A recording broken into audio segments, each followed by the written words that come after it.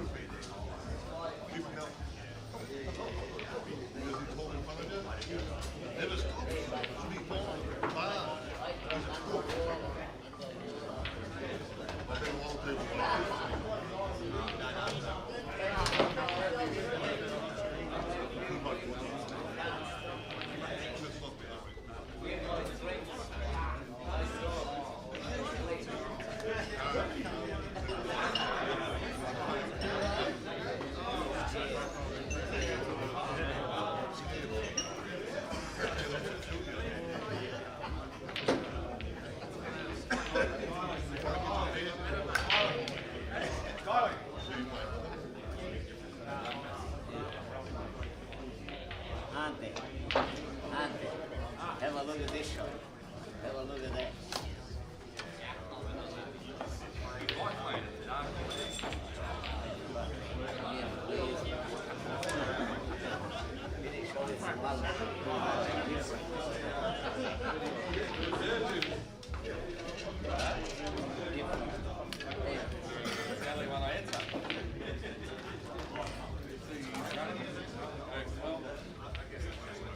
Saves the anticipation.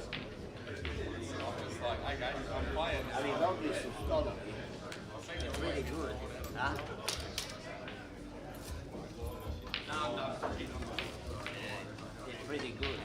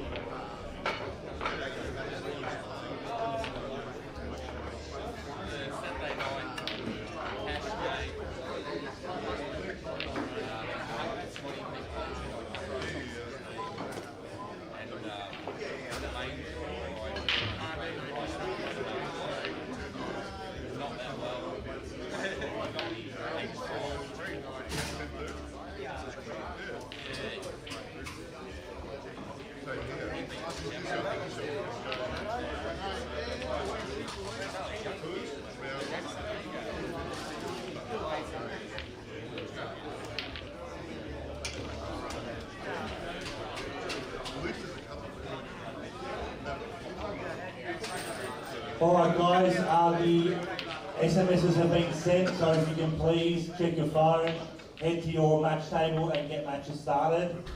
Just one small note as well, remember today is a working day, so the parking is as per the signs.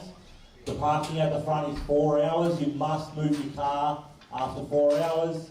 The side streets, some of them are 3, some of them are 2. But unless you want to find it.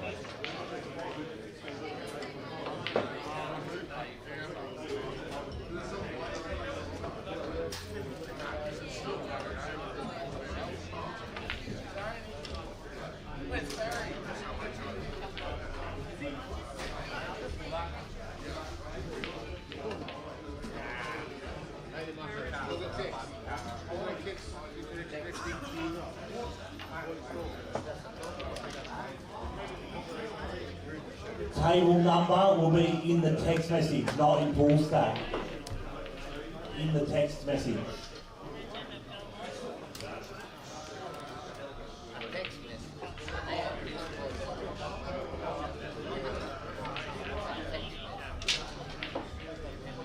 In your text message, I'm on type of photo.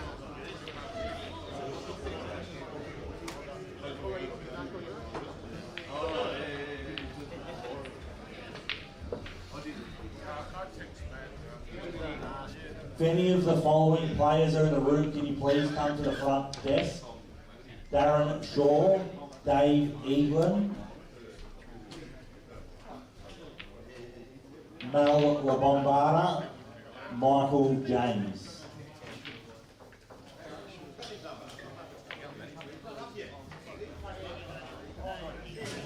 Oh, you heard about that? All right now?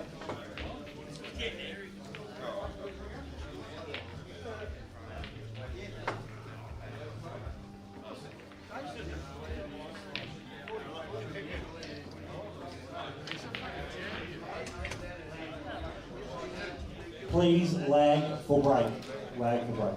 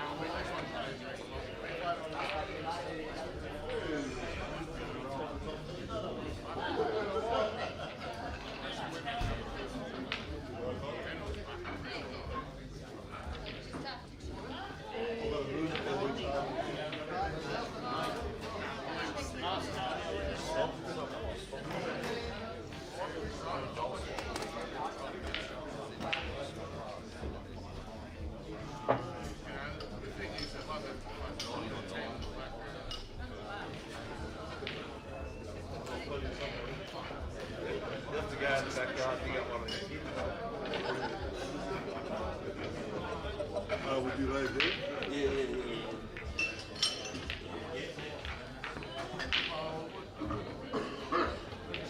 Is that big piece of glass on here? Hey? Oh, no, yeah.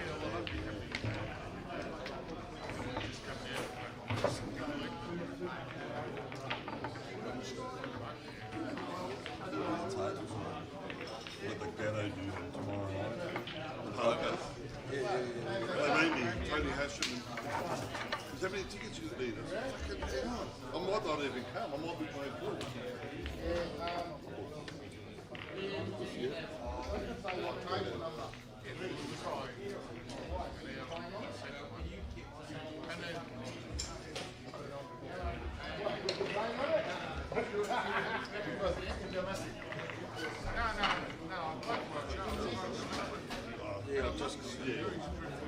So the breaker sets them up, yeah? Yeah. Sit guard ball, yeah.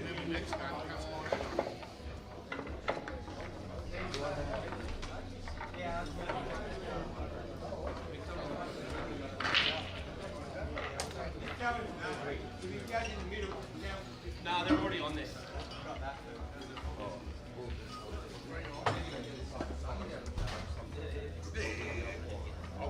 You turn around, I'll chill. Oh, move this.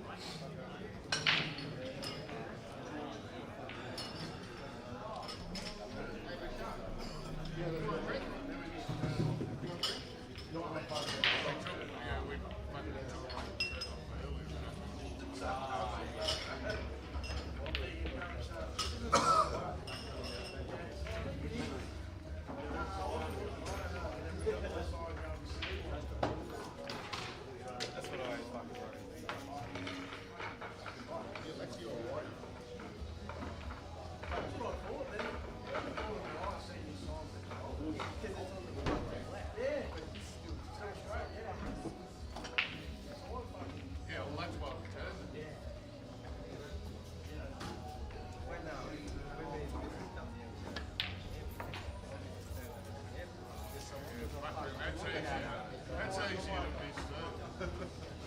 Then I'm looking at him. You want to what? I am saying,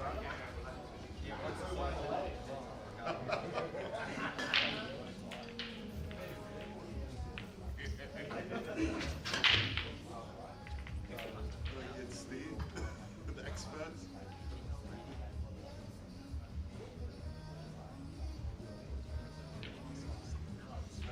Steve? Ice. Steak train. Steve? Steak.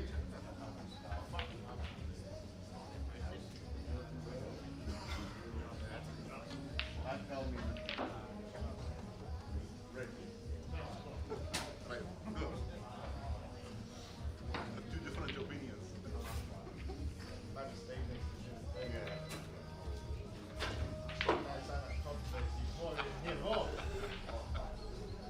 It's the same. Good time to make sure Just really that. If you want, it's not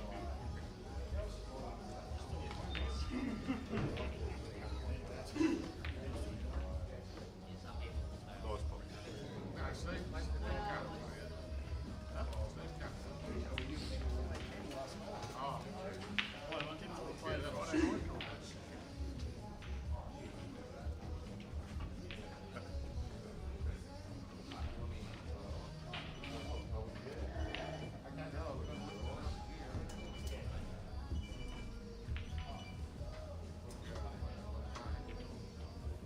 Let's just relax. You agree? That's it. So yeah. that happened. Dude, I started saying laundry.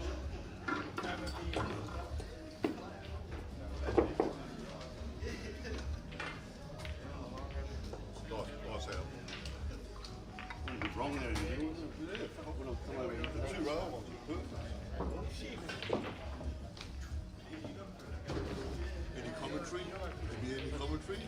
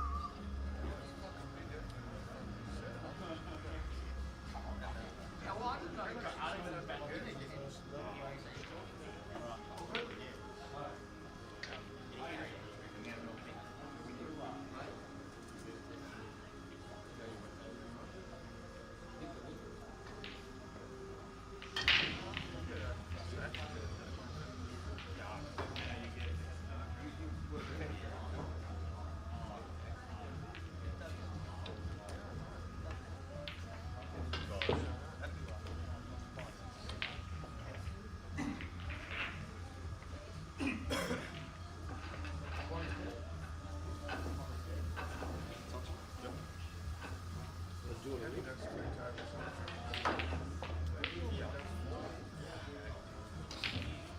me, it's already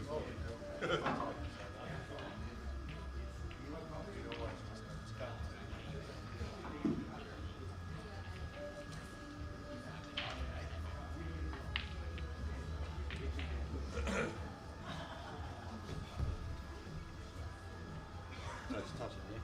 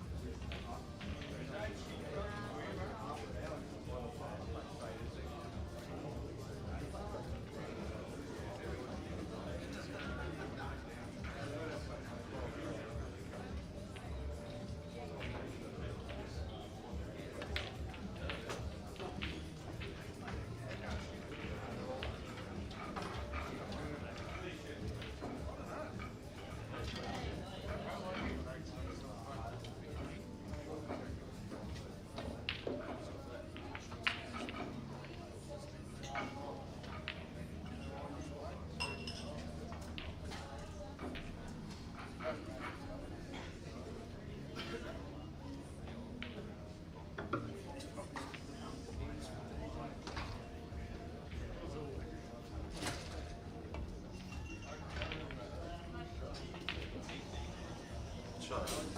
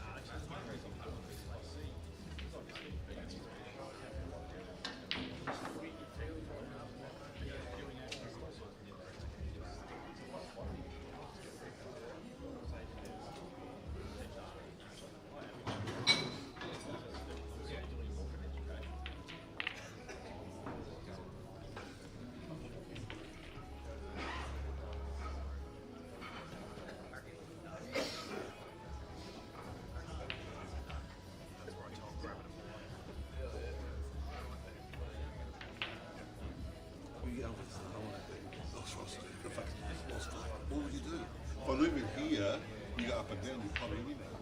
So, you should never fucking.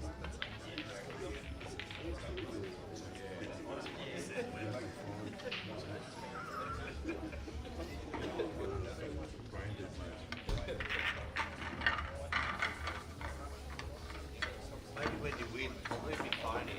When you win, you put it on. Please, I've got that way. Otherwise, I'll forget. I've got that good. Forget nothing. Oh, we'll just do every round. Just remind ourselves.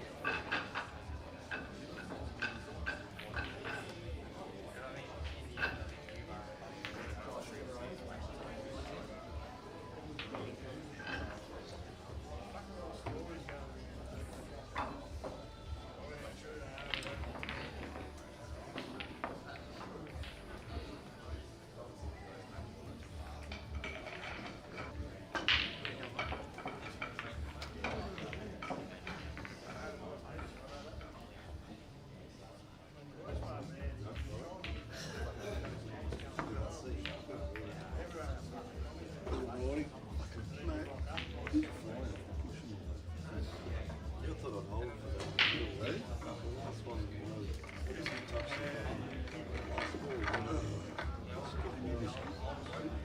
yeah. I was trying to screw back down into there.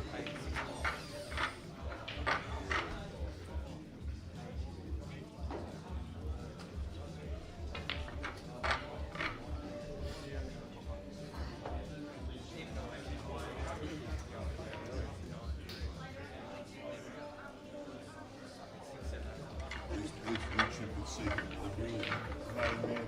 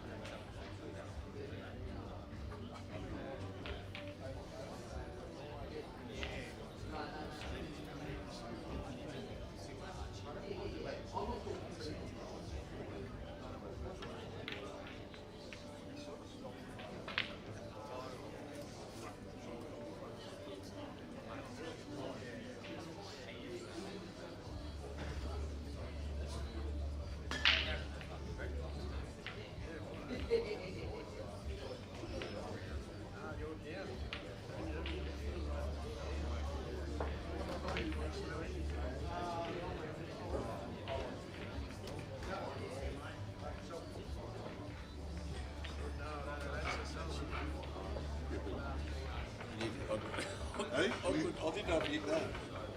Sorry. No, no.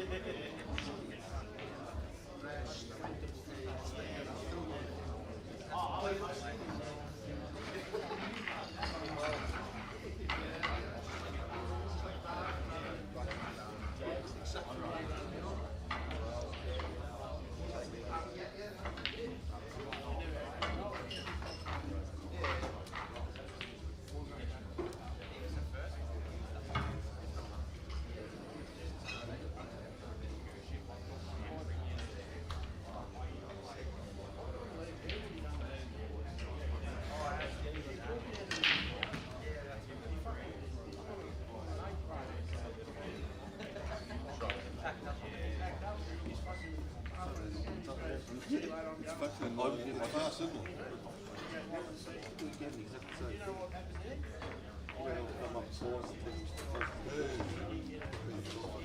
Moderate? Football is already done. What's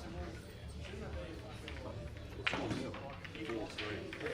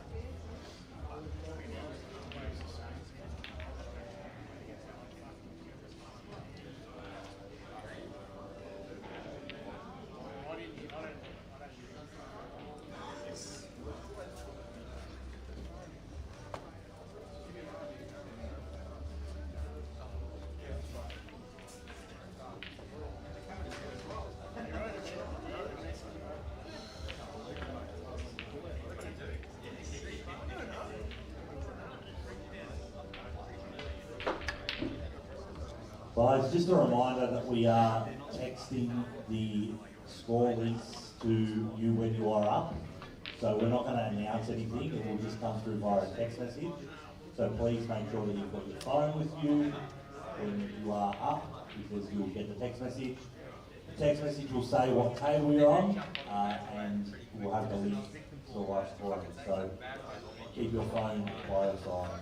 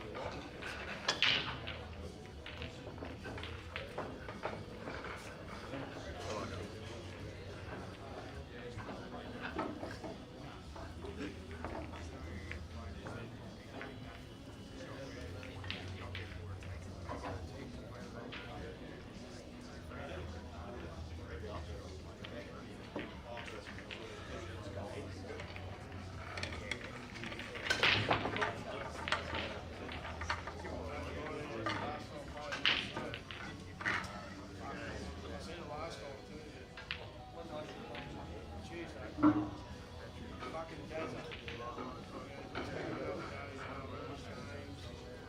And I like that. That's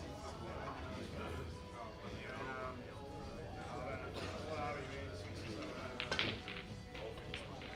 My round 2, I'm going to see them next week. Oh, fuck. But then, the problem is, you organise a team, and you win, you go, if I actually, I'll play you.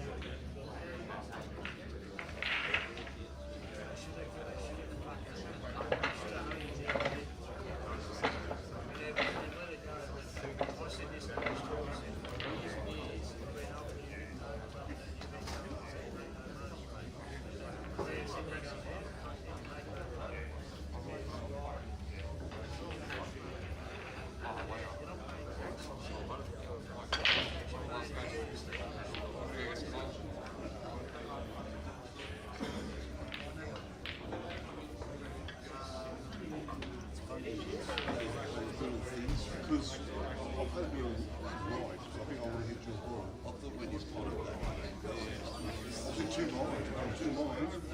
Well, the putter played 500 there, so. But I was, if I played a playing ball there, Adam, I would have hit your ball. oh yeah, then you know. Well, I played a bit right. Very.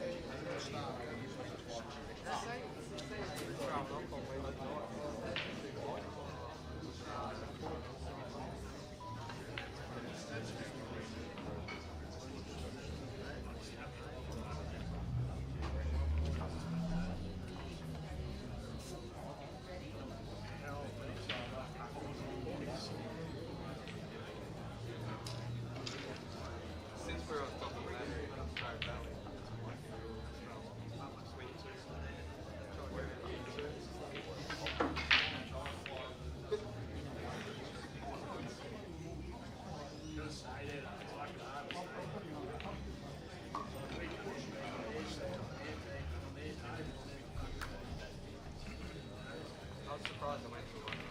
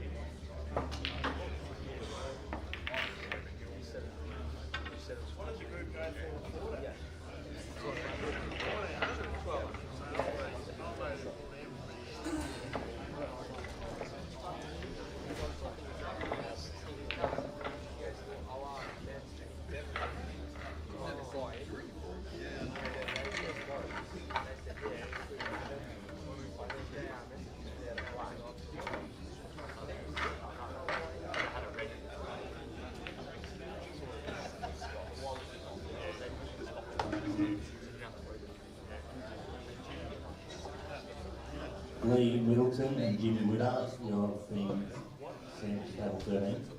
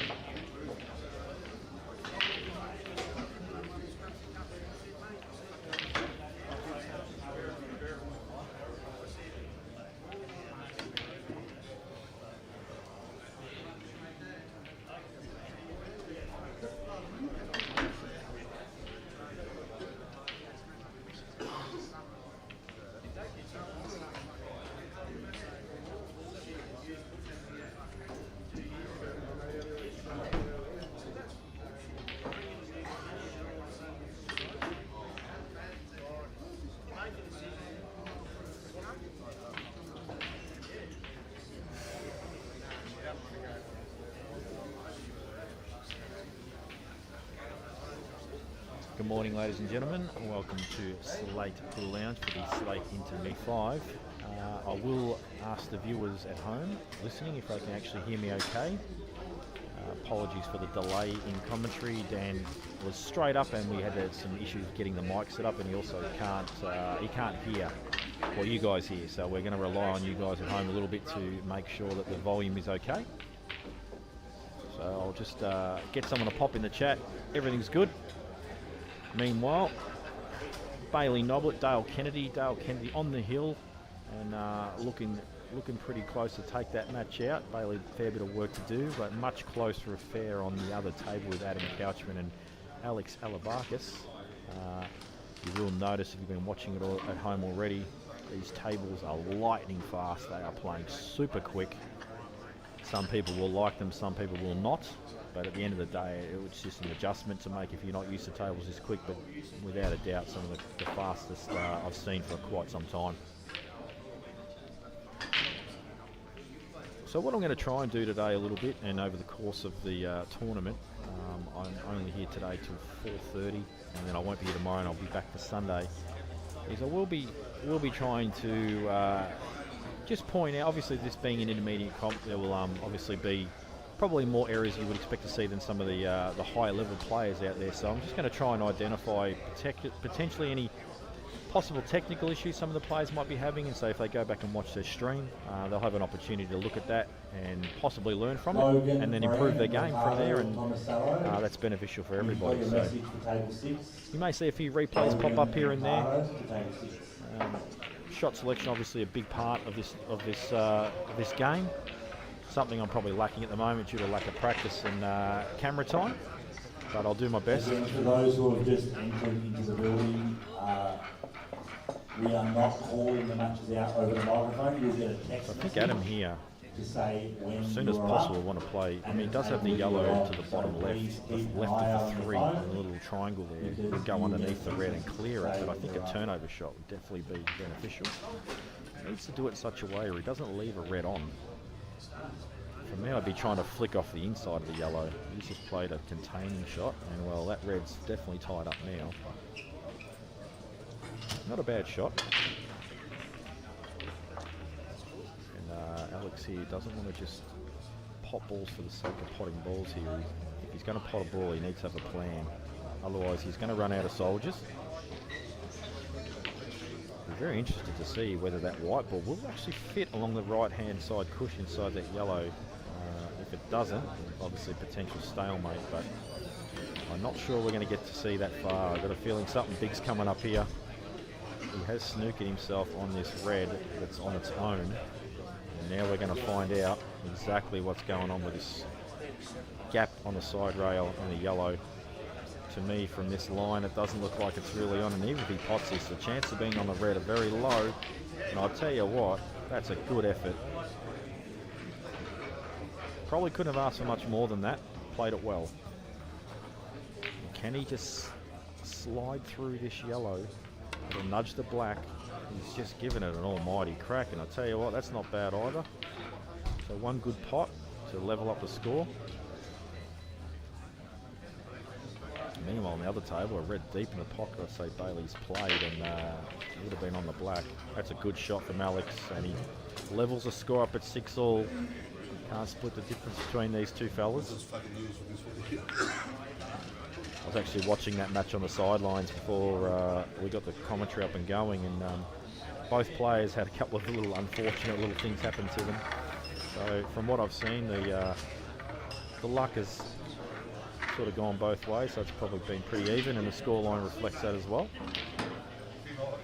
Meanwhile, Dale Kennedy, I haven't actually seen this fella play before, but I've been told he's a handy snooker player from the sidelines. Needs to play a very good shot here. He's either got to play very cleanly onto the yellow, or he's going to try and cannon the black. I think playing directly onto the yellow is a better shot. I'll tell you what, this is not a bad shot. Have a look at this. That's one of the best shots we'll see for the entire weekend. I'll call it now. Excellent shot. What a shot that is too, to get him the match potentially. This little soft screw off the side rail. Although this table's really quick, so he might not be able to hold it. And he's gone. He's got into it. He's landed nowhere. Got to play the double now. I don't really think there's a safety. That red probably pots even from the up near the top left jaw. It's that deep in the pocket. So one double for the match, or to potentially extend this match to 7-4. So I like how he's just walking around the table, just composing himself.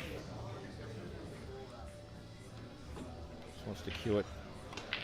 Yeah, he's played it well, but it's just squared up on him, and he has not fluked it. He's given away the frame. Bailey will take this to 7-4. And I'll tell you what, folks, if you know Roy, his dad, tell me these two don't look identical at the table. Yeah, I'd almost swear it was Roy out there playing him. Probably could have landed in a better spot than that, but shouldn't be an issue. And 7-4 it is.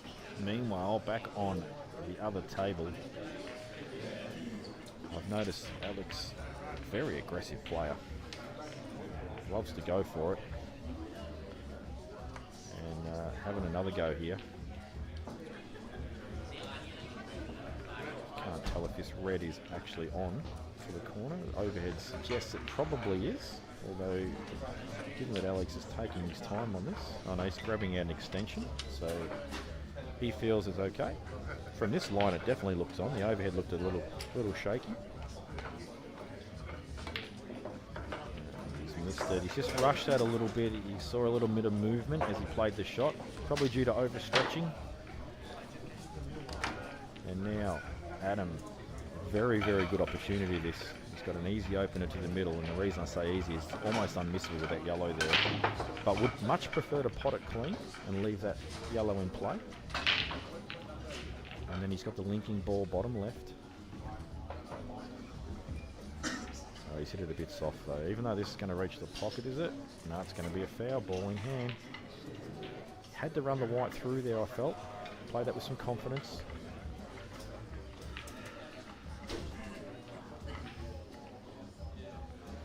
Just got to be careful here, Alex. You know, all these reds are pretty easy, but you've got to get on this black. This black's in a bit of a tricky spot. So good angle to get back up the table. So stunned between the two yellows. All that. I'll tell you what, if he nudges this to a better position, probably worse. I think the safest option is probably to play for a double to the right middle. Guarantee yourself a shot. Does this go off the yellow? I'll tell you what, if it does, he's played that very, very well. Whoa, this looks pretty tricky. And I'll tell you what, folks, what a great shot that is. Some good stuff out there.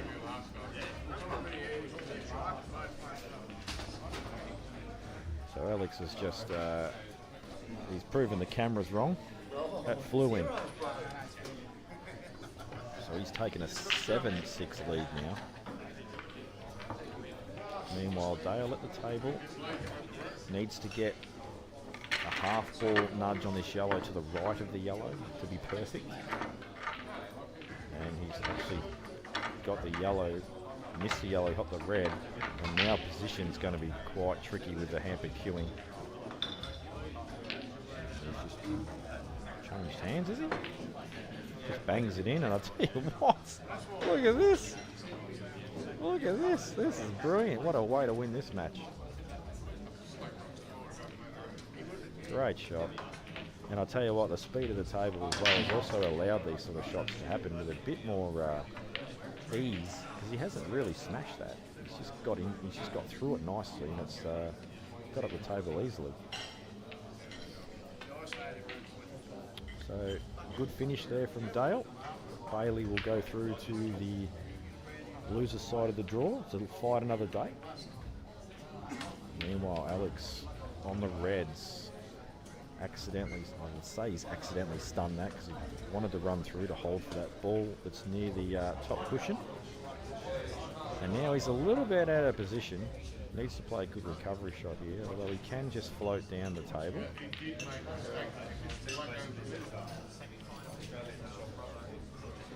Really needs to play the ball on the cushion now.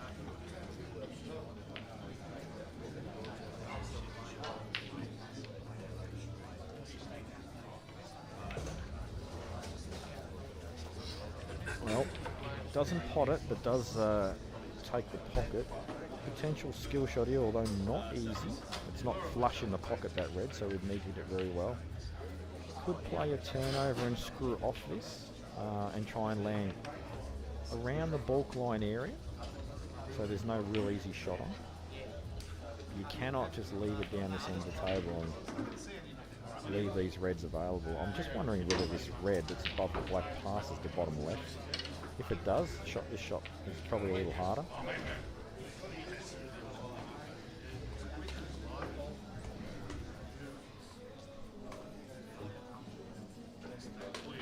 I just wonder if he thinks he's going to play a skill shot here. If he hits it hard, he's got no chance. It's a sort of skill shot you need to play just sort of with a bit of soft screw to get that momentum through, but you've also got to catch it so well because it's not so flush and deep in the pocket of red. So he decides not the shot he wants to play.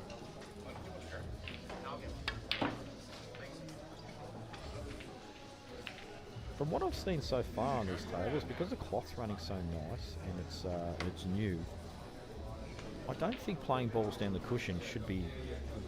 I don't think they should be denied too much, as long as you can get behind them. I think the pockets, the jaws, while the cloth is fresh, will take them okay. From what I've seen, they've been all right. A bit out of position here. I don't know about this shot.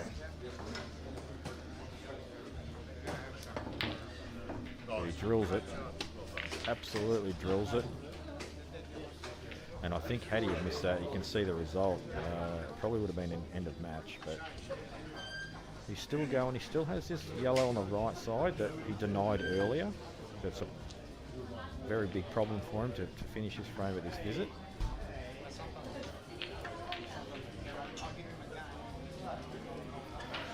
Good to see Grant on the chat. Sorry to hear about your fall, buddy, and your leg, all the same leg I think you hurt. Yeah, real shame you couldn't play in the comp. Good to see you on the chat anyway, still supporting it in the way you can. Hope you get better soon, buddy. So big kick out coming here. Needs a little bit of luck. Oh, he stunned it though. He need to play the run through. And this is actually awful. I honestly think the best shot he's got here is to play the yellow and screw back on the red and play the turnover. In doing that though, that red that's on the cushion, he's actually going to bring it off. This is not a nice position to be in at all.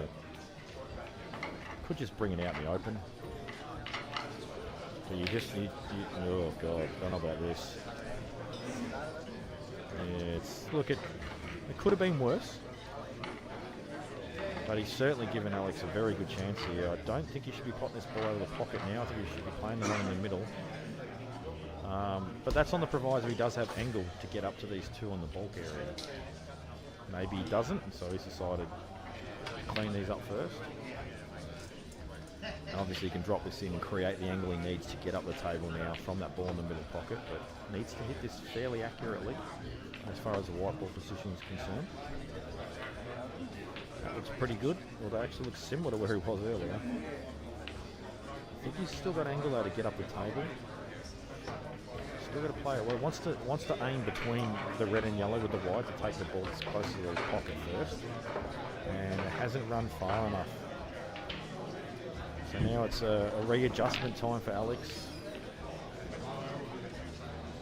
Jeez, he's made up his mind quick on this. I think I'd have taken probably a little bit extra time just to work out a shot here.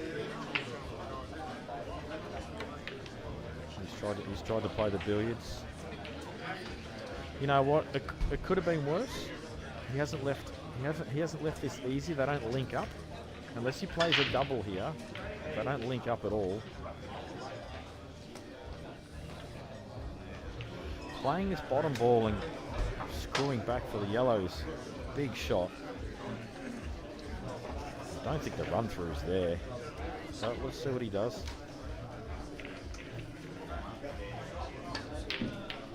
Yeah, it's unfortunate. It's what you see a lot. You try and force them in, playing that big top spin shot.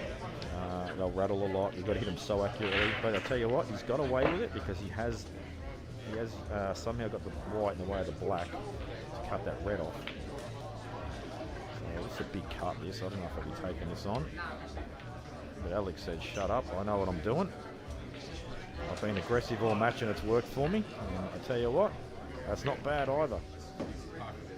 Can he play the turnover here, Adam? Yellow onto red, or the billiard shot would actually be better. He'd get a snooker as well, potentially. So, billiard shot looks harder though. Certainly a shot I would not get right with my lack of billiard skills. He's played it, and worst possible result. He's killed the yellow and left the red with an angle to screw down the table for the final red. So, I like the shot. Just obviously execution wasn't as easy as it looked. Alex played that very well, and this potentially could be the end of the match. Yes, Scotty Parker, it is me on the mic, mate. They've called in the big guns to do the commentary, but none of them are available, so they've got me instead.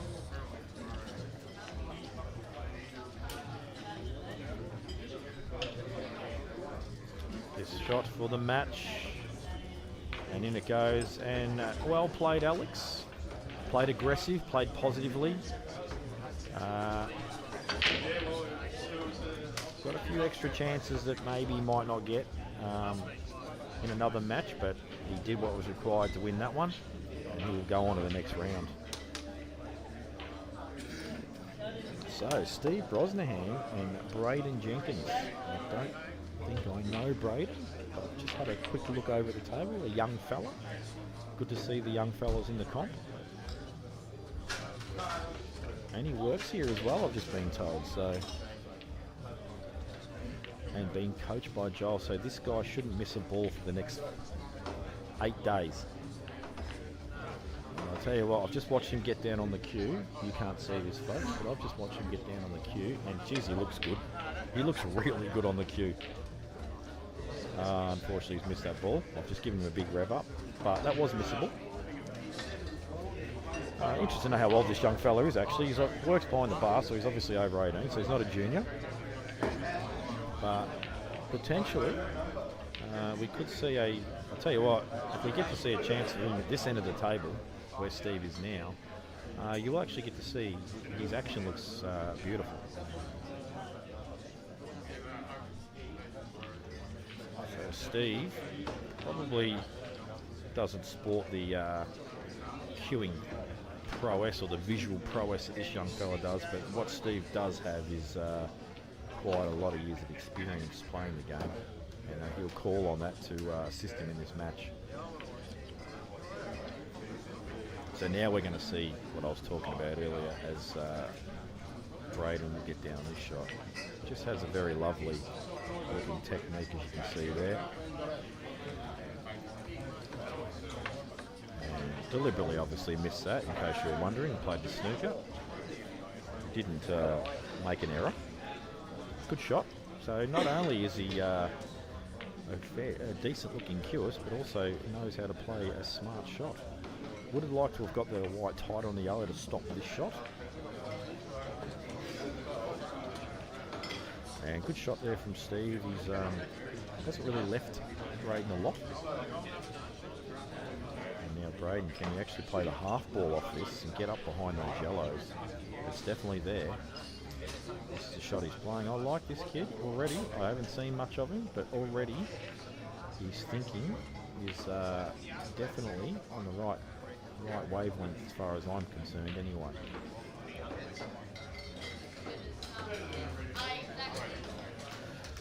So obviously plenty of other matches underway. If you are interested in seeing other matches, you can go to Pullstat. All the live scoring is up to date on there. Just to give you a quick recap, if you can't be bothered, we've got actually Tusha Singh and Matty V at 6-all. That would actually be a great match to have on the stream. Once again, Braden denying the pot, an easy opening pot, denying it, recognising that he can't go game here because the yellow near the 3 reds is completely dead. Look at this shot. That's a super shot from Steve. Excellent shot. And now Braden just eyeing off this yellow, thinking, right, can I do anything with this, get a safe white, and open up the frame for myself? I don't know if I'd be playing it. I don't know if I'd touch it right now.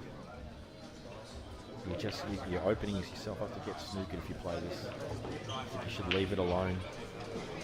I think you should head back up toward these other yellows and just search for another snooker.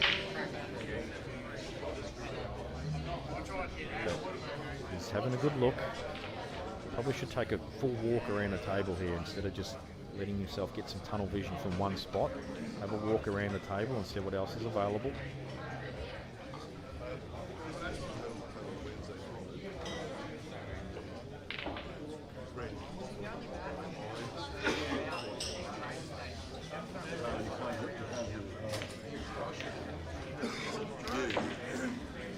So he's decided, I think he's going to have a commit here. He's got an angle to go into these, but the problem is he doesn't really have a linking ball if this doesn't pan out well. And it wasn't on. He just had too much angle. So he really needs to reassess here, otherwise he's going to just put himself into trouble.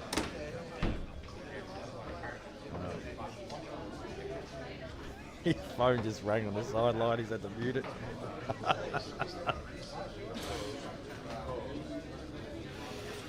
Yeah, sorry Gav, Q-Sport Revolution is never coming back, buddy.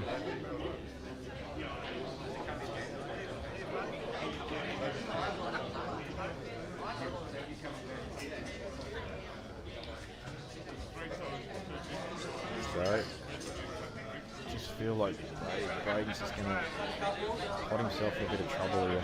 He's playing a safety. Probably didn't catch it how he wanted to. I think he wanted to get that a little thicker and try and get that white ball right on the side cushion. What it does do though is it sort of provides a tempter for Steve to play the plan and sort of have a go, but I don't think he will.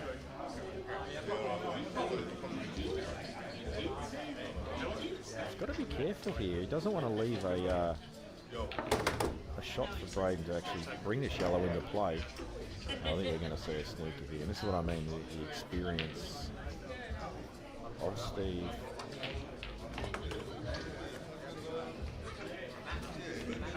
Not sure if this red's frozen or not. Looks fairly frozen, doesn't it?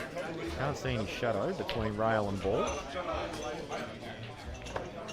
But if he catches red, then wide onto the cushion, it'll be fine. As long as he doesn't simultaneously contact. And that's okay as well. That's a very good shot. He's brought his red into play and dropped in the snooker at the same time, and very, very commanding position there. Don't see a real lot on here for Braden other than the side rail escape to basically try and pot the yellow in the middle. Low percentage shot, but sometimes that's what you're forced into. Could also come off back cushion and play the yellow on the side rail. And if you can just get, yeah, even that just leaves reds on. What's happening here? He's after a spider from another table. So Braden's 21. I'll tell you what, he's a young-looking 21.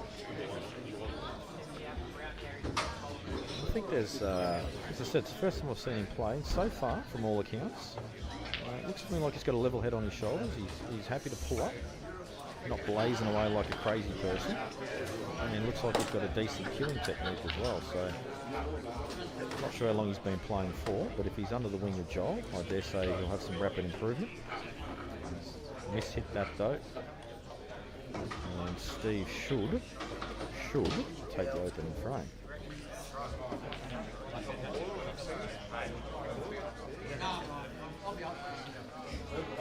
So basically just 3 stun shots really. Shouldn't really be anything difficult here. It looks like he's giving himself a ton of angle here on this.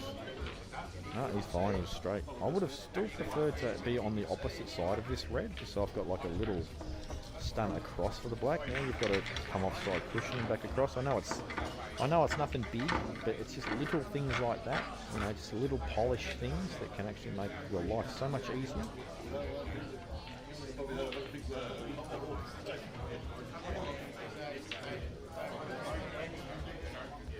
So, barring a bad shot, should go 1-0 up very shortly.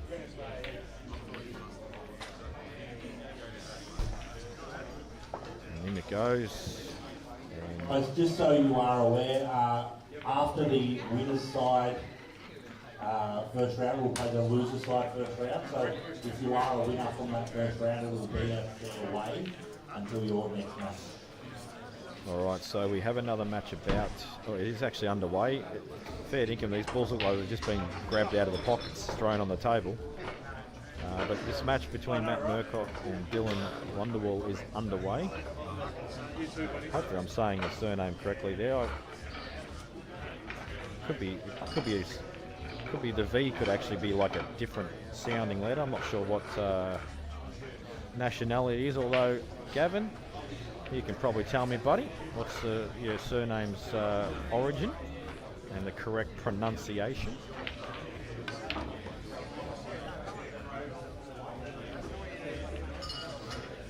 So Matt does play, he disappeared for a long time off the scene, but he's back now. Plays Premier League in EDPL, DDPL. And Dylan from SA.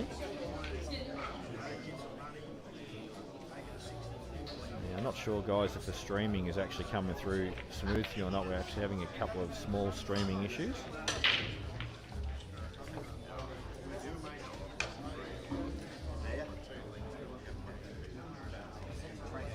So Matt here just needs to play a little safety. There's no real shot on here. And he's actually, oh no, he's just caught that red and not fouled. He'll be happy with that result.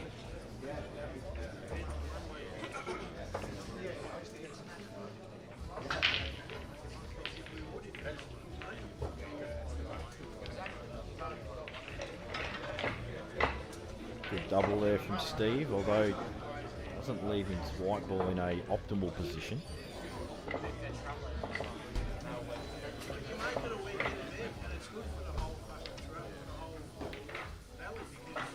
That's a nice shot there from Dylan. He's completely destroyed that red. Covered the black as well.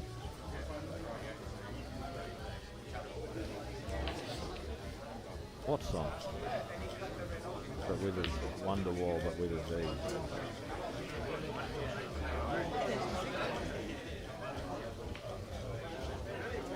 Actually, I'd like Jamo to come down here and do a day of commentary with me. I actually enjoy commentating with Jamo, although just so you guys are aware, I'm not sure who's going to commentate tomorrow, but I can tell you now, I will be here on Sunday, and I will be actually joined by the current state champion, Victorian state champion, Gus. I'm trying not to be a midget to Giorgio.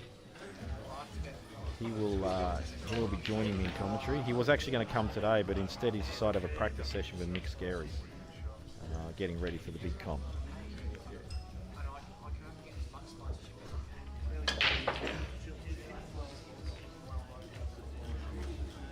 So have you got any questions as well? You know I'm all about contentious questions, and I'm not afraid to answer the hard questions that everybody's letting the elephant in the room stay. I'm happy to answer those questions and give you my opinion. You know, I'm not sure of an opinion, folks. So if you've got anything there you want answered, let me know. No wanky comments that someone like Jamo would make where he's just trolling. I'm talking about genuine questions. It can be about anything pool related. Meanwhile, Dylan, I think, is at the table, yep, on the yellows. Not the shortest bloke in the room, I can tell you that. Probably about 6'3", this fella. I didn't actually see what happened on the other table. Can we replay that, Dan? I didn't see that. Some kind of miscue. Black out of turn, was it? Dylan in full control of this frame meanwhile. But we'll get a replay of what just happened there. Just in case you guys didn't see it either. Although you guys have the luxury of just scrolling back and having a look.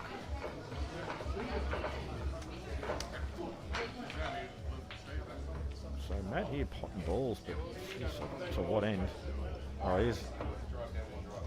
What the hell? He's just straight up potted. Can we do that again? What's he doing there? Put that up again, Dan. That's actually done my head in. Do you think he thought he was flicking off the yellow that he was closest to with the white? That might be go down as the strangest shot for the tournament so far.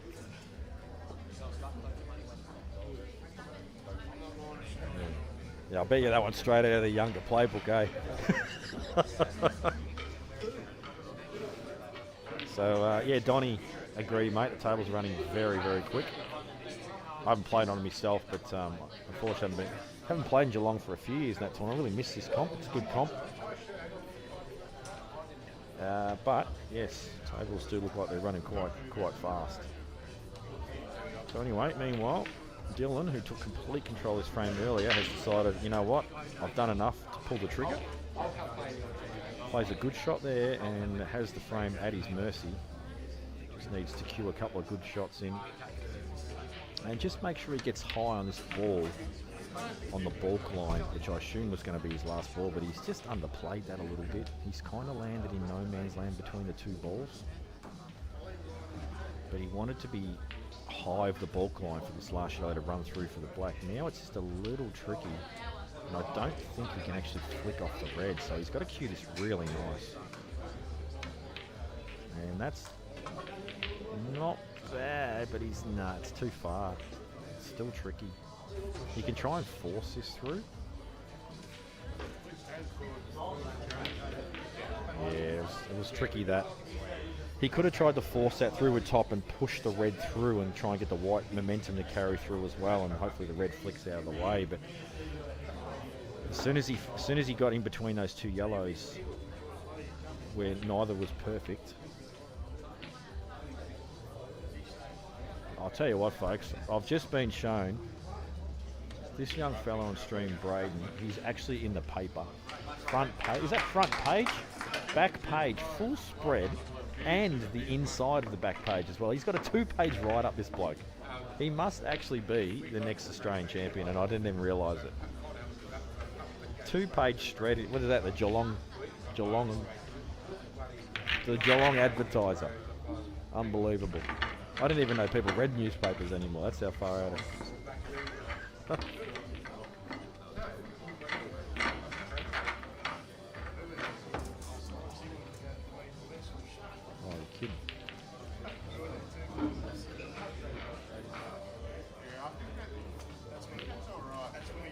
Oh, this is the fella. Right. Which one's this mute button? This one? Can I say that? Can I say that or not?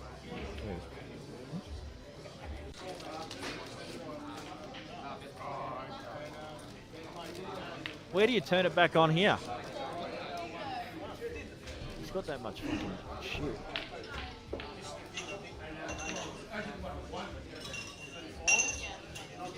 Should I put a mute this?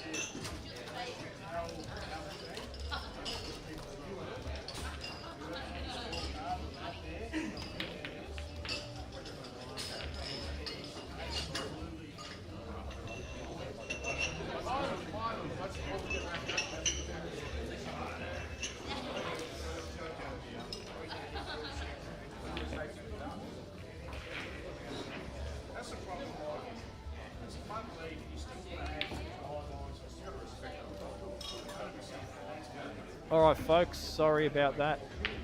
We've got a lot of internet issues here just with 5G. Hopefully you can hear me now. Oh, that'll be the issue. You can't stream with that. Right, Ballon to table 3, Mike Ballon, table 3.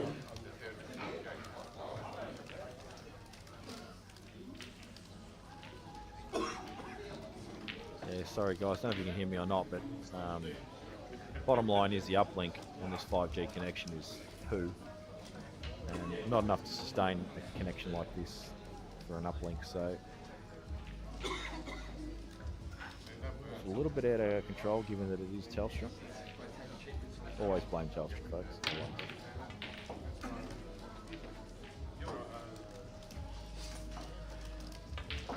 And even now, it's probably still going to be buffering if you are getting anything at all. Just let me know if you have got the stream back on, guys. As I said, it will probably be very average until we can find an alternative source.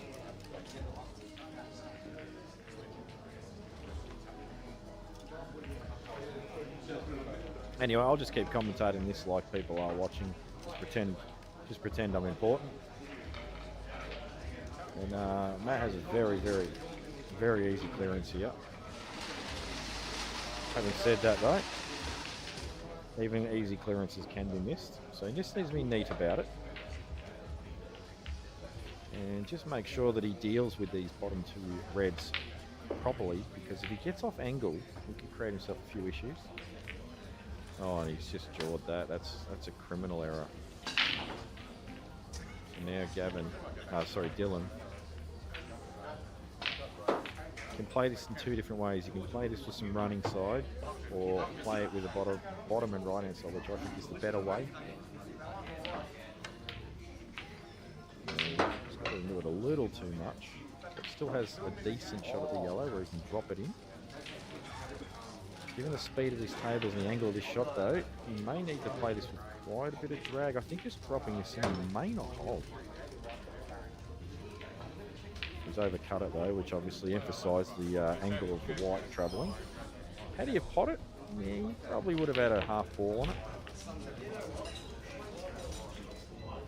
But as it stands, he's still in not the worst position in the world. However, if Matt gets a position where he can play the drop in of the red onto the yellow and use the other red to snooker,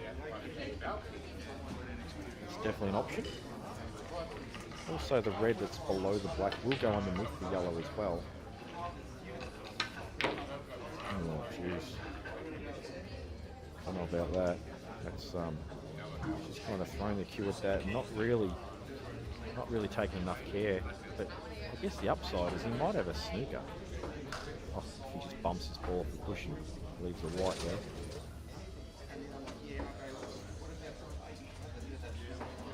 there.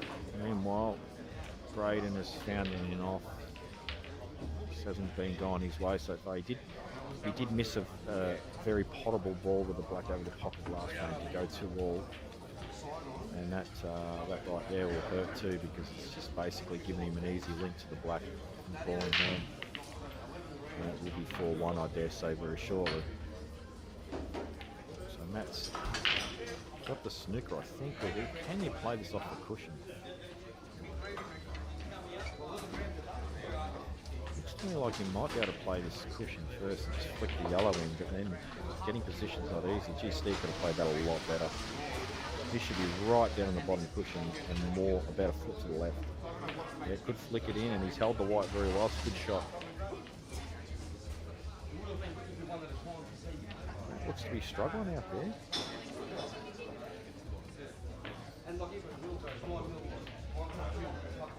Good shot from Dylan. Keep calling him Gavin because I've been seeing Gavin on the stream.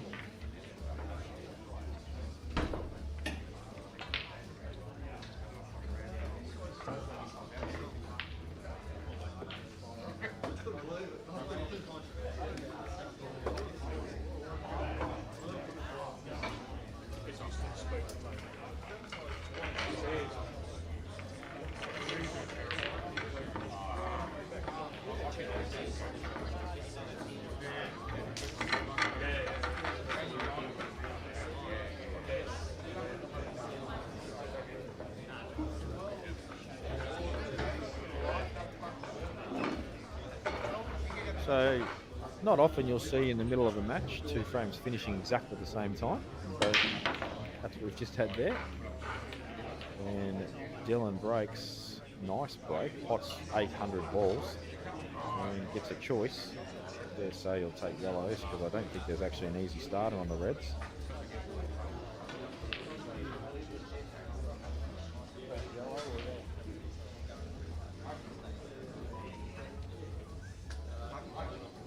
Yeah, I haven't seen anything in the chat, and connections just keeps popping up with that terrible video error.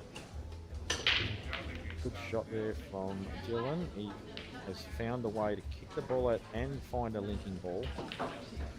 So problem ball now is actually going to be that one on its lonesome at the top end of the table, stuck near the red. I think it only goes to top left. So we'll need to find a way to get onto that sooner rather than later, I feel. And this could be the shot. Looks to me like he's got a bit much angle. He might run into the red.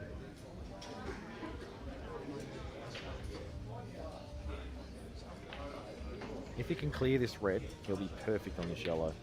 Oh, he's played the stun shot and it's not gone well. That's poor execution, that. You know, if that was his plan all along to play the stun up onto those 2 yellows, he shouldn't have left himself so much angle on that bottom ball.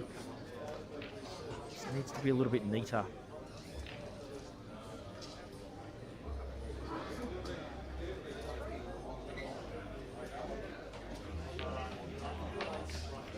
Good cut, but he's found it off, flicked off the red. You can say unfortunate, but it's obviously a series of a couple of poor shots led up to that ultimate error. You know, that doesn't happen if he gets neater on his balls, so you can feel hard done by, but at the end of the day, got to be neater earlier so those things don't happen. And now Matt is committing to this clearance by putting the white ball on the hardest ball, which is the correct thing to do. But you've got to pot the ball. He just looks very nervy out there at the moment, Matt. Just jumping around a little bit on the cue as he strikes the white. Got to stay still. Nice shot of Braden. As I said, I think he's got a nice action.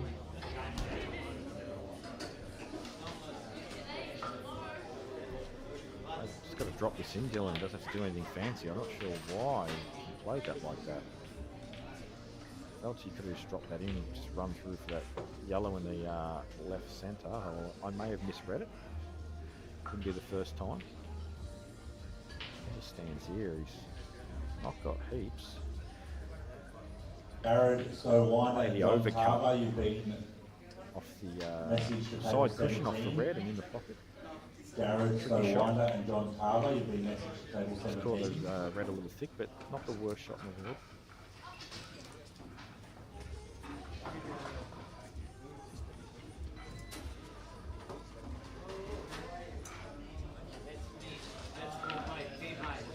So what can Matt conjure up here? He doesn't have to commit. He's got away with that. Got away with that. If that have gone in, I think he would have got himself into some walls for all sorts of trouble.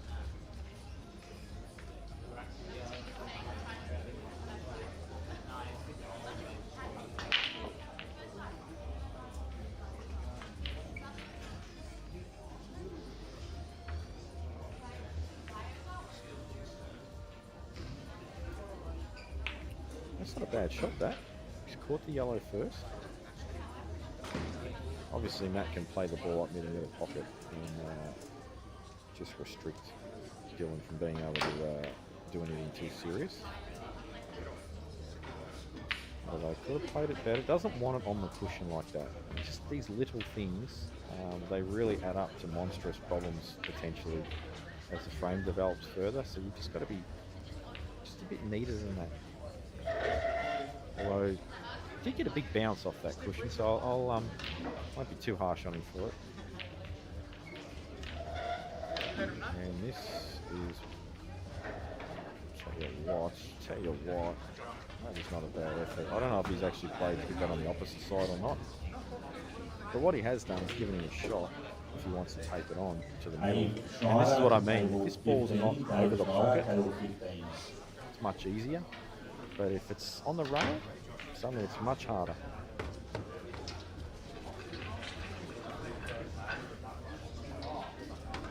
got a sexy head. Fresh cuts, mate. Fresh cuts. So Matt's taking the ball onto the middle, and with knowing that if he missed it, he would leave Dylan this very difficult shot.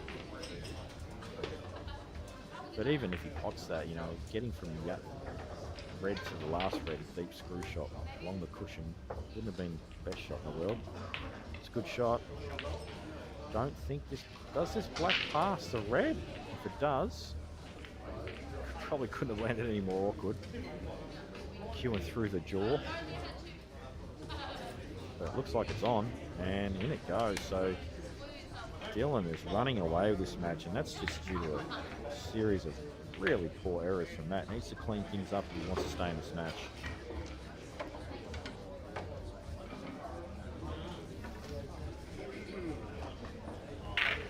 So feed's working, but I think it's still stuttering a bit. But keep the comments coming through, guys. Just let us know it's going. We know we're having issues with the stream. We've got the worst uplink in the world. It's basically a 3 meg uplink at the moment. But at least we've got something for you. We're doing the best we can.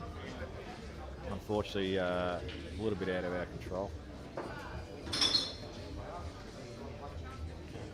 But yeah, let us know, guys. Is it doing all right? Is it chopping in and out? Is your cow about to give birth? Let us know all the news.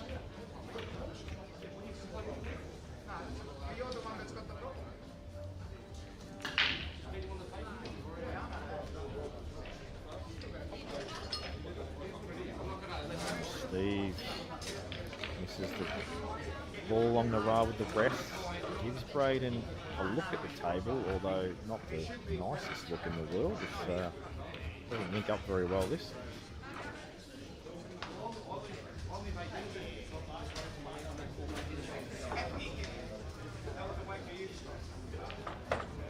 So Dylan at the table again, and has a chance here to just play this and then just link up to it. Chooses to play it straight away, with nothing wrong with that.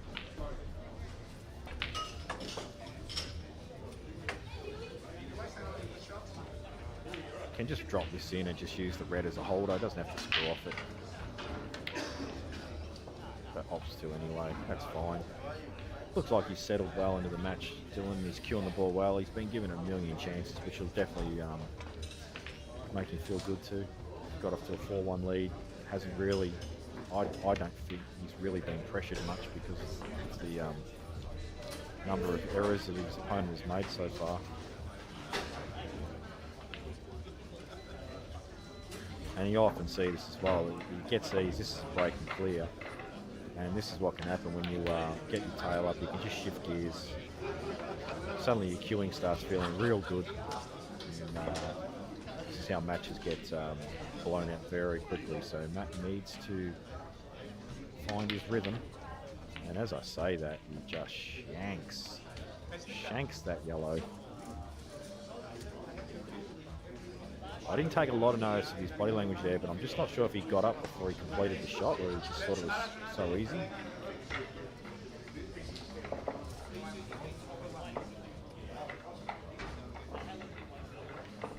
And good shot there from Matt, and he's just decided, I've got to put the break. You know, he could have committed there to a clearance. It wouldn't have been easy, but instead he recognises, you know what, I'm 4-1 down. I'm not playing well. I'm struggling out there. I need to get myself a ball in hand. And you know what, he gets a ball in hand, if he does. I mean, this is very escapable of a shot.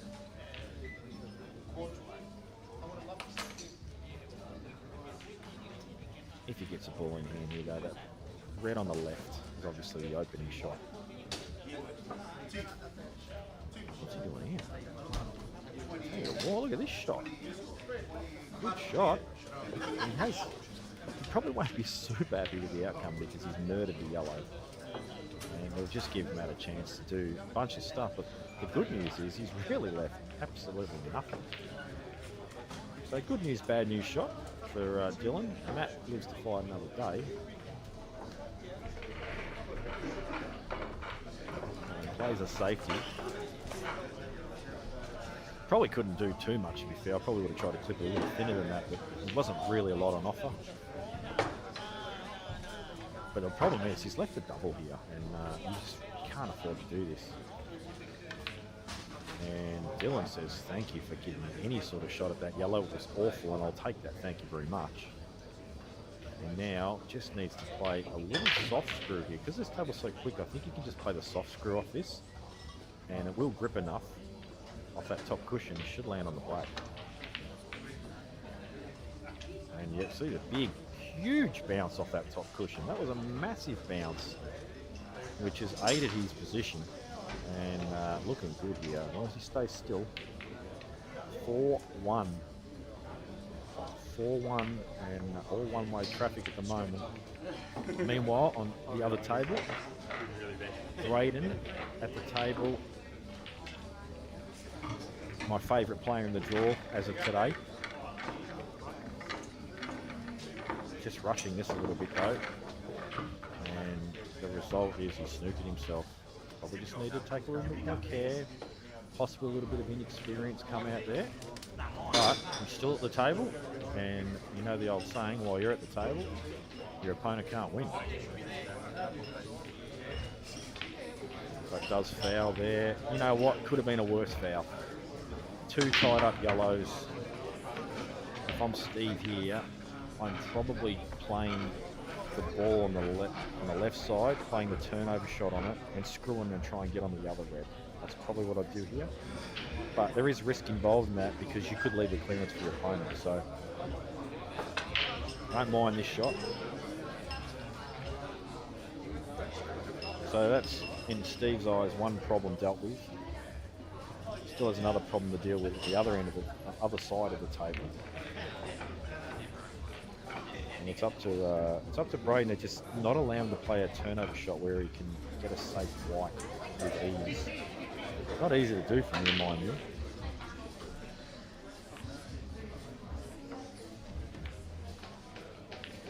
Could try and just play this up the rail to the middle pocket and take the white offside rail and just rest on the yellow, just to restrict the choices. I think ultimately, you know, he's going to find a way to play another turnover shot and leave no shot. So this is sort of a tricky spot. Could also take the pot on to the top right-hand corner. You know, if you don't hit it right, you might flick the yellow.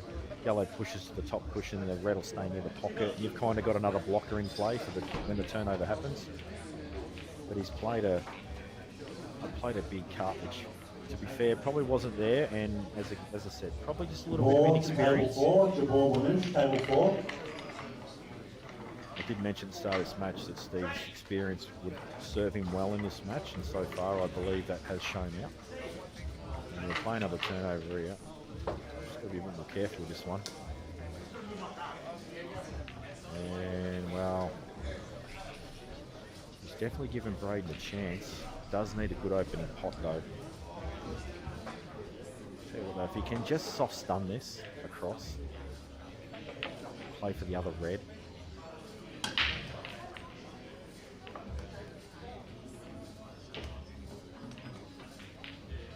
He's cued it well. Just didn't quite get into it enough.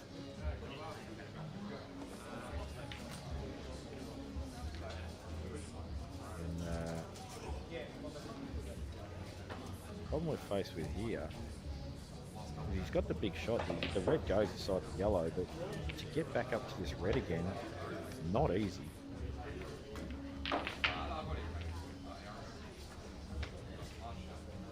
So meanwhile, the other time, Matt's played a turnover. He's given Dylan another chance here. Even though this is not an easy pot, it is potable, and the black links up, doesn't do anything with the white.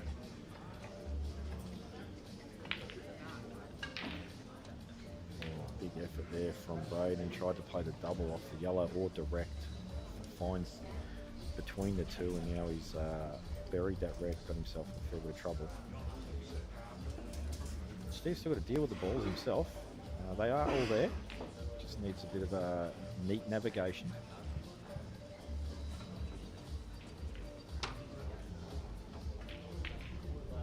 Decides against it. Wants to bury Braden in a world of pain as far as any shot is concerned. any contact here for Braden probably right now is acceptable. Just doesn't want to foul.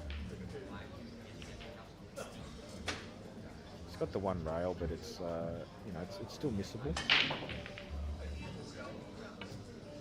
He's found the pocket direct. Makes a cool facial expression, and then walks away from the table. Steve now. As I said, this out was very gettable. Just needs to be neat about it. But I think ball over the pocket first, and then just link that one up to the one near the red. A little stun out for the other yellow. And then you can work your way down the table. You don't have to leave a ball in that vicinity last for the black, although you could leave. There is an argument to leave the one that's just below the white now as we look at that overhead. Leave that as your last ball and just stun up the table now, clean up the rest. In fact, that is probably the best way to do it. It's not essential, but guarantees a very, very easy link.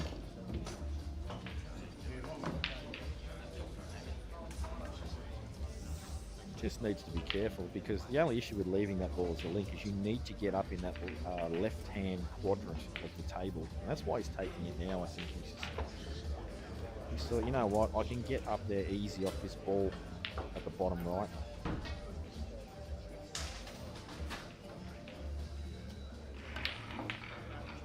So Matt, meanwhile, on the other table, plays a good little extraction, has all the balls at his mercy here, has a chance to get back to 5-2 and probably get a little bit more confidence in himself. But he needs to get these. I think if he doesn't get this clearance at this visit, I don't think he can win the match. I know it's a harsh thing to say, and there's an example as I'm saying. It just doesn't look like he's firing out there. Steve's actually going about this really, I would say not ideal way of doing it. Should still be okay. This red could play big though if he doesn't get past it. Remember, you can't just screw up the table here. You've got to land on the opposite side. So he's got to cue it really well, or he's played it well. So the red could have come into play, but he couldn't have actually played any better. I don't think that was the optimal way to play it, but he's done it anyway. And I think Dylan just fouled with his cue, did he? With his hand, he just pushed the black basically half up right around the table. Gives Matt ball in hand, and once again, you just have to get these. There's nothing difficult. In fact, this is just all a series of drop-ins, little stun shots, over stun straight away. For me, the link was left, middle, right, middle, bottom left, and then black in the middle. Now you've got to land neat again to transition up a little bit and then back down a little bit. So he needs to get just off straight, his ball in the middle, and he's over screwed again, but he's still okay because he's got an opposite way of what I said. But this, as you can see, this white ball is not neat, and it needs to start neatening up. So the pace of the table is probably catching him out a little bit. It's very quick, this table. He's just got to be real careful here as well. And once again, he's just, I mean, unless he's played the black in the corner, but look at the angle. It's crazy. Now he's, Jesus. I'm sorry, it's hard to give too much credit to this. This is, everything was sort of wrong. But he probably recognises that himself. I think he knows he's struggling out there. He's probably a little frustrated now as well. But this is where that mental fortitude comes in. You've got to get yourself into the match. You've got to make these simple clearances, and you've got to keep them simple too, you know, when you're struggling. So Dylan there is an example. He didn't do anything fancy. He just made sure of the pot. Did the white ball run too far? Yes, it did. I think the tables created that though. It just flew. But he still has an ace shot and does nothing fancy and drills it. So he's got plenty of confidence. Matt's struggling. It's Matt's turn now to turn this match around, make something of it. Otherwise, that scoreline could end up staying at 1 and his opponent at 8. So back to this match. Braden on the reds has a good opportunity here. He gets this. This is a tricky pot. He gets this. He does have a good opportunity. The black is also tricky. I almost guarantee you Steve will play the turnover immediately here. There's two things Steve will recognise. Number one, he's getting a lot of chance. He's getting back to the table a lot. And when he's playing turnovers, he's still getting back to the table a lot. So I think if he doesn't play the turnover here, 5-2 up, he'll be making a mistake. Now, he could look for another ball to get a better angle to play a neater turnover if he wanted to. But I think he just play the turnover and just say, you know what, you're just not in. You're not punishing me. I'm going to push the boat out again for you, and we'll see what happens.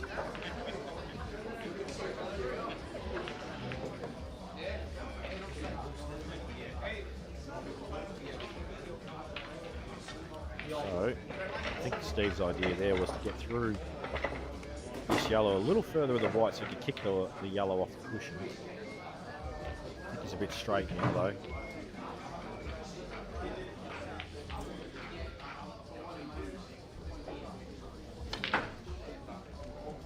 Tried to create the angle with a bit of side, didn't quite get the contact he wanted.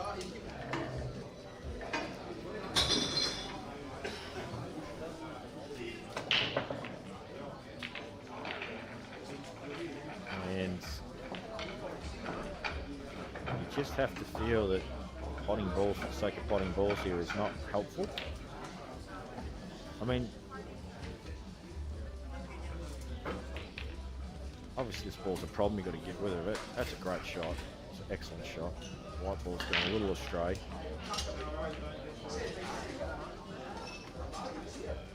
We've still got this these two yellows completely dead in the water.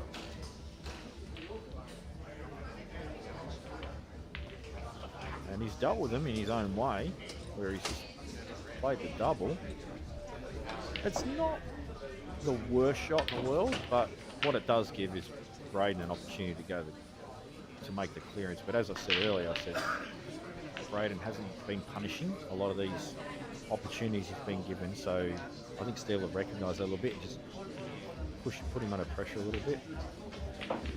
And now he's in cruise control mode now because he just recognises himself and the opportunities he's getting. And as I say that, give him a wrap, he understuns that ball by about half a foot. Now he's got a stun offside rail and come back across, play a better execution shot, which he pulls up a touch short on, but still very potable black.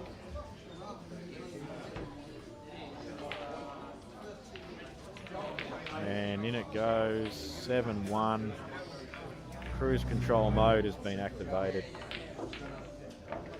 Excellent shot there from Braden to get on this ball that was potentially tricky. But he still hasn't got this perfect link up yet. Can't screw across for that red. Yellow's in the way. Plays the run through. He's going to get himself in a little bit of trouble here with a tricky shot.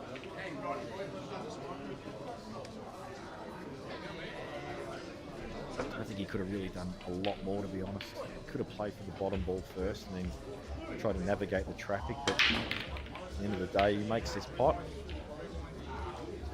He will be on his last ball as long as he hits it hard enough to come for side cushion.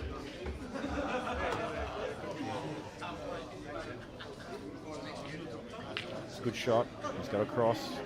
This black, I said from the start, this black is in a tricky spot. Still got to get neat on this black for a little drop in or play for a different pocket. Always. She says the same. Yeah, always. Black balls. Open down. Yeah.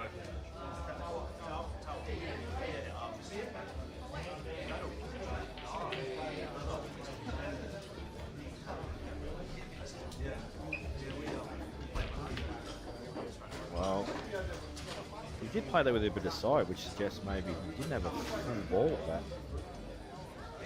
It's pretty tricky black this. I feel you can play it to top left, so you've kind of got that insurance. If you play it dead weight, it covers the yellow. The easier pot is to the top right because it's a more open pocket. So getting into a larger area. So it's just a matter of whether you want to play like a in or over shot or want to fully commit. He's fully committed, but to that pocket, which, as I said, was a trickier pot. He sort of hit it that off target, but he's got it on the cushion, which could be a good thing for him. Because at least now, if Steve decides to take this clearance on, because obviously all the yellows are there, he then has to deal with this black on the cushion. He could pop this ball in the middle, stun off top cushion, and leave himself an angle to kick the black out, and he'd probably be linked up to that ball that he's about to play now. That was an option. He's actually got an angle to stun into the black now, but it's riddled with danger because if he pushes it over to the pocket where the yellow is, he'll cut it off. So I think the best thing to do here really is just to get yourself in a position where you can just screw onto it and just make a clean pot. Jeez, I don't know about this. If you can run through this enough, just get an angle just off straight to stun behind the black, he's okay. You just need to be careful with the middle pocket. It's too much angle, so now the kick out. So I'll tell you what, if you can just take this cushion first and half ball the yellow, probably just less than half ball, you'll flick it over the middle. But sometimes you're better off digging into it, getting right under it like that. You always know you're going to have a slightly harder shot because the white ball's going to be closer to the cushion, but at least you've got it in open play.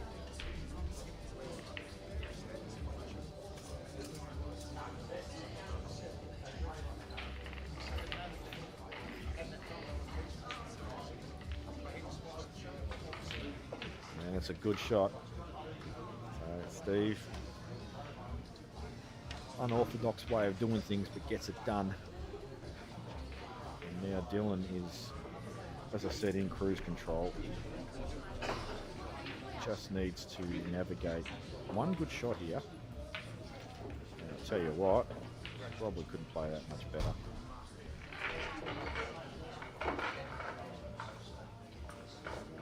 Depending on the angle he's got in this yellow, whether he screws back off it or not, or plays the ball top left now. Looks like he's fairly straight, so if you can just bring the white ball back slightly further than it is now, it'd be perfect.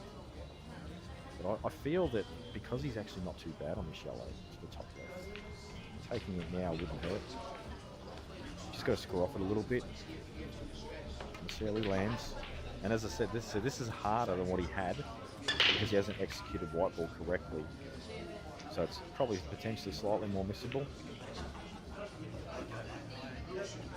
Same shot though, stun off the side cushion, black in the bottom left, so it's just all about the pot here. And in it goes, and just basically just too strong across the board, Dylan, in this match. Matt just giving too many chances, and Dylan just went into cruise control mode and finished things off. So well done, Dylan. Progress to the next round. Matt, you'll have some thinking to do to move over to the loser side of the draw. You need to sharpen up a bit.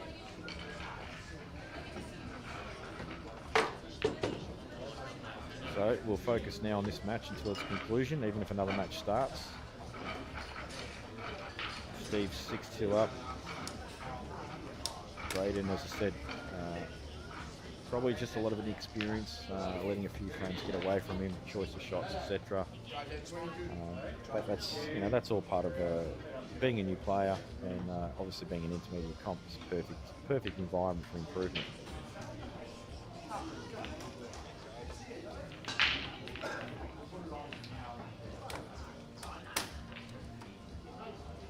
Same old story. Steve's just bringing his dead balls into play.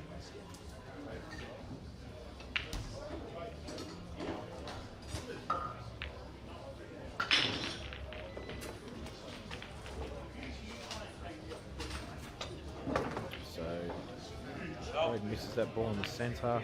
Gives Steve an opportunity now to get this yellow underneath the red, open up the pocket for the other yellow. Still has a bit of work to do at the other end of the table. That yellow that's near the black, while it's still very pottable, of course, you do need to get neat on it.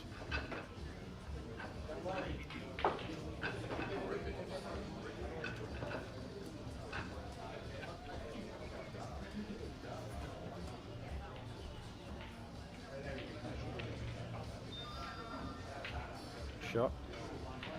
Just short of being on that yellow I spoke of earlier, I think. If he is on it now, I'd definitely take it. But I don't think he is. It potentially could be his last ball now, so plot this ball in the middle. Actually, he doesn't have the angle for what I'm thinking. He's probably going to have to play the middle of 4. And then draw the white ball back. Try and land on that ball I spoke of. And then he can just float it in, come across the table. You have a choice of 2 balls. Most likely to be the one top left, and then he can just stun offside cushion ball in the middle. But let's see how he takes these. He's eyeing off this ball in the middle. He is off angle. But I think this ball, the centre of the 3, probably the ball.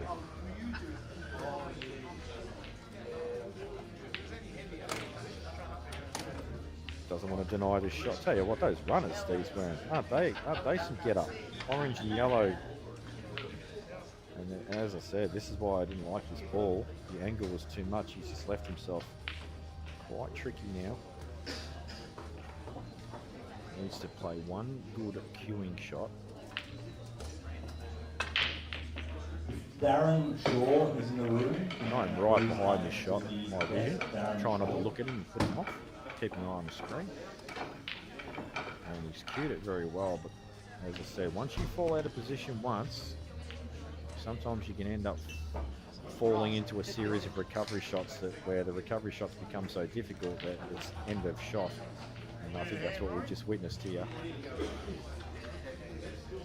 Needed a recovery shot, played the good pot but didn't get the white, and that was all due to the shot prior. And probably not the right ball to take. But he's almost played another good recovery shot. I mean, he would have had to play another good shot.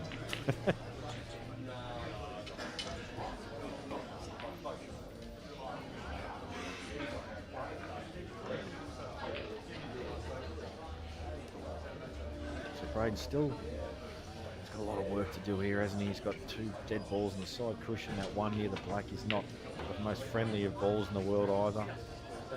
I wouldn't be against him just covering the middle pocket with that red, and I know he'd leave a cut on the yellow, but you know, even linking them up wouldn't be easy.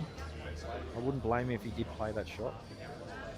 Just cut the obvious pocket off being the middle pocket for the black. I know it goes to top right, but I don't think you can just blaze away here. You need to have a plan, or you need to have some kind of safety. We're just going to start now.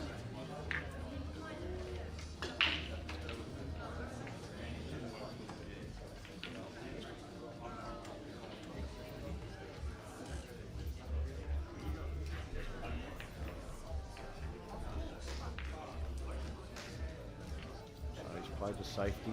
It's not bad. Took a long time to think of that shot, and it's good that he actually took the time to come up with a shot with it. Give him an opportunity potentially for a ball in hand. I'm not sure whether Steve can get through to this red past the black at the bottom end of the table, but the way he's lining this up suggests that's not an option. I thought it was a cushion. No, funny.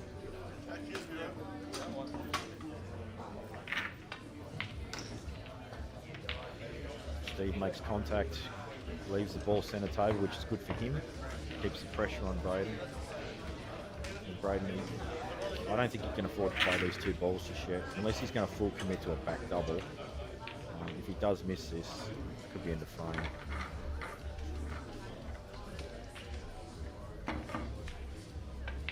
He does commit, but this, oh, he's got the triple. Puts his hand up and apologises, but just inside he's throwing a party.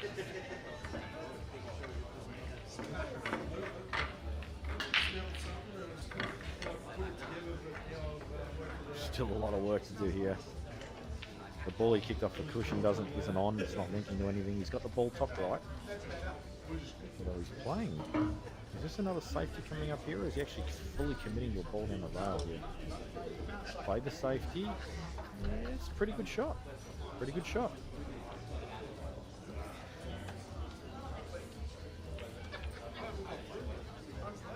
Another tap of the table from Steve to say, yep, I like that shot too, for you, not me. Ron Calendar, Peter Malapola, I think it is. Sorry if I pronounced your name wrong there, Peter. I don't think I've seen Peter play before. No, definitely a face I haven't seen before, so a guy that I know nothing about. So we'll see how he goes as that match progresses. I've been told he plays well, it'll be a good match. Now, I know Ron, Ron being a fellow Ballarat player, and Ron, definitely capable player. So, actually, I played Ron recently at the Anzac tournament. He certainly gave me some annoyances. So, very capable player, and I think he just won the satellite to get into the Pro Comp too on the weekend. But yes, know nothing about this Peter fellow, but by all accounts, decent player. Just first glances, looks like he cues the ball all right. Just instantly plays a turnover. Oh, anyway, I'm going to focus on this match on the left-hand side of your screen until its completion, because obviously it'll probably finish before the other one.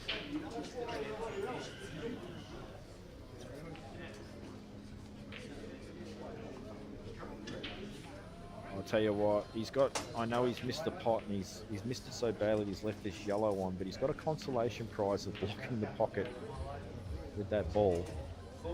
So it's not all bad. I know Steve's got an opportunity. I think this red could play big, that he's got to pot the yellow past, because I think the white ball, he kind of wants it pretty much where the red is.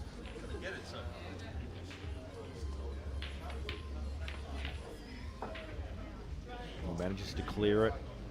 He's got good angle here. Just drop this in.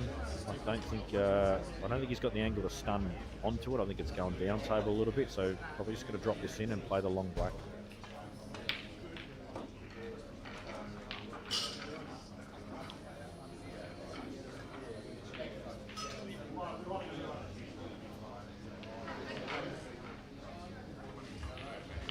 Was just drifting down side table, but he's got to give himself a good opportunity here.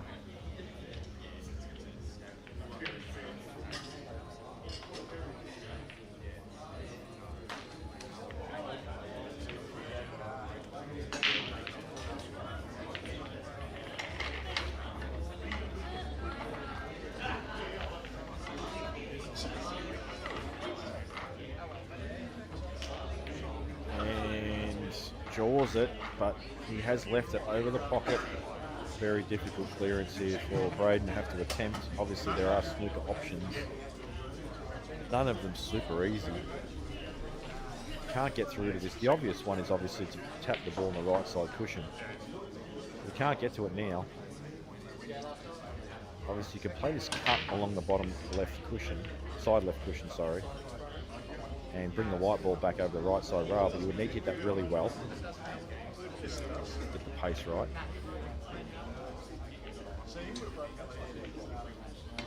Oh, he's missed an easy one. Just a few in that middle. Young Braden, he's struggling. That pocket's not his friend today. And Steve Brosnan will go to the hill. So while they're racking up, we'll have a look at this match on the right side between Ron and Peter.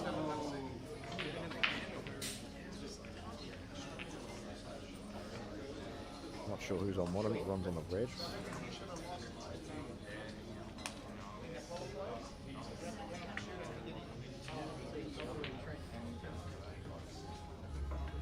Still getting a few weird stream notifications, guys. So just let us know if you can see the stream all right, whether it's chopping up or whether it's decent clarity.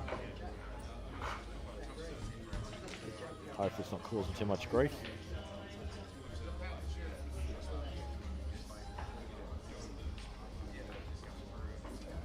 I think Ron's intention there was to give himself some angle on that red on the bulk line, but he hasn't done so. Now he's got to reroute.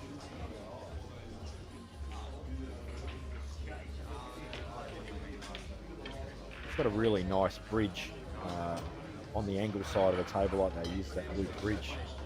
Looks really comfortable with it. Steve's decided that he doesn't want to break this frame and he'll give it to his opponent.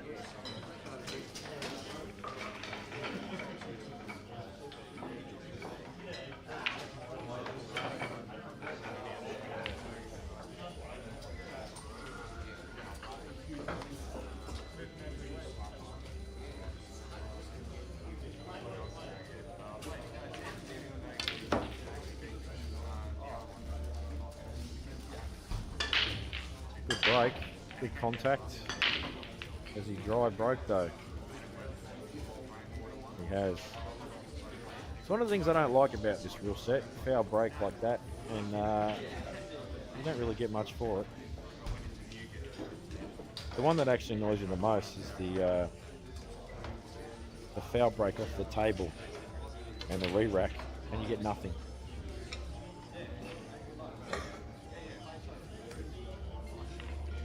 Ron's taking these pretty well. He's obviously got no choice but to play for a double now.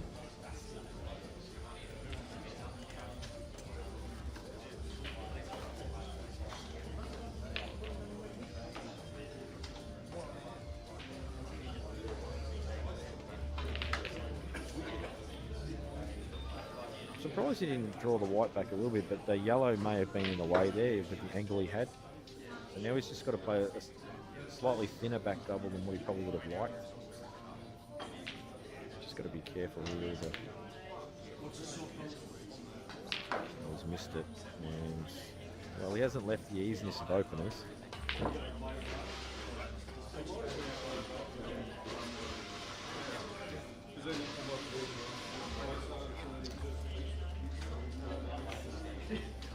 But Peter deals with it well. He's white. Look at him just keep running. I tell you what, he's played that really well, and now he's got everything at his mercy. Braden says, "I've had enough. I'm going for it." Played for the extraction on the yellow, caught the jaw. Still has a second dig at it though with this ball in the corner. And should this work out well, he'll have a good opportunity to win the frame. Misses the pot. Has stayed over the pocket though, much to his delight, I'm sure.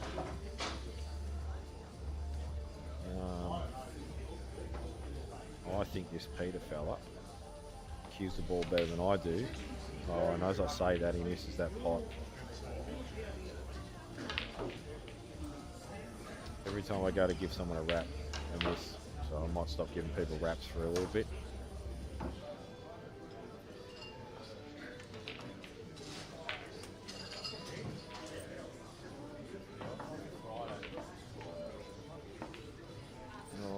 Friendly little bump there off the jaw for Braden, and in very, very good position now to win this frame. Just has to be very careful here.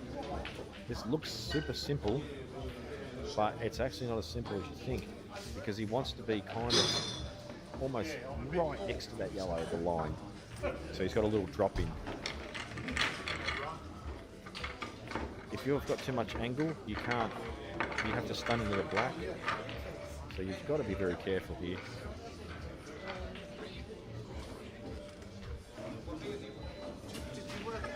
And, well, he's sort of in no man's land here. I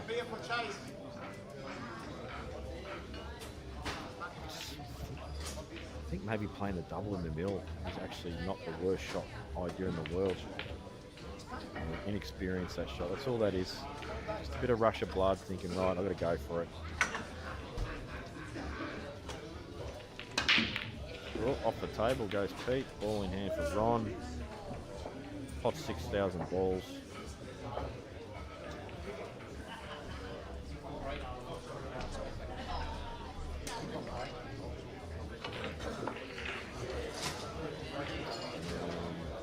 Braden probably, I think, on the edge of a little frustration now.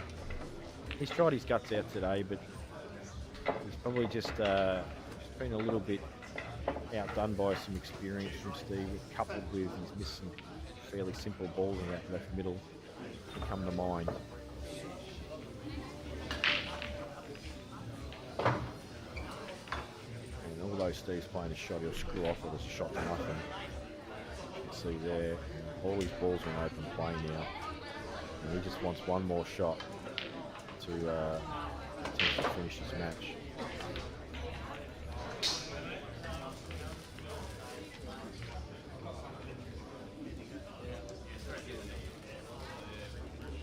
It's all right, guys. But we're actually we didn't tell you, we're actually streaming this from a cruise ship, and sometimes it gets a bit choppy out there.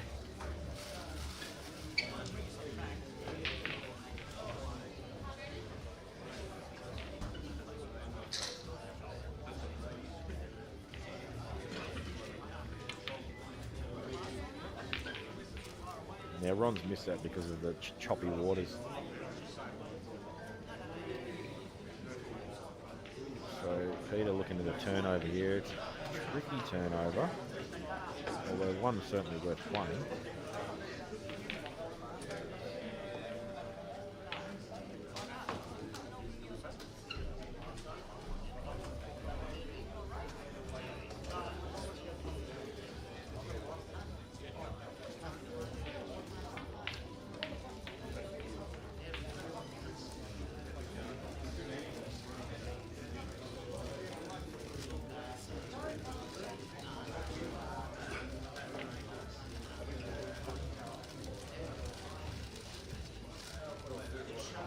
Not sure if you can hear that in the background, folks, but a few dissatisfied pork belly customers in the room. I wouldn't mind some pork belly, actually. All right, hook me up, Boris. Hook me up.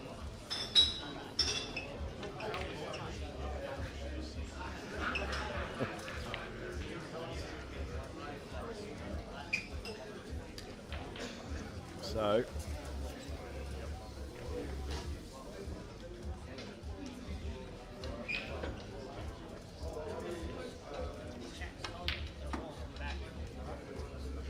Braden, tricky shot after tricky shot, unfortunately for him. Steve's just putting the screws in.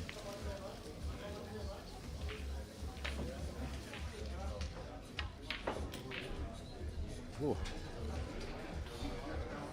So a little bit off, and surely Steve will have a go this time. Although once again he's going to have a series of shot to nothings to play if he wants to. He may just stun this in and then play the ball along the bottom rail and just play it as a shot to nothing, or just play a genuine snooker. He's 7-2 up. He's probably feeling extremely comfortable.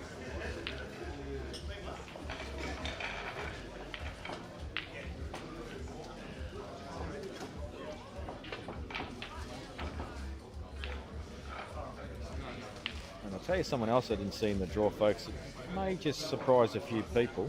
I think he was here last year, I didn't know. Just keep an eye on Dave Schneider in the draw. He's not the worst player in the world, I can give you the mate. He's a little pocket rocket.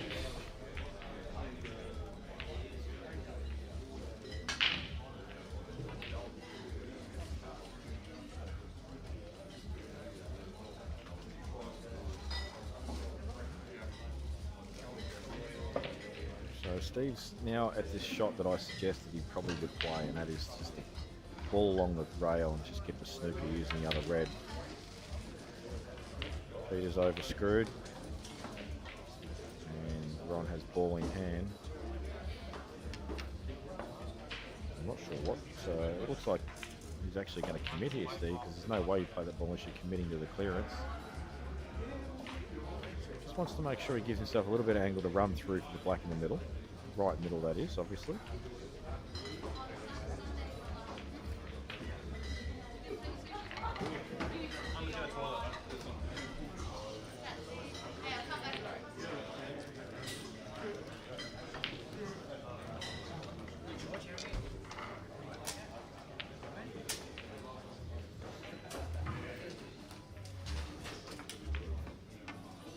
Good shot. And this black for the match.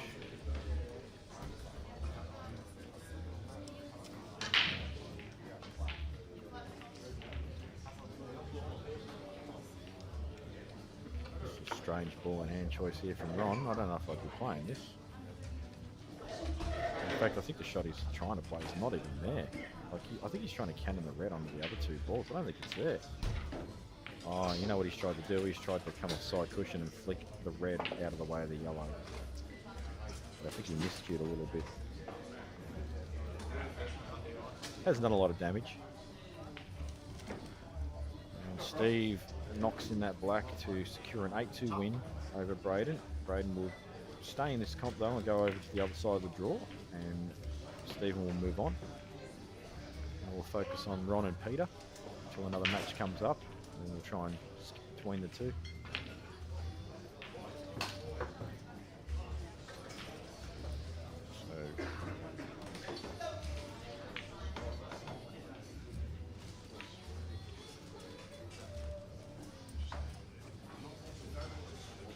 Peter just getting his dead ball off the cushion.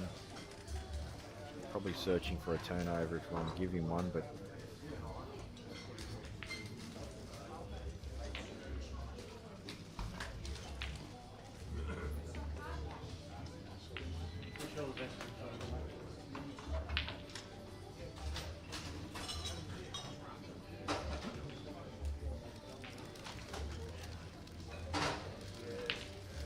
playing the double here. Double looks pretty tight with that red. Probably actually side cushion first here would be better, and that's exactly what he's done. Probably couldn't have hit that much better, to be fair, and obviously potting it wouldn't have been a good outcome. So a good shot there from Ron.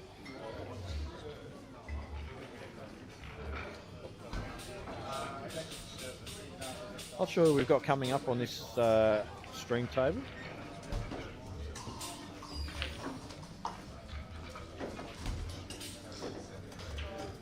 On Peter here, I'm probably just trying to create a little bit of chaos in this bottom left pocket. Possibly play this to the bottom rail and just push the other one slightly more up. Yeah, like that, but just overhit it a little bit.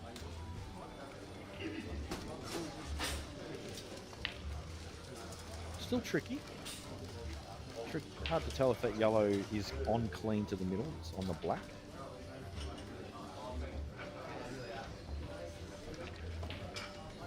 And I don't think this is a simple plant either, because it doesn't go off the red. Cutting it just directly along the cushion will probably jaw the yellow. So we'd either need to hit it thick.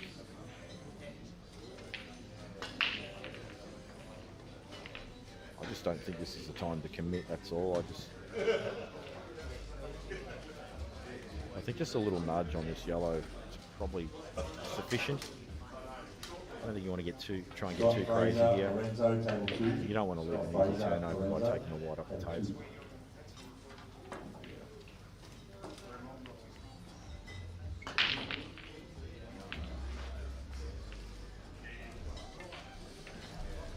Yeah, that's exactly what I thought would happen. But you know what? It's turned out all right. I think Peter can actually overcut this red, push it to the bottom cushion. He leaves the white ball off the yellow. The white ball will naturally travel across. And then he smothers these two yellows and puts himself in a good position to play a turnover afterwards. So I think he's actually it looks like he's not in a great spot here, but I think it's not as bad as you think. Just got to overcut this almost a direct line to the bottom cushion. Looking at something a bit more adventurous than that. And I'll tell you what, that's not bad. That couldn't have really turned out any better. That's a great shot. Obviously, his focus there was getting the white ball up towards the ball-king cushion. And, well, the outcome's just a bit of a bonus, isn't it, really? He's got the snooker on that yellow that was moving around the table. But even if it had gone into a potable position, there still would have been some work to do. So Ron's up against it now.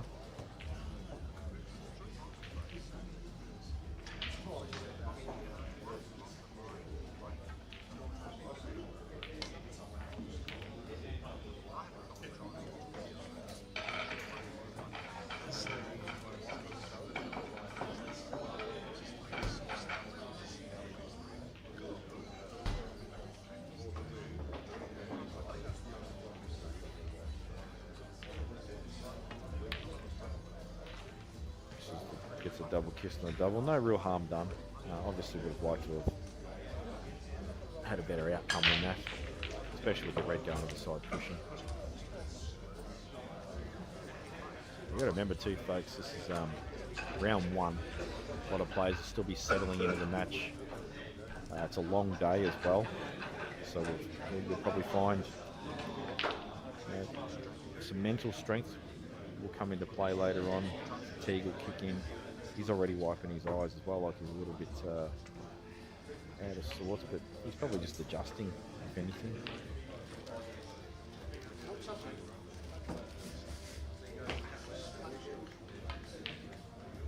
It's amazing how hot, like it's not hot in this thing, it's not cold, the temperature seems pretty good.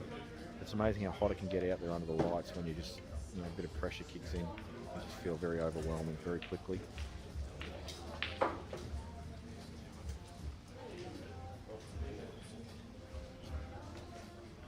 Looks like he's got a side cushion escape here. Just got to be very careful if he flicks this red not to disturb the black and the yellow here. Oh, he's gone full-blooded at the double. He's found the middle pocket and a red, but been asking this question the whole frame. Does this black, does this yellow go into the right middle pocket? That angle says yes. That overhead says it flies in. But, so if Ron puts this in a position where he's going to play this in top spin down the table, okay, well, definitely it's on. Geez, I'll tell you what though, I think I'd be playing it the other way. I think I'd be playing that other ball in the middle first and just topping down through the two reds. This can go really wrong.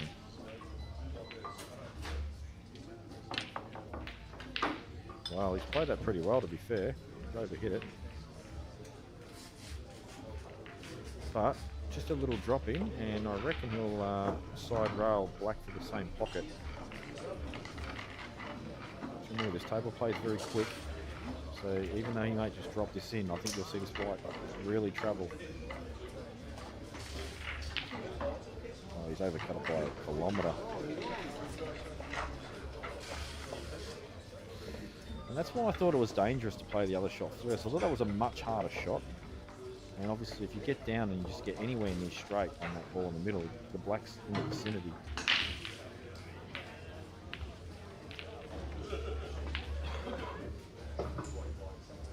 Ron missed.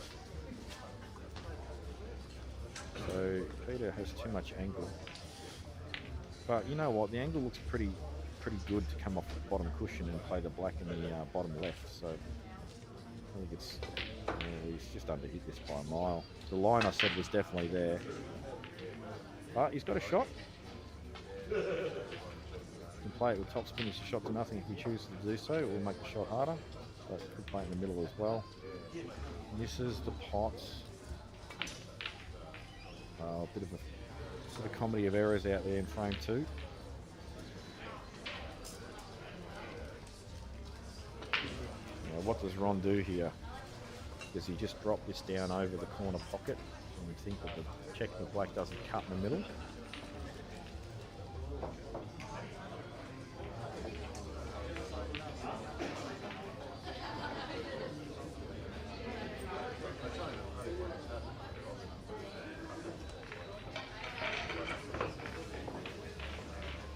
I think his concern here is that if he just plays this dead weight, the black could still cut in the middle. But definitely would be thin. So he's actually tried to play that yellow more central to the table. It's not bad.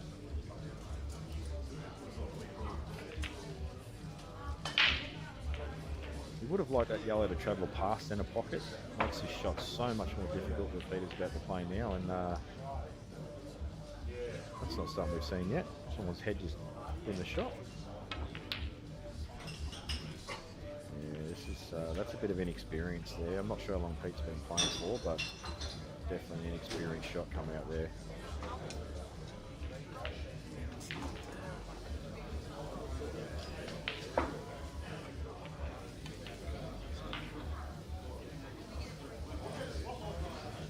Perfect pace. Ron will take a 2-0 lead shortly, barring a lightning bolt strike right in that dome of his. And no lightning bolt today.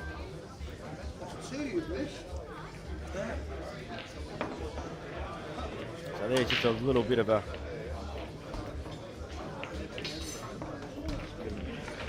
you'll see that.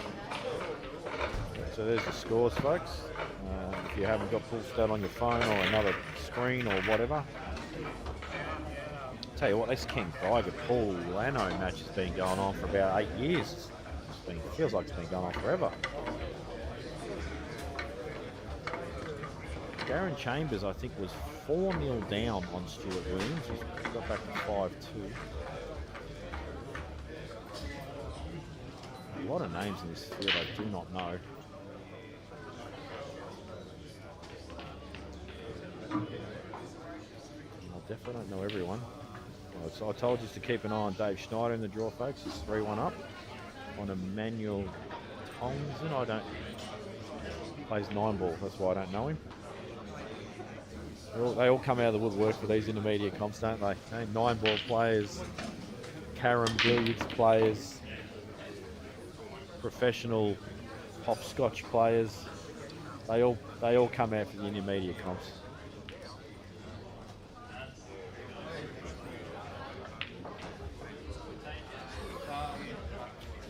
I'm not sure how Boris Krasik's managed to get his way into the intermediate draw. He's a multiple country cup champion.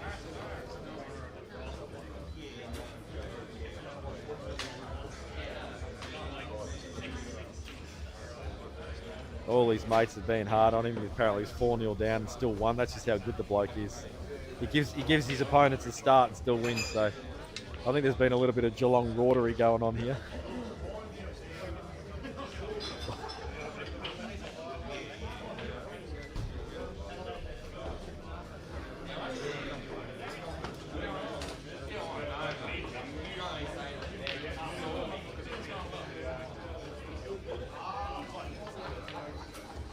Just what I've seen so far with this Peter and Ron match, I would say that favour Ron the winner.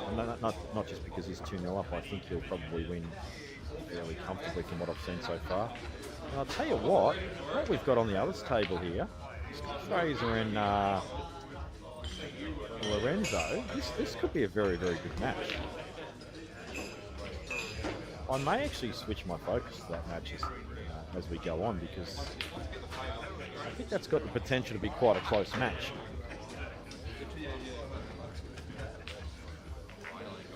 Another favourite in the tournament's just come over the commentary booth, Gavin Roberts.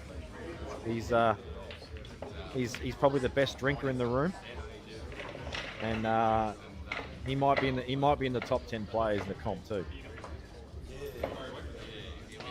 And yes, sorry, I forgot about that. He's definitely the #1 streaker in Australia.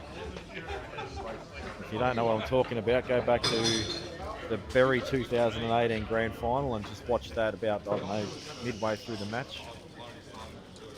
It was one of the, just remember, you can't unsee it. Coldest day of the year.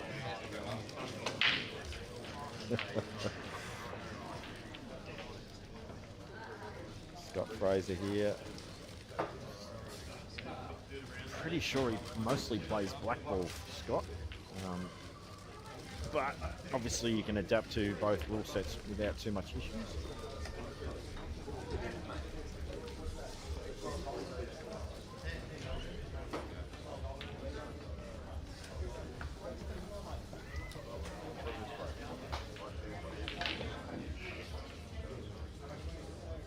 Shot this from Scott. I think this really does have the potential to be an excellent match and a decent standard too.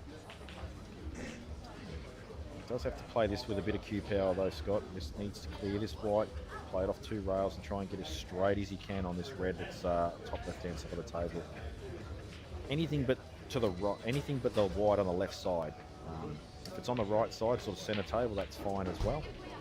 It just needs to get up there and just make the shot as easy as possible.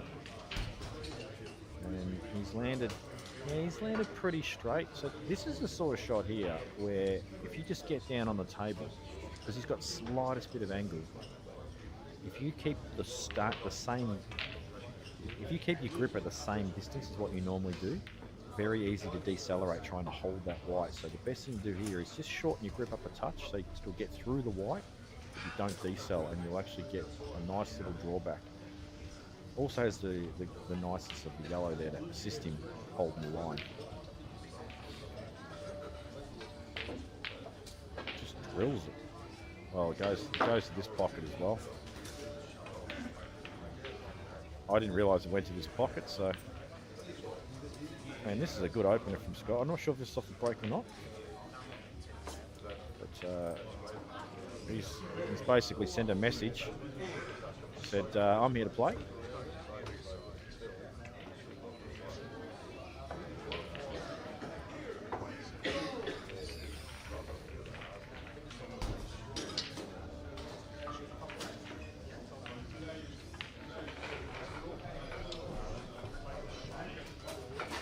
I've only played Lorenzo once in memory, a long time ago now. I think it was at Pockets, and we were playing. I can't remember what the match was.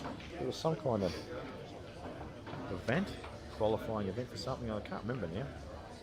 But I remember halfway through the match, I was struggling through the match due to a screaming harpy in the background, and he was actually really good. And I said, mate, if you just want to stop for a bit, it's all good. Really good sport. Really nice guy.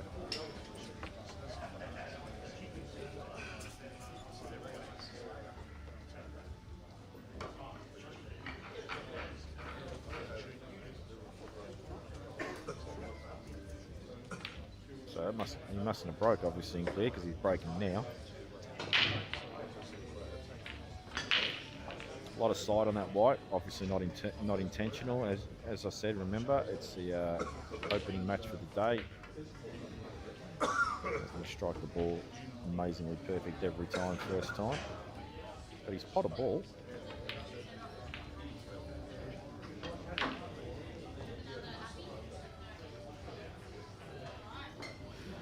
Doesn't have the easiest opener, although it is one. Probably yellows are better anyway. So he's got the opener to the middle. It is missable.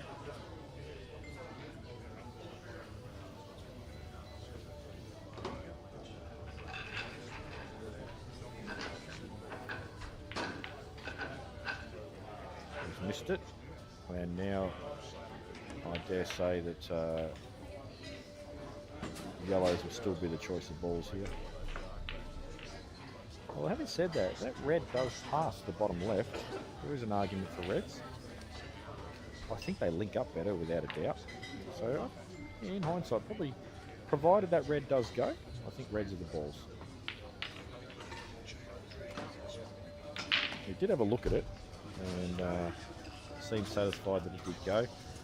Meanwhile, another missed ball from Peter over there when he's committing to the clearance. As I said, he's just not neat enough out there yet. Needs to finish those up if he wants to be competitive.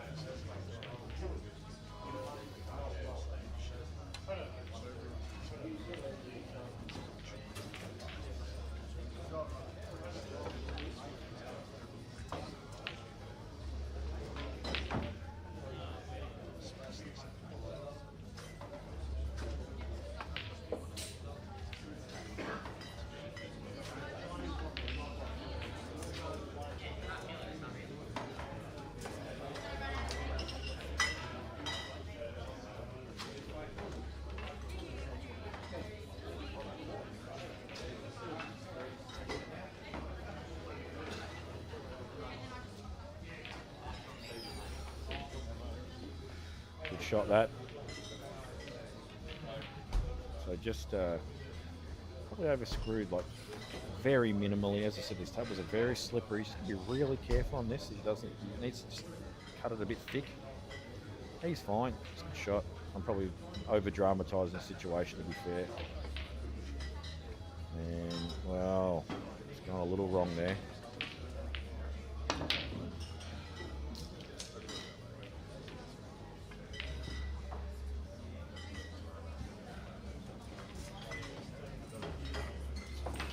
Just had a look at some of the chats that have popped up. Jaden D'Amica, mate, it's a very good question. I think you need to contact the organisers and explain to them just how intermediate I actually am, and help argue my case to be able to play in this comp.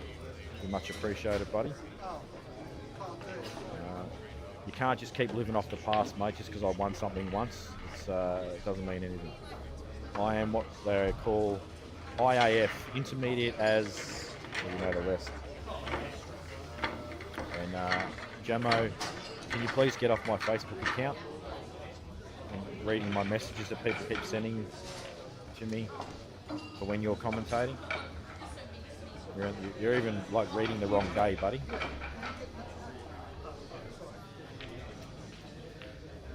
So that clearance off the break has gone astray on the final hurdle, being the black ball.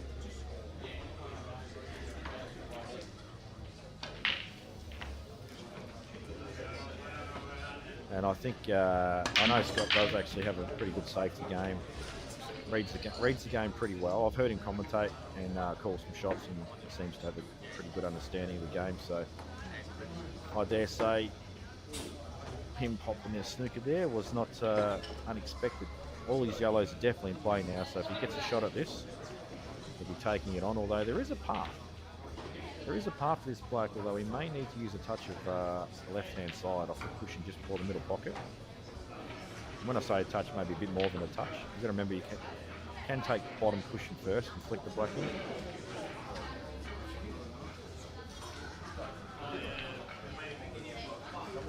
Yeah, he's played it with a bit of side, not enough. Got the kiss. The problem is, he's hit the black, but these balls are still all on.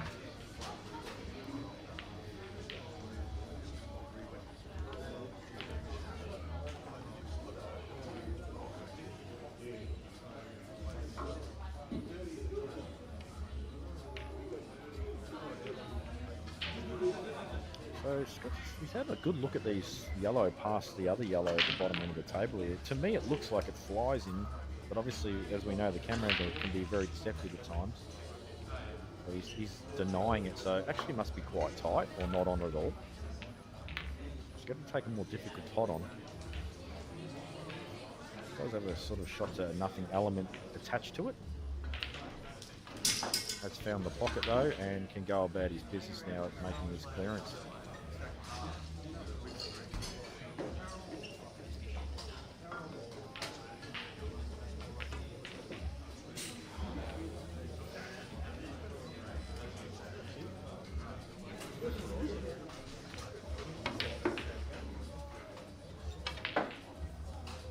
Oh, that hasn't gone to plan. That's a poor shot there from Scott. He's actually put himself right under the hammer here.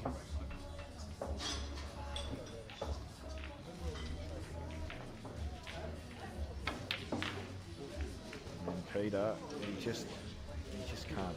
He's getting the balls in. He's clearing into the black, or he's the last ball every time, and then just making an error. And obviously, you can't do that.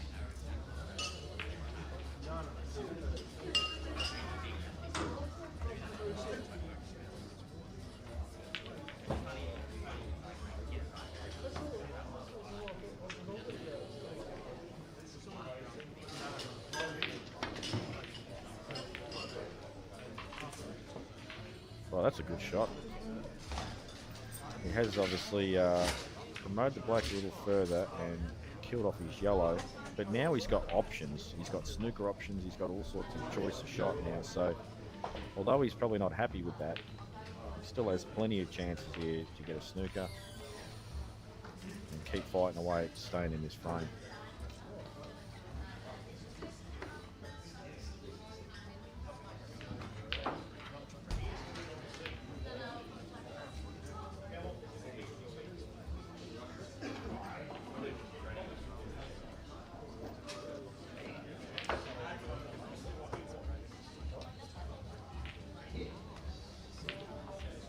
And that's exactly what he does, is play the snooker. Is there a line here actually through the yellows to get to cushion first? I think there is. And there was, and that was a poor shot in the end.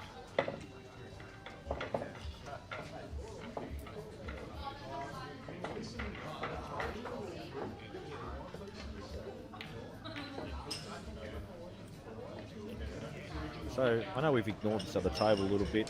As I said, I just got this weird feeling it's going to be a little bit one-way traffic this match after what I've watched the first few frames. I hate to be a hater, or sorry if you're a Peter fan, but at the moment I've just seen the same thing happen probably 3 or 4 frames in a row. That needs to change, otherwise I think the scoreline can be very one-sided. But all it takes is just, a committed error from Ron to get him on the board, and then suddenly he could just be a different player. Not sure if this passes. It looks like it does. Mike Bellham's decided he wants some camera time.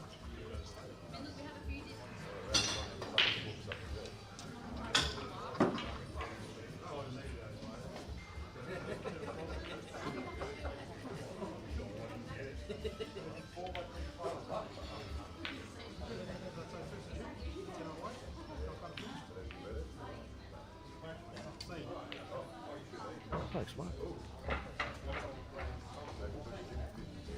Trony's obviously making thousands out of his comp.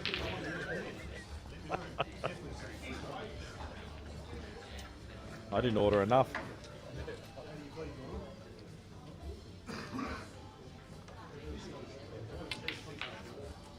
Good shot that from Ron. He's promoted the black. He's on it nicely. Just needs to play one good pot. 4-0 will be the scoreline.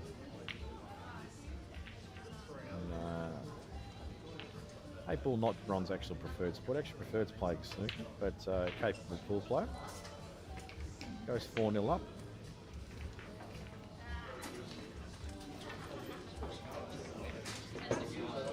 Now, Scott, amongst the balls again, very, very good chance here to retake the lead to 2-1 on these yellows.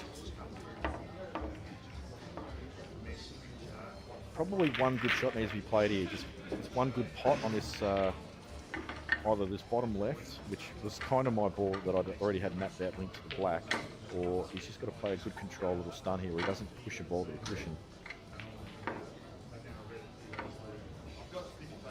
Just pick that gap and just back across. Just got to be careful. Yeah, he's picked the gap. There's his white. It's not bad.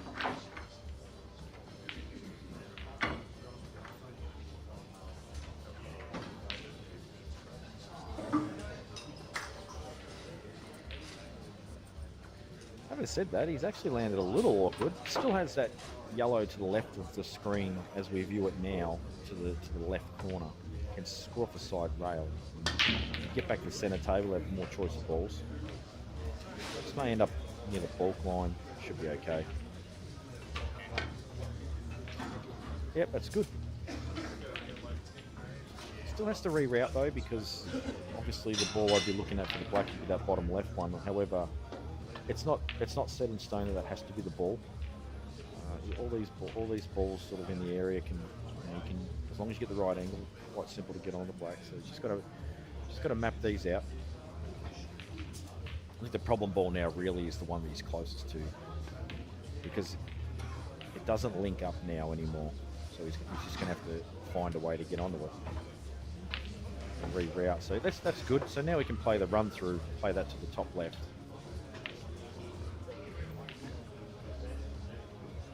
As I said, he doesn't have to go that way. He can play this ball he's closest to now, but I don't advise it. I don't think it's the right way to go. But you can see now he's lining up that line that I spoke about earlier, where he just wants to run through, play for that corner.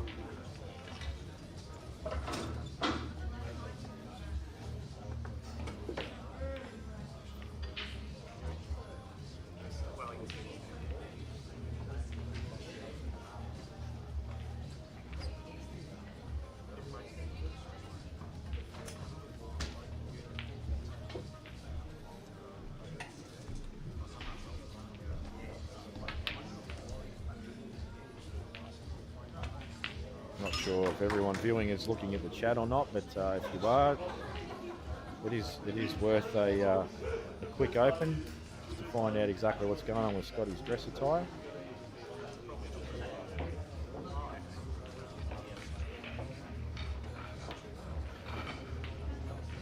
So this is needs to be played well, this shot. And being played well it has been, and now he's just got the simple stuff left to do, just a little drop in. Now once again, I see Peter at the table, potting all these balls in a position to win the frame, and it's already going a little astray.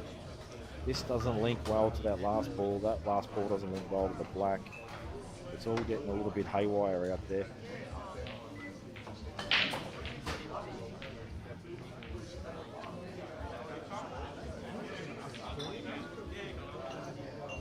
I think all he can really do is just drop this in and take his medicine. The traffic going up and down is quite tricky. But he's done it anyway. He's got himself in all sorts here. Even any aspirations of playing that black to bottom right is all gone now if he just drops this in. If he drops this in, he's going to have to play a double to bottom left. It's a tricky shot. Played that very well, to be fair. And I think that's his best outcome.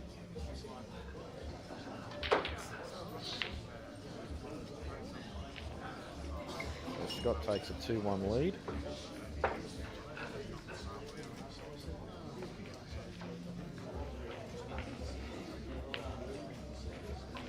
So it'll be interesting to see what Ron does here. I mean, the clearance is there.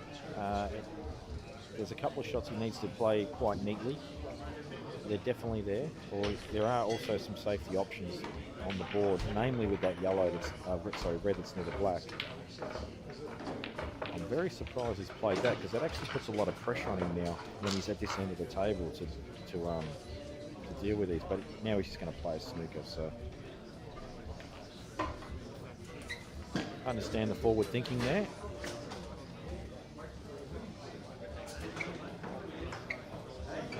It's a good thing you didn't put that red neater over the pocket to one side of the jaw. This up and down could have brought that red into play.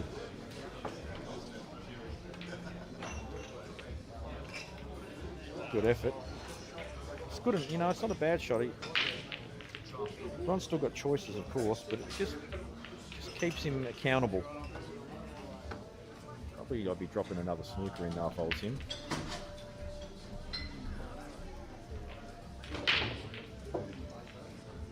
Scotty dumps the white direct in the middle.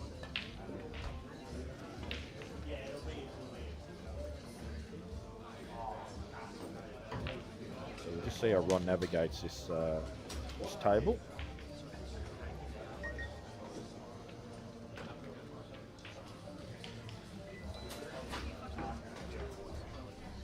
I don't mind him getting rid of this because it just takes away that shot of the black down the corner and just getting it in front of the red. But now I think it's just time to pull up.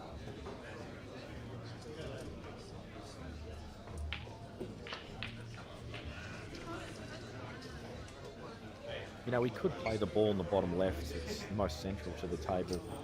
And play for a cannon on that red to push up to the middle, and then he can use that red to bring the other, either get neatly on that red or just promote it a little. And I think that's what he's going to do.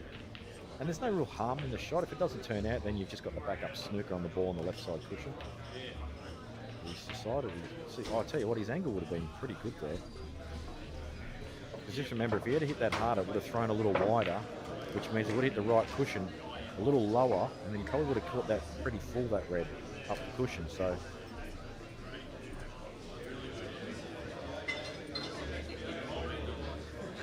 just got a delicate little snooker here. I'm not sure why he's that so soft.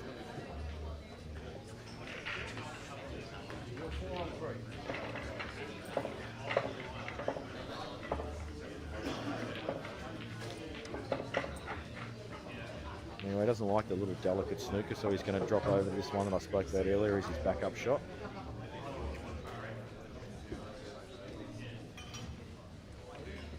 Played it well. And just keeping the pressure on. Lorenzo's just missed a pot to potentially finish that frame. We go 2-all.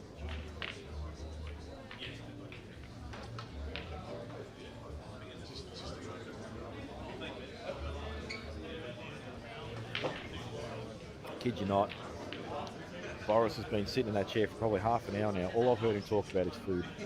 The whole time. Just food, food, food. Sardine chicken, roast belly, pork or whatever it is. Food. Just food. Obviously a fan of food. Or very hungry.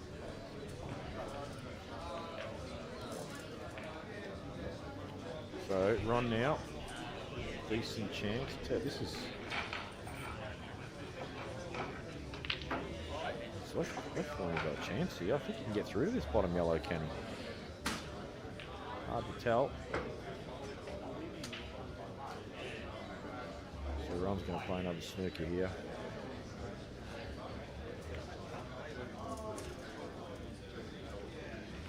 He could get through to... Oh no, I think he tried to play that with a bit of side, did he?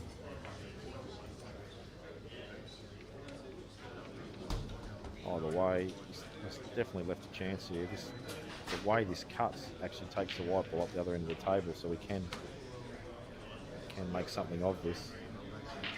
It looks like he's going to dig up. I could be reading this wrong. Tell you what, if he digs up directly, it's probably going to be a foul. He does play black ball, so he's well aware of the rule.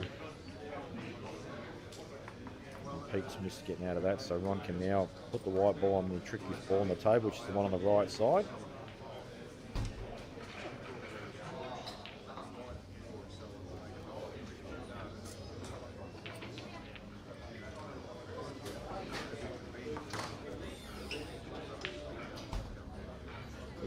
The reason he's taken so long here already, obviously, well, he's not playing the ball I thought he would. He was just linking these up in his head, which was the best way to go. He's decided that this one is the best way to link. I'm not sure I agree, but I'm not the one out there playing the shot.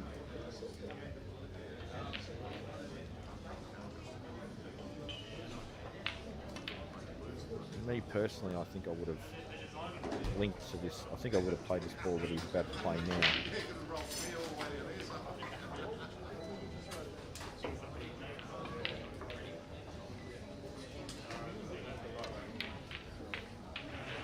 But, you know what, looks like he's navigated this pretty well. He's just got to play one good shot here.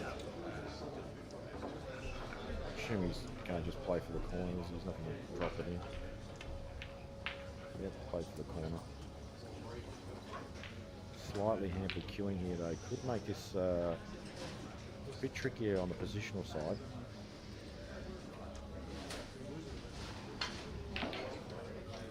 When I say slightly hampered, I mean very hampered. Navigated it very, very well indeed. And should pot this for a 5-0 lead.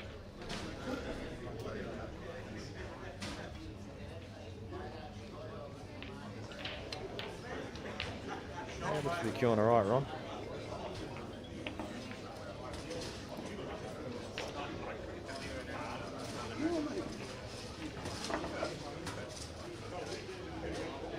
Good shot here required from Scott. He's got to screw right down the table and make sure that yellow doesn't come into play. And, well, I'll tell you what, the jaw has absolutely made him look like a genius superstar. Like just basically every superhero rolled into one, like better than Justice League.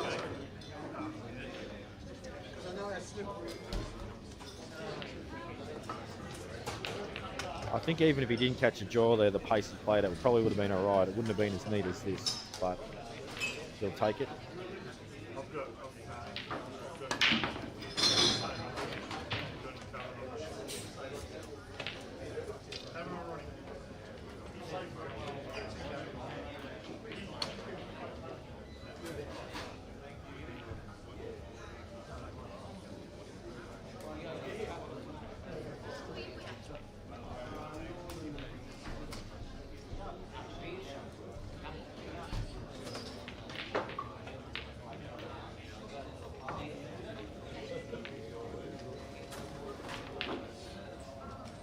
In it goes, 3-1.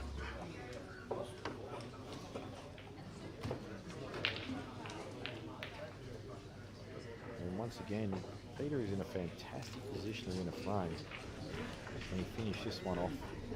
He seems to be getting in first nearly every frame and then breaking down either right at the end of the clearance or with a couple of balls to go. And if you can get this one, just make you feel a bit better. And just once again, it's not ideal.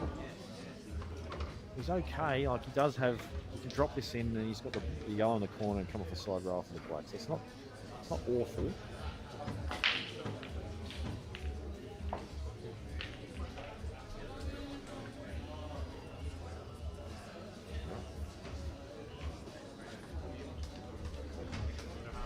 He's looking at getting straight on this. He doesn't want to be straight. He needs angle to get back across to the black. So I don't know why on earth he'd be stunning this. So how do you get on the black now? Does he have angle? He must have some angle. Or the black goes to the bottom right. I didn't realise. So he's actually decided this is the best path to display his excellent cue power and prowess. Screw back up and down the table. And if he gets this, he'll be feeling a lot better about that. So he gets a frame on the board. That should relax him a little bit, and managed to negotiate that clearance in his own way. Fairly good in the end.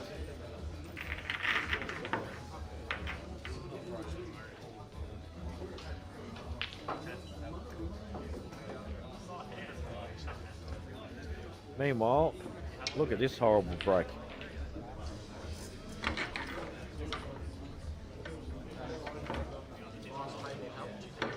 Not sure, I didn't actually see the break, but clearly it hasn't exploded well.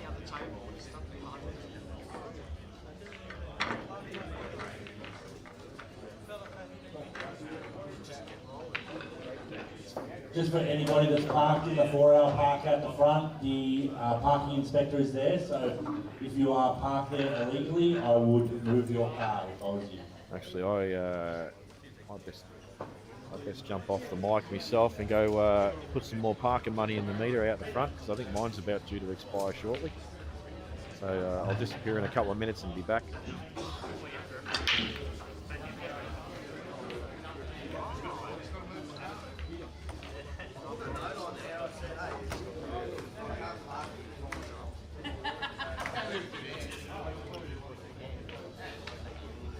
In fact, guys, I'll just take a break. I'm going to go deal with that. The last thing I want is a parking fine, so I'll be back shortly.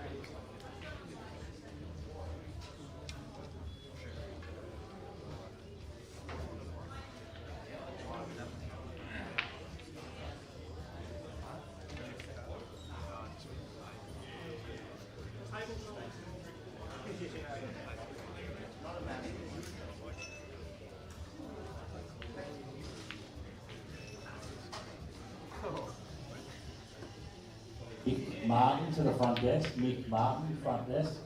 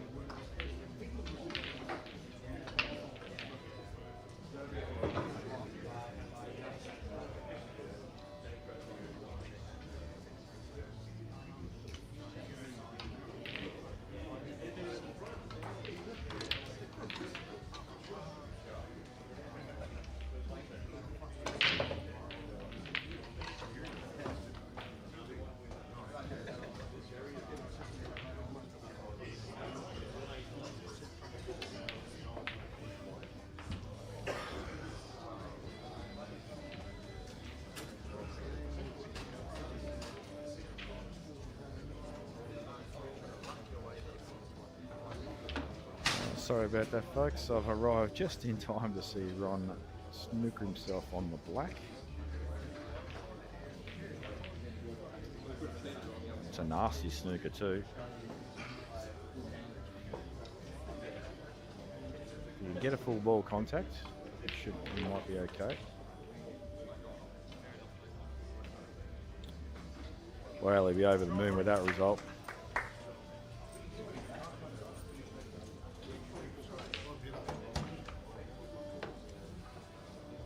Pete wants to do here is he wants to flick off the left-hand side of this yellow quite thin, but it looks like he's just going full berserk 100 mile an hour at this, is he? And, well, he's left it up. I feel he had to clip the left side of that, let the white ball travel up the table. Well, queuing off the cushion. It's a little thin. It is missable, I guess, but I don't think he'll miss it.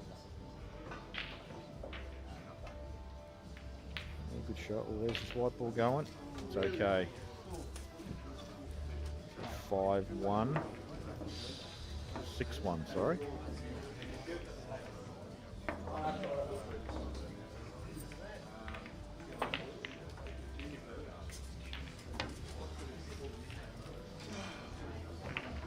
Tell you what, I wouldn't mind being in the bottom end of the draw in this compo. Just rock up at 2 p.m.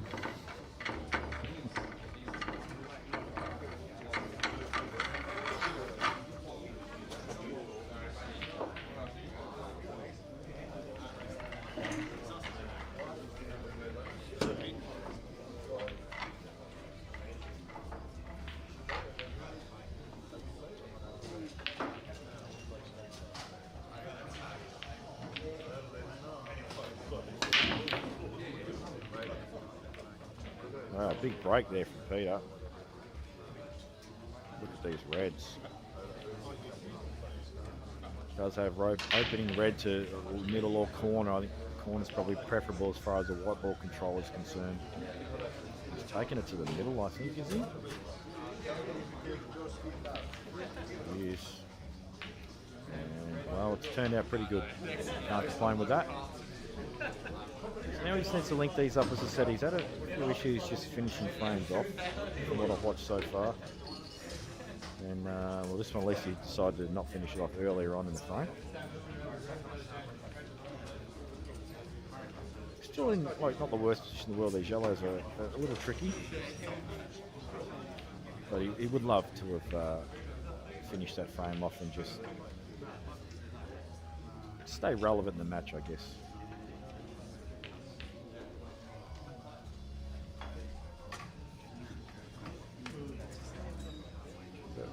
Ron's a pretty decent front runner in this game.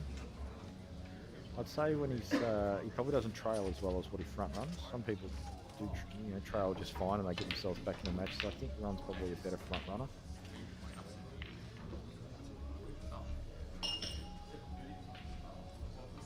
He'll be feeling very comfortable out there right now. He's said he's played a fair bit of pool recently as well. He should be feeling pretty good.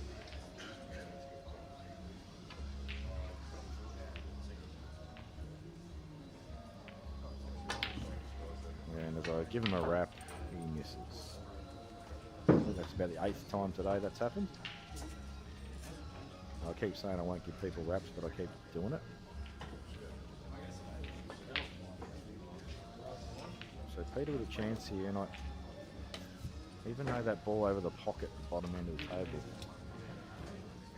he's sort of creating some problems. I almost feel like you need to start with it.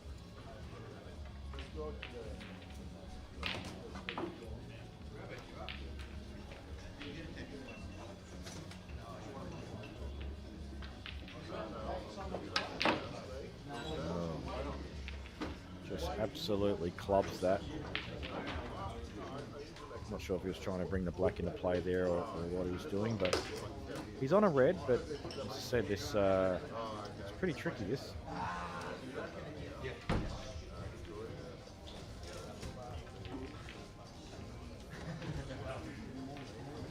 It's a good pot,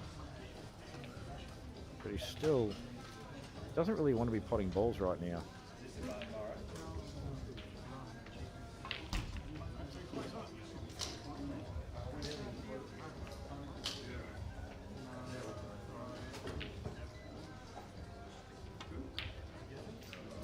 That's a good shot, but once again, he's still in trouble.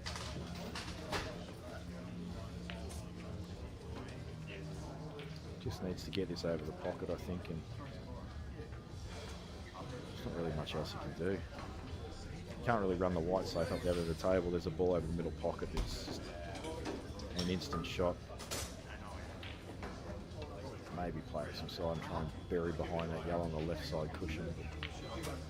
He's actually gone the pot there, which obviously if he pots it, it's not really on anything, although he could have been trying to go up and down on the table for a double. He wasn't too far off the mark with that.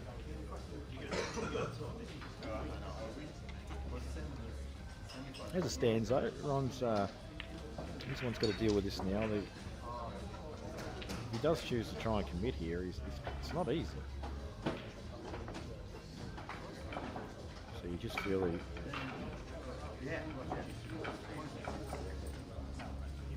he's just looking for some kind of safety option.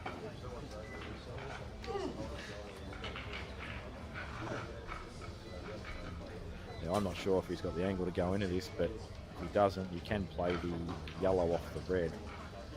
You would need to play a screw shot though off side rail though to back across to get behind that other red, so well, he's decided to keep it simple.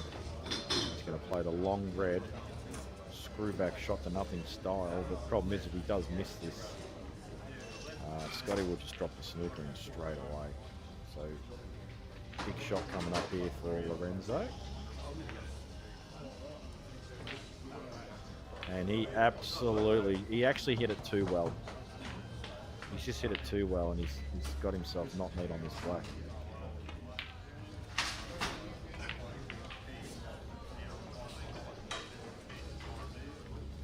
So big shot this. Looks very close to potential in off territory to the top corner of this. It looks quite thin on this screen. I don't even know if I take it on. I think I'd be more likely to take a double onto the middle and just take the white ball into the left side jaw.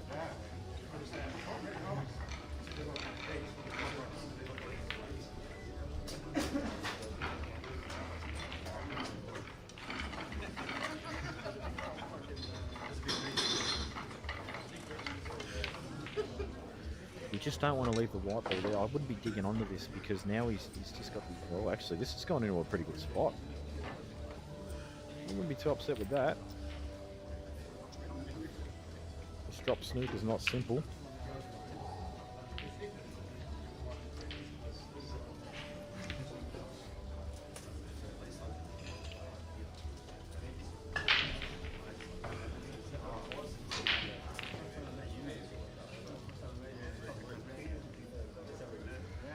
It doesn't look like that yellow's frozen, so that does make the snooker a little easier. If that was frozen, it makes it much harder. The double kiss comes into play. Oh, wow, what an effort there from Peter. And the unfortunate part for him, he's actually killed the black too, so Ron can still have the luxury of sort of playing this shot to nothing yellow to the bottom right. And if he pots it, they're all linking up. Geez, he's played that well. That's a super shot. It's a really good shot. Really, really good shot, that.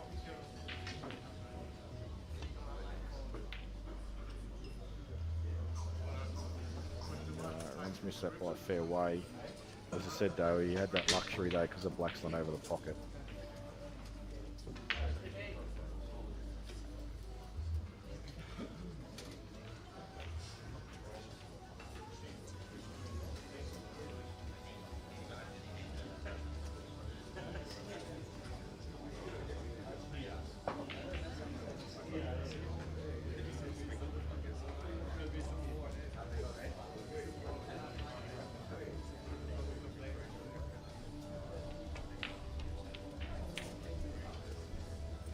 I don't mind that shot.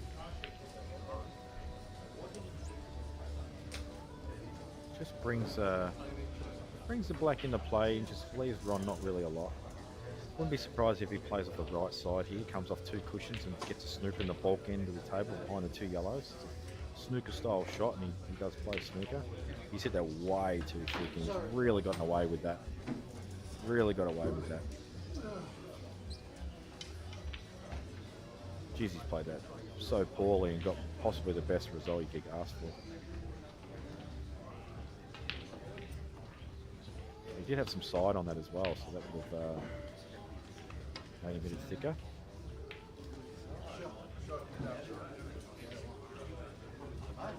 What is it?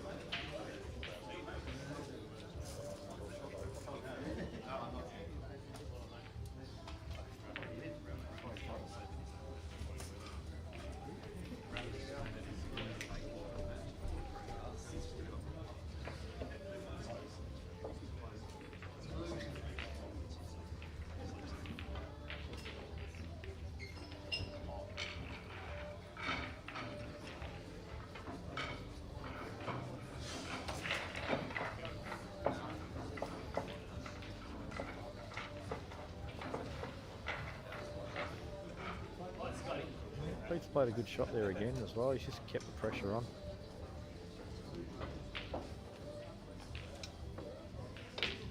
So just another news. Joey Tome has won from, I think, 5-1 down, got to 7-all and won the match. Achievement. Good shot there from Ron. But this is, you know, that's just a product of Pete continually getting out of snookers and keeping him under pressure. So props to Peter on this frame, although, you know, obviously it was a little bit messy. He kept the pressure on, got a reward for it.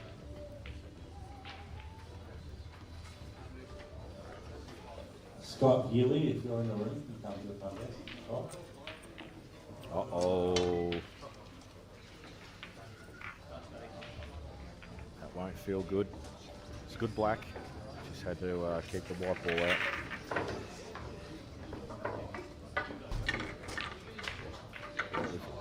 I may be taking another slight brief break as the food delivery has arrived.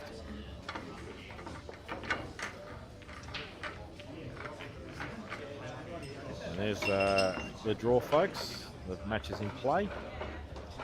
As you can see there, said Joey Tome has won 8-7 for 5-1 down. Darren Chambers was, I think, about 4 or 5 nil down. It's 6-4 down now.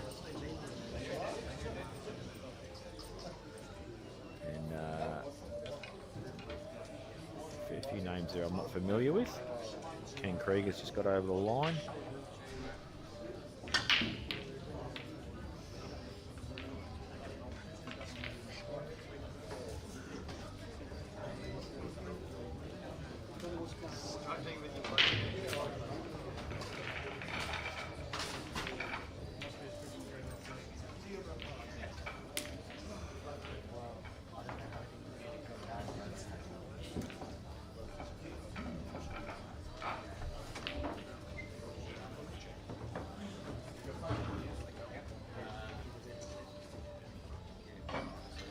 Messy break this one.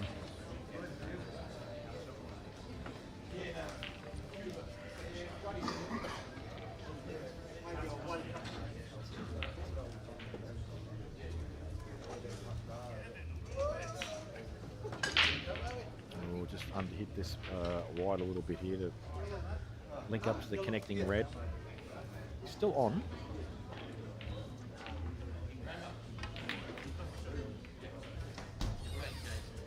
Just needs to find this gap between all the yellows. It looks similar to a bit of a Southern Cross.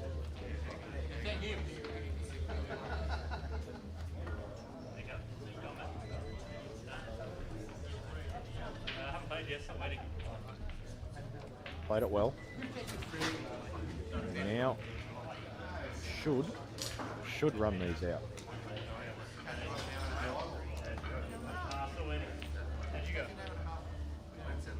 And as you can see there in the background, folks, on this left-hand side table is Iron Jack, sporting some Adidas equipment.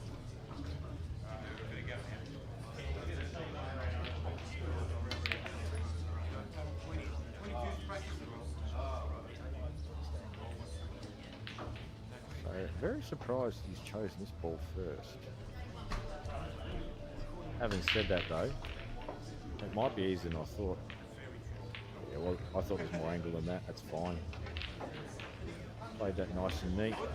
Might be just slightly straight on this red, which should be okay. As long as he just gives himself an angle where he just can just float this second last red in and then just drop onto the last red, should be fine. Or even if he overscrews it, he's on the other one, the far one first. When I say overscrew, I didn't mean half a car park. That's made things a little trickier.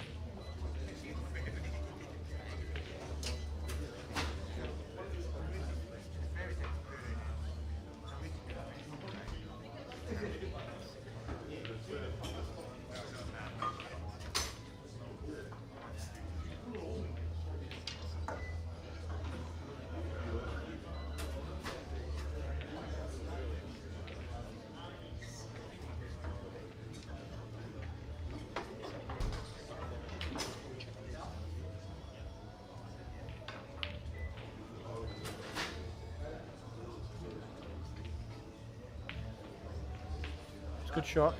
He's managed to recover from that over-screwed positional shot he played earlier. And we'll go to a 5-1 lead. I actually thought this match had potential to be a lot closer, and although it still has time to do so, Scotty's just been a little cleaner at the business end of the frames.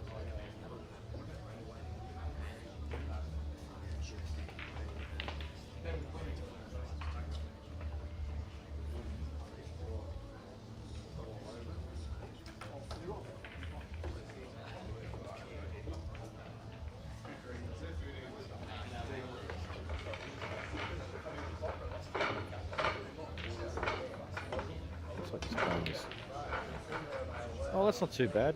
I mean, there's a lot of. I definitely favour yellows this frame at the moment, and there's a lot more ways to open the frame up with yellows than what there are reds. And it looks like Peter's going to do exactly that straight away. It's not great, but he's still at the table, and that's what matters.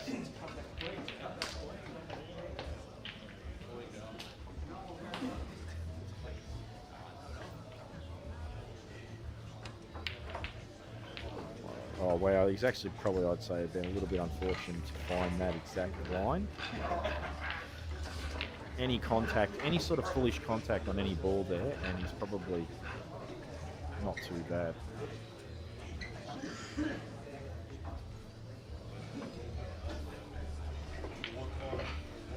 fact, he's snooking himself, which is incredible. And he's actually fouled. Pushing first. Taps fork.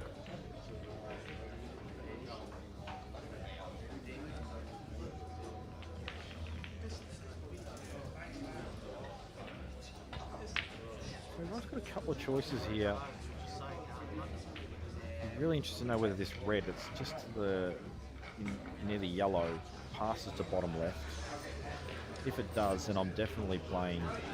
He's just checking it now. If it does go, then I'm definitely playing the red in the middle first.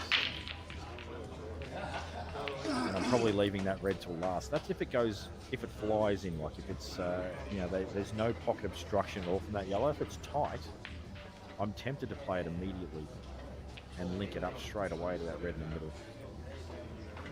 But I don't understand why he's playing either of these balls to the top. This ball in the middle is awful.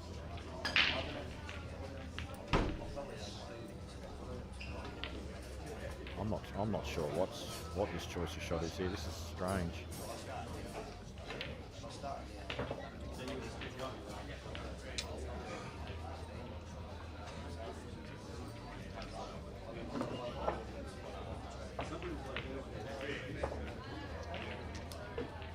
Now he's just shaking his head, looking at the choice that he's made, realising, you know what, it wasn't a good choice. And I know he wanted to land further down the table for his to come down into the line of these balls, but the execution wasn't there. I just think the choice of shot straight off the bat was probably not the right one.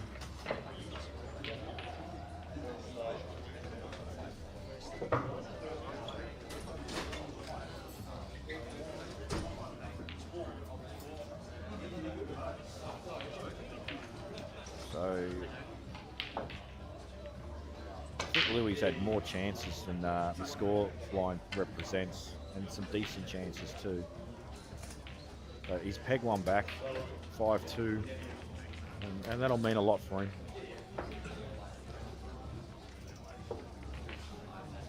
He's in safety world now.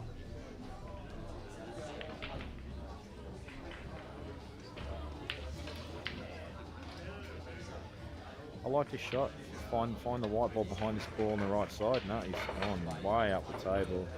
I'm not sure about that shot. I'm not even was he trying to pot it? If he was, what was he playing for? If he wasn't trying to pot it, the white ball's not going safe. He just leaves him on the red. So I have to question the choice of shot.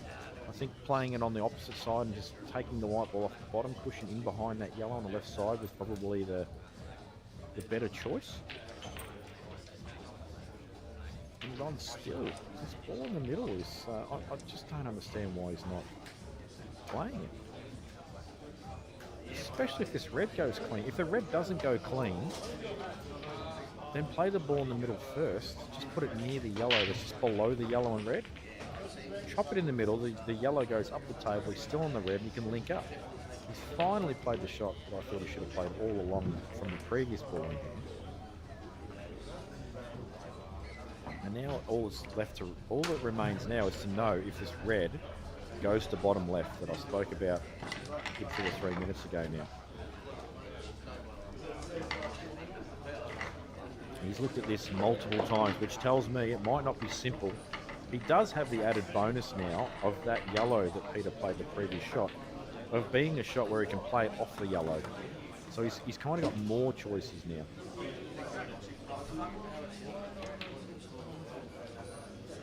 So we're going to find out all the answers to these questions in about 30 seconds.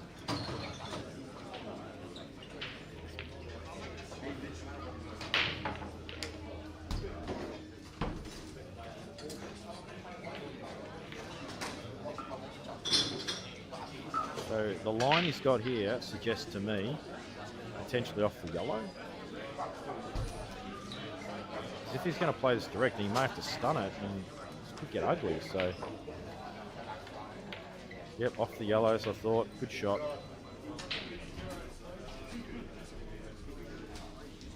You just see Steve Tran in the background there, just absolutely destroying that bowl of food.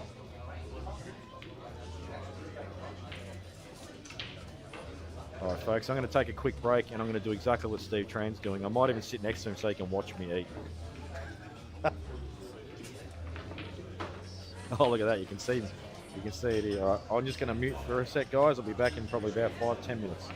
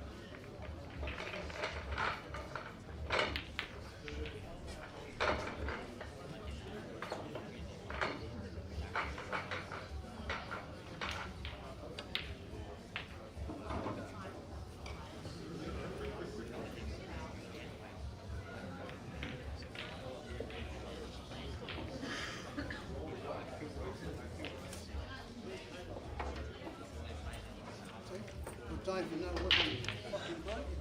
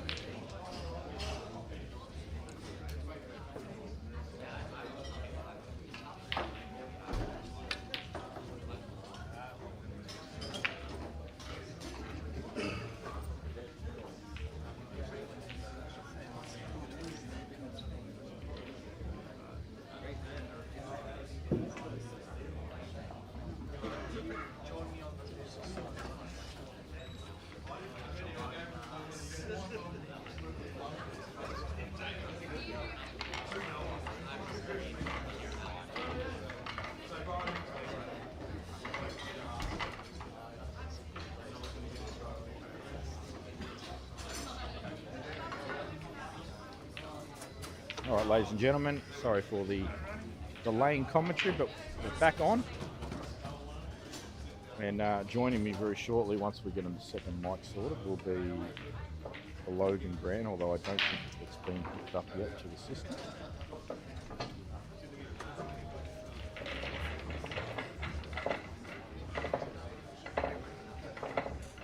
So, I haven't missed too much as far as scoreline's concerned. Instead of just getting out of snooker's not hit a rail. Ball in hand for Ron. This has been a very, as I said, been a pretty familiar scenario where he's had one ball left on the table and then Ron's himself with the ball in hand. Hello, hello. I don't know if I can be heard or not. Actually, no, I think I can. Guys, just let us know. Can you hear Logan on the stream? If you can't, just let us know. Sheaf won first round match 8-0, I think. I believe, yeah, it was the first to finish as well. Of everyone, so. So Ronnie's looking for a rest or potential extension. He's thinking about mounting the table. So he says, no, mate, I've got one for you. Yeah, have a go at this. See if this works for you. How's Scotty been hitting him?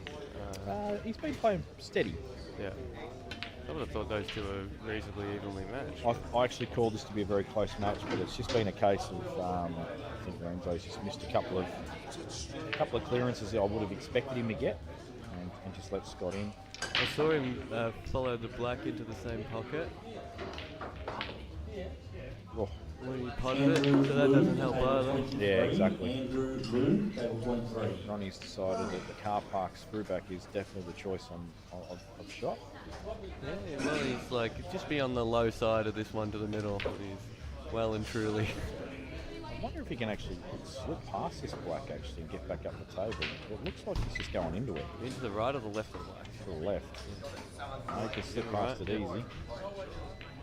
And the speed of the table has made sure no problems. Yeah, they are playing quite quick. Oh, it's very, very zippy. It's really like that sort of shot Lorenzo's just played. They're really nice and easy to play. They're just a screw back. You just flick it and it bites nicely. And then Ron misses that shot. Yeah, it's a poor miss. You need to make a decision here. Are you committing to this off the red or are you committing to the clean pot? You can't choose. You can't just say to yourself, one or the other is fine. You'll always hit the jaw. So you've got to make a decision. If he's playing it off the red, he has to give it a bit to force it off. Yeah, that's the other factor. If you're going for the pocket, you hit it softer, like, well, you kind of said anyway. And that's what happens. Not only that, is he's just flicked the red out enough for this to be a clean pot.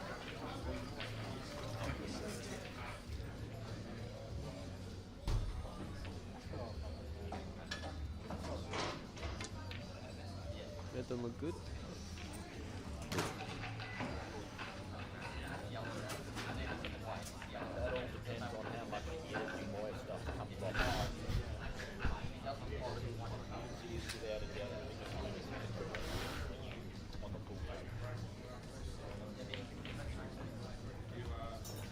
So folks, we've got a match coming up and I'd just like to get people's predictions.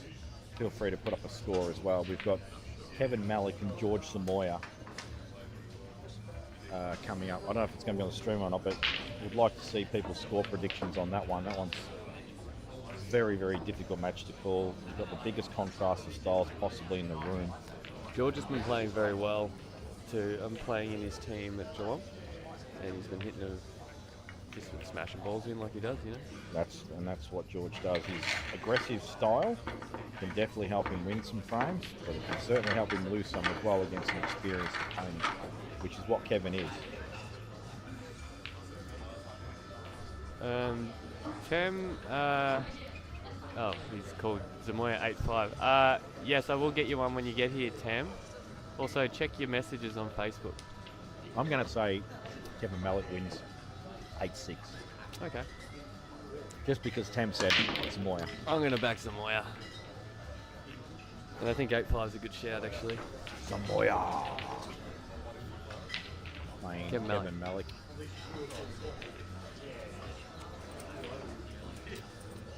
And This will be very, very good for Lorenzo.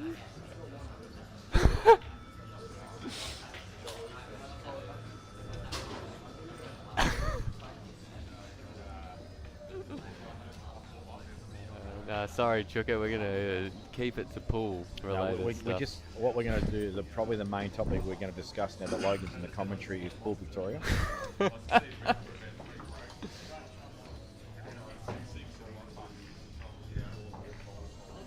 Ooh. That's my mate Sean playing some guy from Queensland who everyone reckons is the bee's knees. Never heard of him myself. Alright.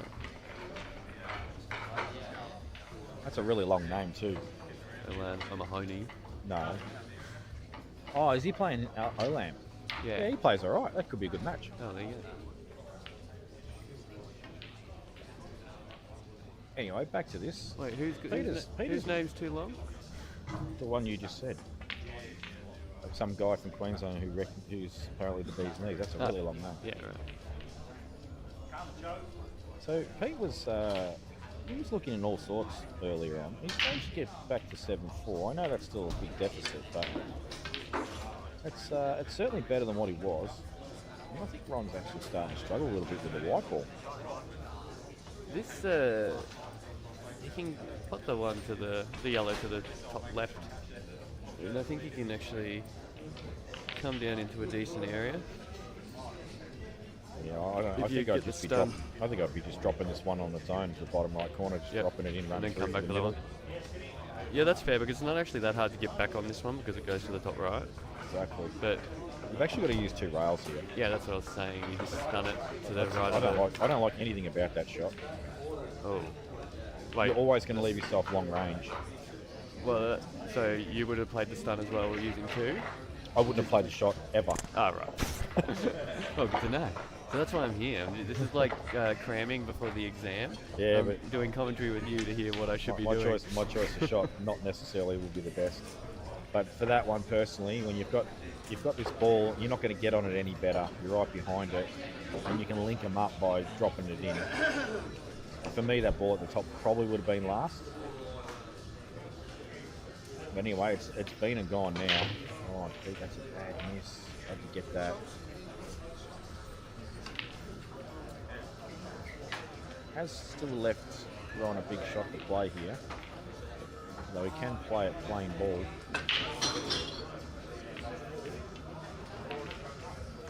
And exactly what he has done. A friendly little nudge, but I don't think it's been friendly enough. That was too thin to be cut. And you're trying to land in a very, very small area, really, to address the final ball. Yeah, if you're going to commit, you've got to play the double to the corner.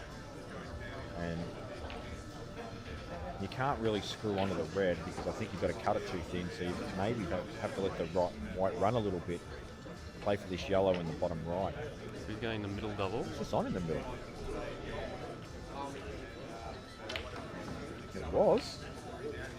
Just missed it. But look where his white ball is. It's definitely not on the yellow. Yeah. Unless he's picked some super gap to only clip the underside of it. So if I'm Peter here, I'm flick this red off and just sneak it in behind the other red for the snooker. On the left hand side, yep. So you sneak off the front one and then nestle in under. No, actually, I wouldn't sneak in behind this one. I'd bring it right out. So that's a safe way. No, yeah, I know. So you're saying you use the bottom of the two balls to snooker and you hit the first. Yeah, just to bring it out more in open play. Yep. And also, this is on.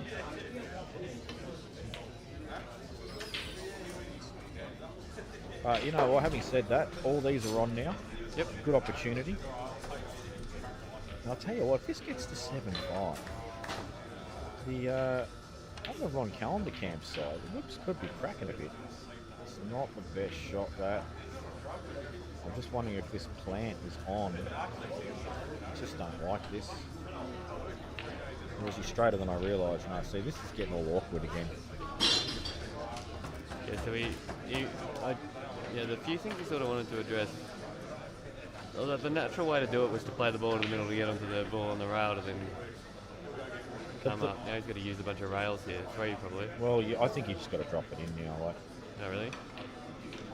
this looks thin to come off multiple rails. Yeah, that would have been tough. Oh, to that play was off thinner multiple than I rails, thought it was, yeah. You know what? He's actually navigated that not too bad. He's got the 2-ball plant now. Yeah, and the white's coming into the... I think the natural area line to is to play. pick the gap between the yellow and the Yeah, red. exactly. So Oh, he's cutting it to the Oh, left, geez, is I he? don't know Oh, what no, he's this- playing the ball low. he's Oh, just wow. smashed it though, This is a bit of chaos. and he's got the best result you could ever ask for. Oh, yes, oh, Jesus. Oh, that's sick. Well, sometimes you have a lash and it works out all right. And as I said, if he gets these, and once again, he still needs to land anything but straight, really. Reece suggested the exact shot Peter played, but probably meaning it a little bit softer than... Yeah, look, there was merit in it, but Wait, how has he ended up here? he screwed off it. It's not too bad.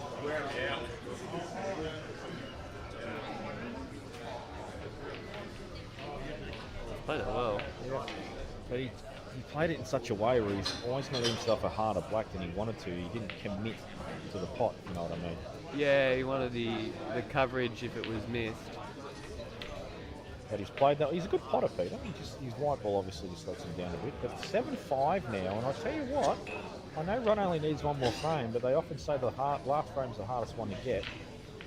And he's dominated this entire match in probably every way, and he's just struggling to get over the line now. We'll see how that unfolds. Scotty's managed to get another one on the board. I thought Lorenzo won the last frame. He was on 3. Yeah, he will be. You mustn't have updated it. User error. ID 10T error. Yeah, that's it.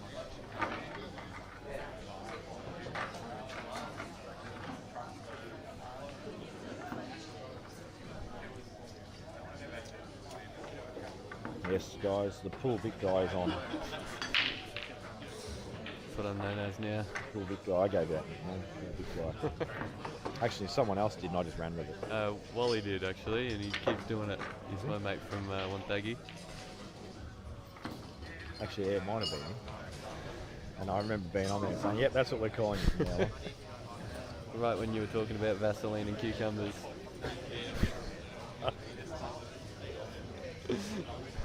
Yeah, I'm their ambassador.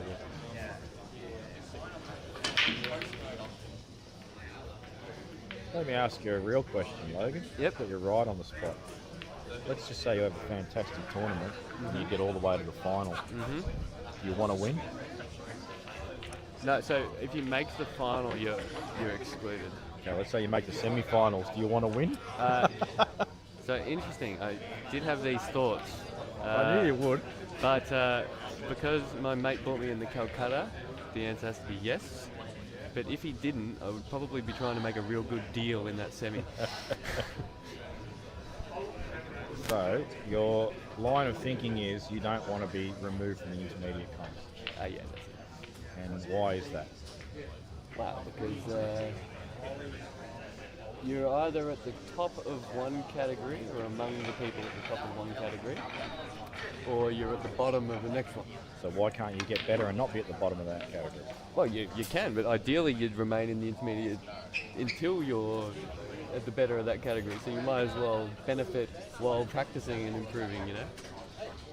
But you're not going to get better until you get to that level. No, I'm not. No, I'm not. Well, there's some simple balls getting missed out there now, folks. I'm all another for... one. So I know it was sort of tongue-in-cheek that when Chuka was talking about this rubbish elite category, I think it's a great idea to have another category called, say, advanced, which is just excluding sort of the top elites for all these. Yeah, they did actually have that at Big Guns. They had that at Big Guns where they were categorising your entry fee, and they had a semi-elite Yep. category. I think that's an excellent idea. And you'd work out who's the top of the category, or like a sort of arbitrary limitation. I was thinking it's either you sort of at the top of the category, or it's say Sean Partridge, Mick Reedy, like these sorts of players. Yeah. And then pretty much everyone below that. You've got all your Masters players in there. You've got I'm a master next year, mate. So okay. I should be able to enter this then, shouldn't although Butters probably doesn't fit into the category. I think as a Masters player, I can enter this comp next year. Is that correct, Patrick? I heard a rumour. Masters, once you're a master, doesn't matter then.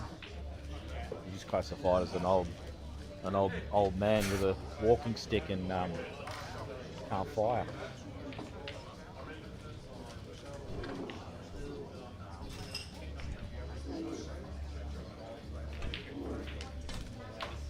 Do I say sick a lot, do I? I didn't realise that.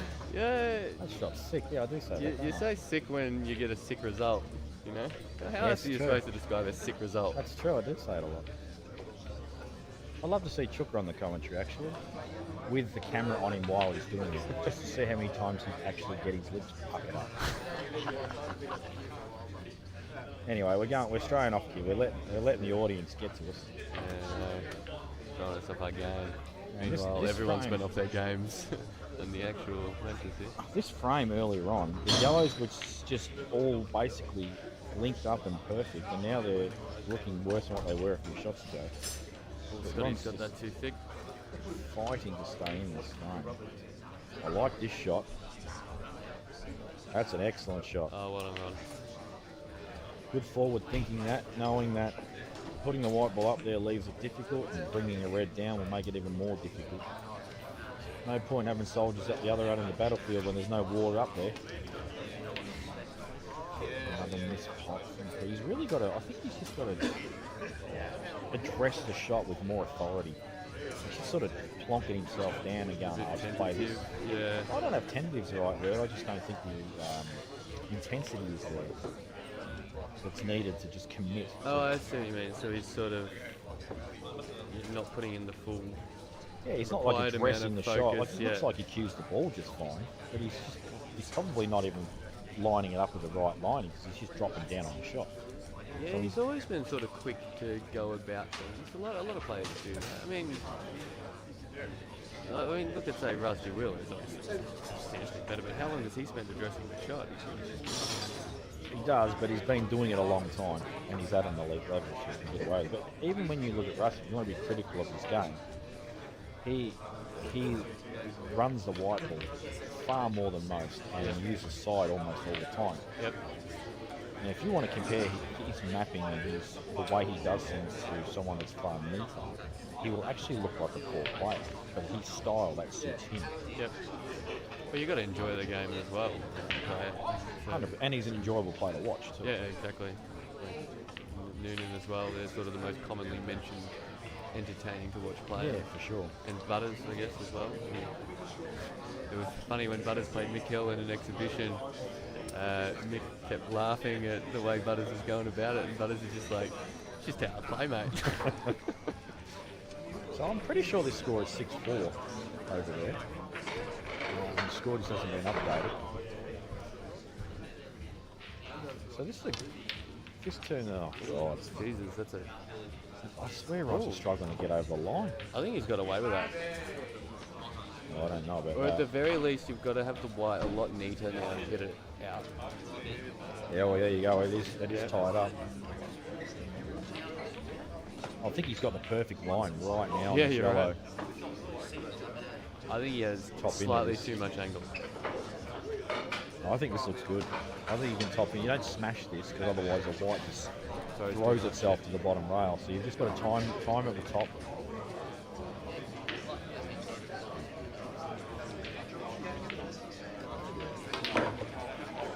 Well, he actually has hit it a little hard, but he's still got the top on it to get the extraction.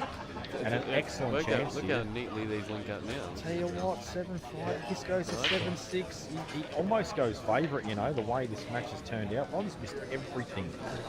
He has literally missed his last 27,648 shots. That's a lot of shots to miss too. Yeah, I don't think I've played that many in my life. probably his lifetime, but You get my point. He just doesn't look like potting the ball right now. If it's got any element of difficulty to it.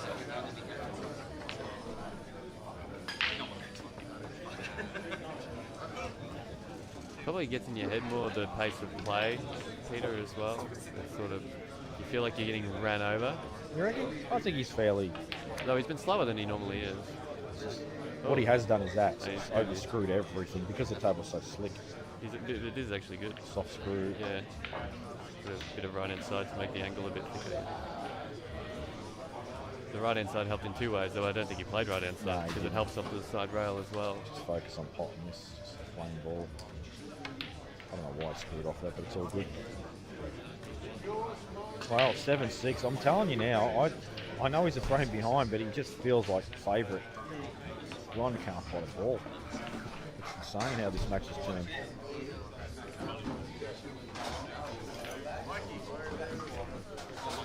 So if I'm Ron this frame, I don't know his break is, so it's pretty straight, but if I'm Ron this frame, I'm looking straight away, unless the balls are just plumb. I'm looking for a safety. Yep. I'm letting this guy cut his throat like he's been doing all match, and then I'm playing the frame smart. Closing it out. When playing intermediates, that's my reset. Is like, oh, if I'm feeling a bit flustered, or I'm like, oh, if I'm just first shot's always just play a safety and let them have at it, and then snooker them a million times, and they do whatever. Well, there's no point going for a clearance unless it's there. Or at least, I don't know what your percentage, pull the trigger percentage is on clearances. But let's say it's 65%, right? 65% chance you think you get this clearance versus 35 if not. Yep. That's your pull the trigger. If it's anything under that, you're looking for a safety. Sometimes you're forced into making clearances because there's just no good safety. But this is the perfect layout. You can also be further encouraged to make clearances if, say, your opponent's one ball left is very dead, and you're sort of like, well, I mean, you should make the clearance because snookering them just lets them set it up. No, I agree. But this is the perfect layout right now for Ron. So this fella's now going to have he's just going to start potting balls. Huh? This looks a very difficult shot. You've got to get the tickle on the yellow. I don't think it's there. I just don't think it's there. In fact, I'm looking at the table and there's no way it's there. No, it's definitely not. You're right. So now if he pots this, he's going to be in so much trouble. So all I see now is death. I can't see any way home for Reds right now. I just visit. So the way, if he right now cuts this ball to the middle, no, he's in the yellow, isn't he? He's not slipping by the yellow. He's going straight to me. I don't even know. This, I mean, he's put himself in a position to be potting balls. I mean, he doesn't want to pot balls. Unless he's going to deal with these balls down here. Yeah. So just remember, folks, this is 7-6 this score, not 7-5. They just haven't updated it. Same deal. Yeah. I know. He's probably not really wanting to pot that, but he's played it in such a way where it's just not going to miss. Also, he played it to sort of put it over the hole, which is, it's effectively potted because the turnovers would be if anything, you're going to try and flick it off the yellow, you know. And now he's looking at. Oh yeah, he's got the two rails into him. If you super thin cut the red to the right. No, we're now looking at lunatic shots. Well, so this goes in. Now he's. Sure, there is. So he's like upset there. Oh, I didn't flick off the yellow. Even if he flicks off the yellow, he may not clear the pocket. Yep. And it was so thin required. It's a really difficult shot. But he's kind of got this, because that yellow he's just bumped has made those two yellows really awkward. So that's a really poor shot. Yeah, he wanted to clear the pocket for the red, and if he does, he puts the pressure on one. Yeah. But this is kind of what, if I'm wrong, this is what I want. I want him to eliminate a bunch of balls. I've got all my balls on the table, and I can start manipulating the frame in my favour. What safety is your preference here? I really want to bring those two yellows into play somehow, but I don't think I can do it now. I think that's more critical than this ball he's looking at now. Actually, you know what? If that red's not on, I'd be doing it straight away. Yeah. And you might even be able to hit it quarter ball or half ball. Yep. Come off the bottom rail and in behind the yellow that you're going to. Yeah, that's move. Yeah. If he does pot this though, it's not too bad. I mean, it was Very probably his nice worst ball on punt the run. table other than Yeah. these two that stuck together. So. I wonder if he can get through the very left hand of those three If reds. you if he are can, just practicing on flick it. table 21, we're about to use that table for the comp, so I think he can. jump off. Thank you. So I think flick the top side of that left hand of the three. Take the white ball side row and make sure that you find the line so you cut off that top red. Yep. And you should get a snook on the other one as well. I think that's what he's doing. And once he gets this shot, and yep, that's still fine. He's done exactly the same thing, just with a different ball. With the top one, yeah. And now all his balls are on. He's got his opponent in all sorts of trouble, and this is the perfect trigger pulling moment. Unless something crazy happens here. Which is possible. Top rail, bring it down. Oh, it's in the way. Yeah, that's right. And it's, oh wow, what a result. Yep, it could have been a lot worse. Well, I mean, it stops runs out, but he's, like, Peter's by no means back in the frame yet. And that's exactly right. He's still in control, he just needs to maintain composure. Yeah.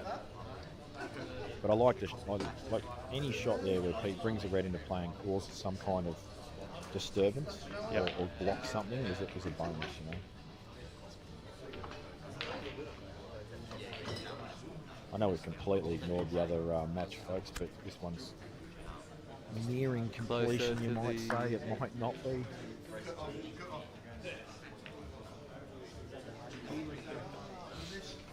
And I do believe a lot of the players at the intermediate level, they let these frames slip away, which shouldn't be lost.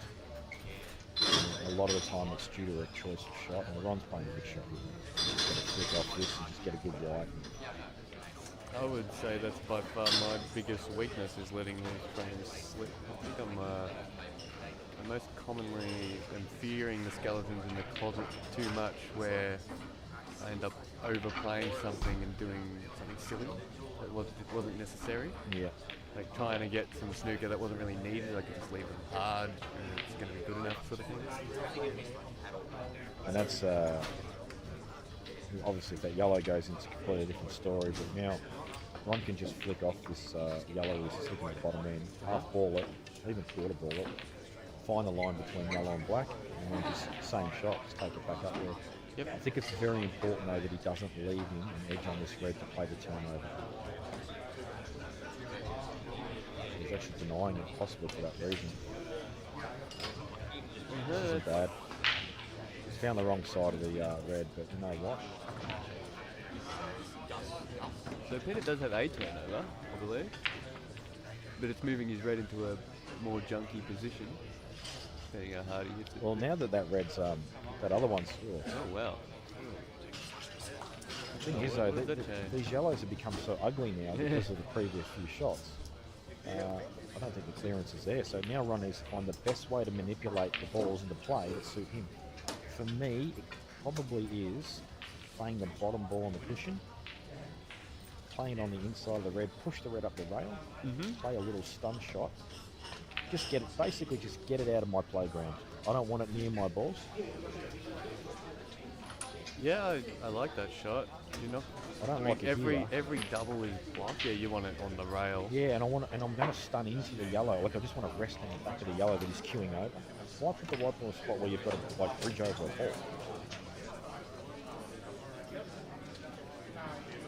He's actually left him a chance here. It's not easy, but it's something. Like he's got the double to the top left-hand corner. I know that's a crazy shot, but you can control the white to be on the other red. That's providing it goes to the middle.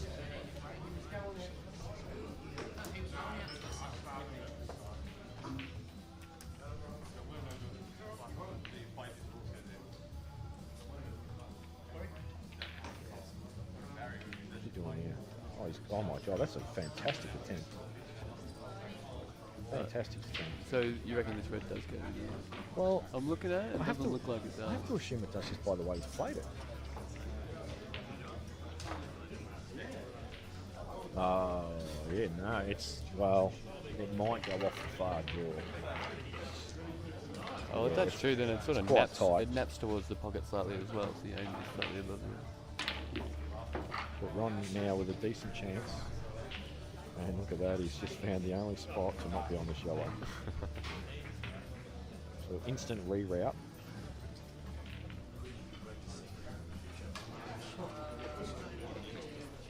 And you know what? This isn't too bad. If you can actually just play the shot and get fairly high with the white, where he's just got a little drop in to play the other yellow that he's nearly touching to the bottom right. Yep. And if he's got the line, if he can just find a little cannon on that black, everything just opens right up for him. Tell you what, this is pretty good. This is really good. If anything, he's come possibly slightly too high, but I think he's okay. He could even play the cannon on the black now. But That's funny. I'd be looking at landing on the yellow nearest the red to the top right. And then once you drop that in there, tap in. my idea was, that's why I said he did come a little too high. Now there's a safety Get on this one opportunity. in the bottom right. I would play safe here, I think. Double the yellow to this bottom left and stun just to leave the white Hard up on the black. hard up on the. No, I don't mean double to pot, I mean double to just bump it off the rail. I think I wouldn't play that. You wouldn't, yep. Only because this, Jesus, he's on the pot. That's actually an amazing shot. Oh, that's a great shot, yeah. Fantastic shot. If I was going to play a snooker there, it would have been the bottom one. Just double it. Yep. And then stun into the two balls, and the escape's really hard. Okay. But Ron's just said, shut up. I'm a great potter, and I'm going to make the clearance. And win Which the we match. forgot while watching the previous few frames. Yes, because he did lose his potting there. So you've got to be careful with this shot. Yeah, this is actually a nasty one.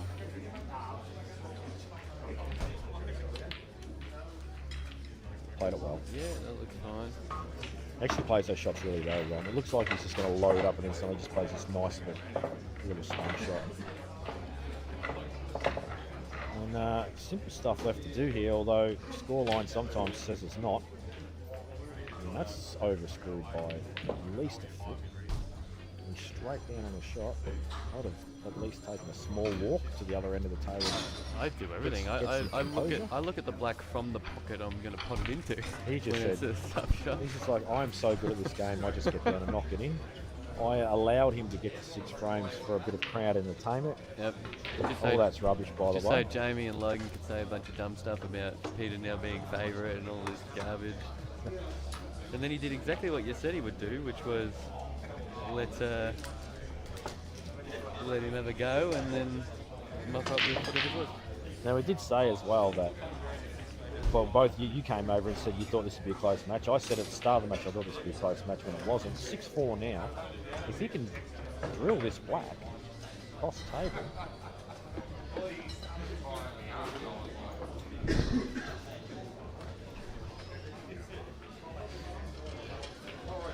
Oh, worst possible result.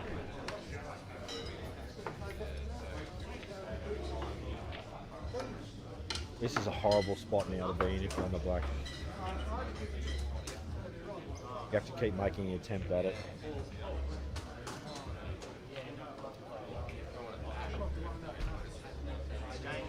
This could get quite interesting, because you know he's going to snooker, you know he's not going to move the yellow, and he's going to keep making him have an attempt to get out of this. Yep. And then sooner or later the question's going to be asked, is this a legitimate attempt?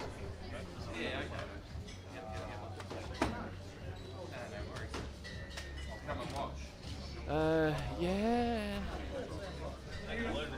Scotty can actually make things happen. He can just get more of his balls down there and get into a situation where he can play a snooker and nudge the black somewhere else. Oh, 100% agree. But what's going to happen if he chooses not to do anything, and he's just got to keep trying to make the escape and gets nowhere near it? When do you start asking the question? I think never, and it's on the other player to make something happen. Yeah. Because the way the rule's written, it's just an attempt. Doesn't say anything about quality of attempt. Funny week get ahead, Logan. And this is why this rule sucks, because there's so many open interpretations. I agree. Well, it is and while you might, some of the elite players will go, there's nothing hard about it, blah blah blah blah, and they just say this is how it is. Well, there's nothing in the rules that actually say exactly those rules. Yes. What do you think of mixed rules suggestion? I like it. I like it too, but I think it's weird that he's only got it so that it comes in when one player's in the black. No, Why no, would I it think not I think always that's be the case. because people can deliberately start playing for things early on. That's what I thought it was. And that has the potential to slow matches down. Oh, look at this. It was yellow. It was. Not the worst foul in the world, though. No, it isn't. And you've got to ask the question here, was it deliberate foul? Because could he hit it? They're asking. I think it was quite clear. Oh, it's definitely a foul, if that's what you're asking. 100% a foul, yeah. We can double check it, but we both said instantly it was a foul, so. I thought you were asking for deliberate because you didn't think you could get through to it. Scotty, you want us to check it to be 100%? Oh, we're just going to check this, folks. I forgot to mute, so you probably heard me yelling and screaming. Sorry about that. So here we go. Oh, that's actually... Jesus. I still say foul. No, I don't think it is. I think the yellow moves. I think the yellow moves off from the black contact. Oh, that is so hard to tell. Can you? Holy shit. That's simultaneous. Don't think it's a foul. Wow, that is insane. We're going to replay this for you guys at home. Feel free to do whatever you like with it, have your opinion.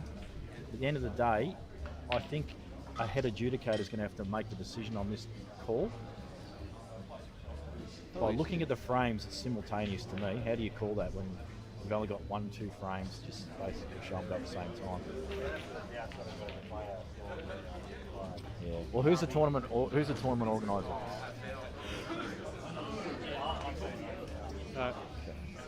No, So we're going to say it's a legal shot. Yep. Fair. Simultaneous contact, legal shot. By the way, excellent shot. It was a fantastic shot. Yeah. So he's had plenty of time to gear himself to play this shot if he needed to as well. Like he knew it was a possibility in his mind. So, and you know what? Yeah, and you know what? That's really good sportsmanship off him. And we thought instantly it was a foul, didn't we? He must have thought it wasn't. That's probably why he said check. Shows the benefit of replay, and it shows very good sportsmanship from Scott there. So really good to see all round. So I don't know if the guys at home got to see that, because Mark's asking the question. But I'm telling you now, guys, we slowed it down to frame by frame. The best we could get was simultaneous contact.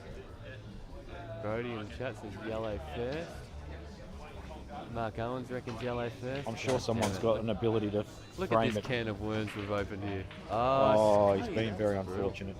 I'm sure we've opened. I'm sure someone's got some tech there that just makes the frames go like even better than the possible original. You know what, we should put it into ChatGPT and ask it what he thinks. There we go. Let We're going to the play it AI again, folks. decide. We're zooming in.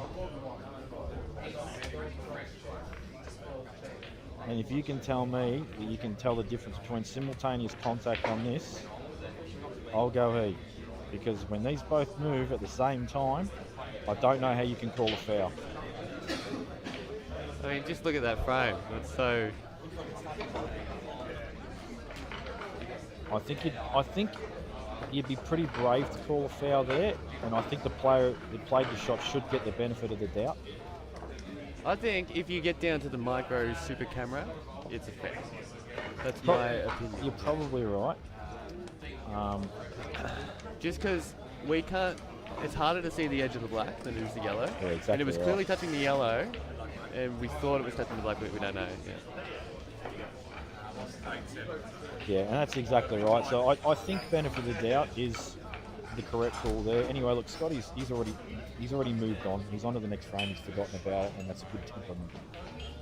Yeah, actually, I'm impressed with this.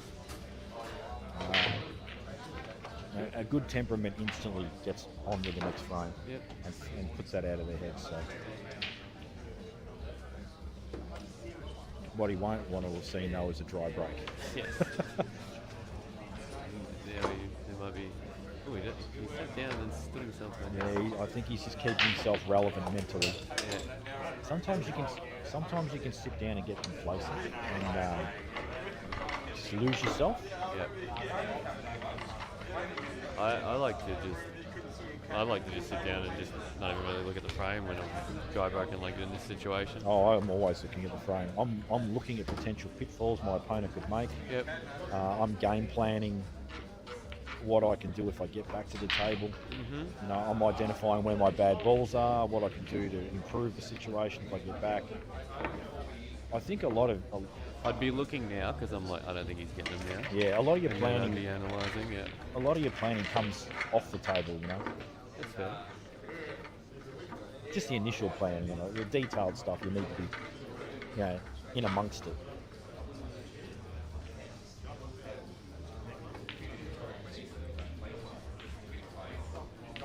But I don't think Willie wants to go pop too many balls here. They're not on.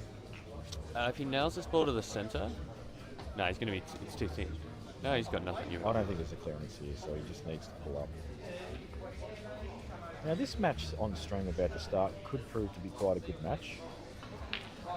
Olan O'Mahony.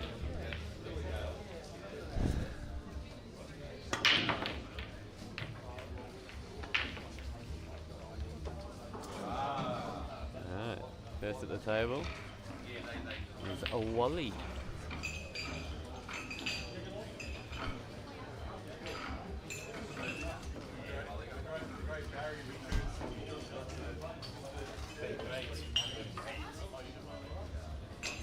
I'll tell you what, I thought Sean Walpole was Clint Kapler for a quick second there.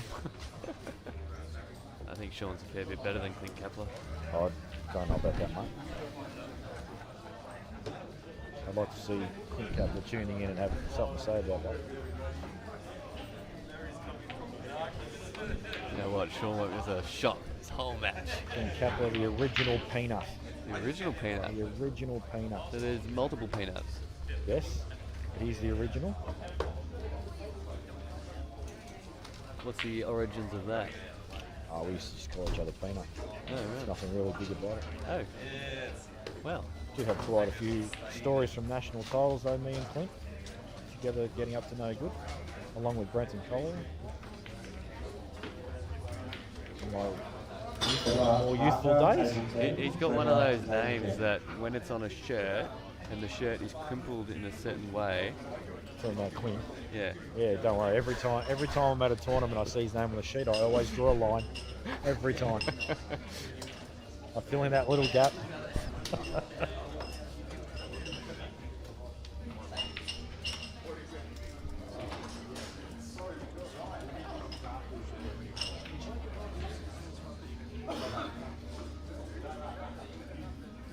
And this clearance just finished. This will no longer be happening. Oh, you don't fancy the 3-ball plant that's super thin? It's not what I'd have played for anyway. No, yeah. Now, Sean, I'd say his mapping and light ball are not. Well, here's up the to problem I've scratch, got with that shot, but right? his potting is really good. Here's the problem I've got with that shot. If you were playing for this bottom ball, why would you try and land on a 20-cent coin when you can use the side rail and back rail And then, and just land in this giant area? Yep. So he's played a very good shot there, though. Yep. Good containing shot. Excellent shot. So I'd say there is 2 4 days, potting and containing shots. There's the mapping and cue ball are less good. Now, I'm going to focus on this left match only because it's obviously going to conclude quicker, and it's been actually quite a good match. And we've hardly watched it. Yeah, well, I'm sort of finishing off the previous match, so I think this one deserves a bit of attention. And besides, all the drama happened on this match, so Yeah, true. marks aside, it was definitely foul. Lorenzo's won the last 3 frames in a row as well. Caps lock. Nice race. Scotty's just over-screwed that a little bit, or under-screwed, depending on how you want to look at it. Yep. We just saw a fist there. Did you see the fist? But I don't think it's too bad. He'll actually play this into an area where he's going to be on the yellow. Yeah, So he's okay. My only question is he hitting the yellow on the left? I don't Does think not he want is. to do that. And if he's avoiding that, then it's fine. No, I think he's okay. Yeah. In fact, I think he picks this line just naturally quite nice. So do you think he goes to the left of the yellow? Yeah, absolutely. But sometimes the camera angle's so wrong. Yeah, like that. So I'm nowhere Yeah, near so it. it was hitting it, I'm yeah. nowhere near it. This is still doable, but quite awkward. He's gonna have to drop this in and be. How do you get on the like that? It's very tricky. This. Yeah, it is. I'm not a. I wonder if you can pot this and get a high side Ken on the black. I You'll see stay what on the you ball in mean. the middle. You hit it hard enough, it should clear the red. Oh, you got to be so precise with the cannon. 100% Because if you you, do. yeah.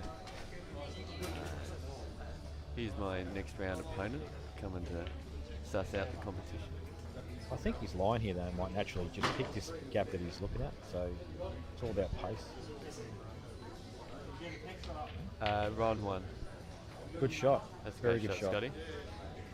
He's maintaining his composure well, like as we spoke about earlier. He had a bit knocked out his way.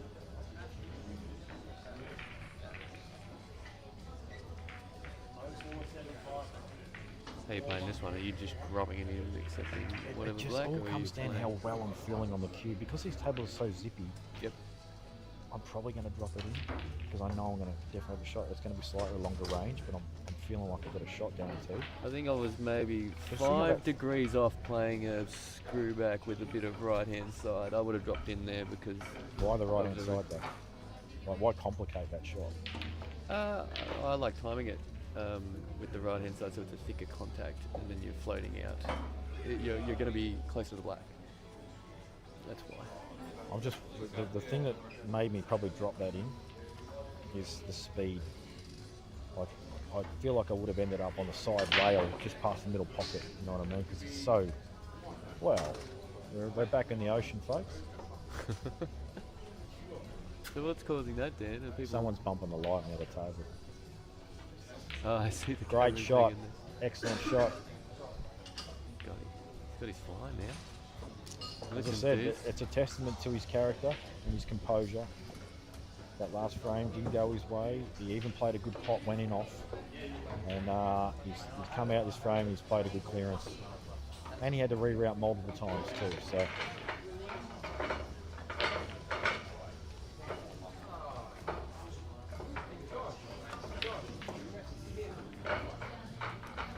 geez, he's actually been unfortunate there. But he can drop in for the snooker here and just Sean in all sorts of trouble. Don't fancy the plant. Yeah, the plan is there, 100%, but do you think it's a simple clearance, this? I don't fancy it personally. I mean, it's there, but is it simple? Probably not simple. So a little snooker here. You have to probably play would go you'd have to straight. play the plant with quite a lot of pace to stun the white off the top rail and get up to the I'm more middle. worried about this red down the bottom here. It's just in a tricky spot, you know. Yeah. Get this snooker. If you get the Play that ball in hand, you can then address that ball in the middle straight away. Yep. Now these two reds do plant much neater. Yeah, a bit easier than before. You can just you'll be able to put the white ball right behind that, play to the corner, and play like a little screw back. Have a choice of two options. That's providing he doesn't get out of this. I mean, he can escape, but it's not obviously simple. It's tricky. It's a lot easier if the black's not there, actually, because then you've got so many lines. You can just get on one of them and then want to work out something. Be careful. This second rail he plays, it doesn't throw too wide like that. Yeah, see how that threw massively wide. Yep. Now, just remember, folks, the score on this left side table is actually 7-6 to Scotty. They just haven't updated their 7-5. full stat. Did I say 7-5? You said that too. 7-5, sorry. So Owen's just going to have to... He's actually got an easier shot on this red to the middle now because the yellow's moved. He can get his 100%. cue to it better. Scotty's actually a decent chance here. Just that red above the black. Probably his worst ball. Interesting that you say that. I feel like he's going to quite simply be able to get onto it to the middle. But it's still his worst ball. The Yeah, others fair. are more accessible. And if anything too, it's probably your last ball, you know. Yeah, okay. It links to the black, but you've just got to make sure that whatever your second last ball is a direct link to that one in the middle. Oh, he's played it that way. Anyway, back to Scotty. What do you play in the middle, did you? No, he played it to the top left. Wow, okay. Should get these though from there. So actually, for me now, I've just found the mapping for this one. Yep. Which is? So you're going to pop this ball bottom left. Yep. Actually, as I just say that, he might have more angle than I've realised.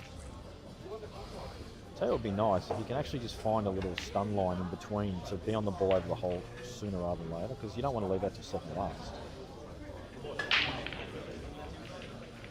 See how he plays this. Playing top.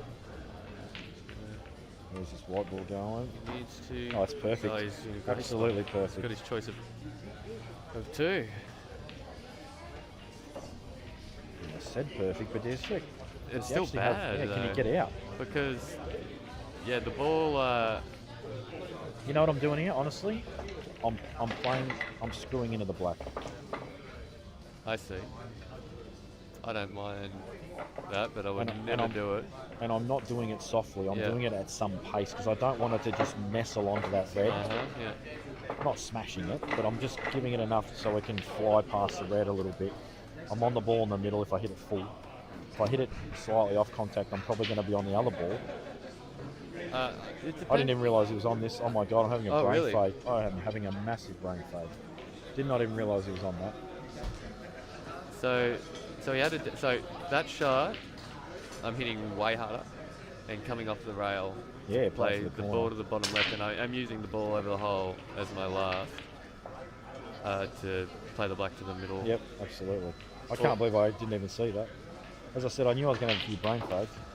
I don't know if he can pick the line. I don't think the line's there between the yellows. Airline's not good on that black, but he's nailed it. Yeah, I think he's favourite in that match personally. Much probably to the disgust of the viewers, Why is it to their disgust? because I'm sure they're all behind Sean. I think Airline's just a better What's player. our demographics, Dan? I think you can bring that up. Oh, Can't you? jeez, you missed that by a long way. Scotty has a Michael Scary persona. I don't agree with that at all.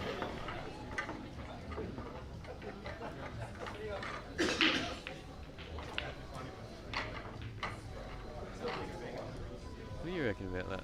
Scotty has a very Michael Scary persona. I need more info. Yeah.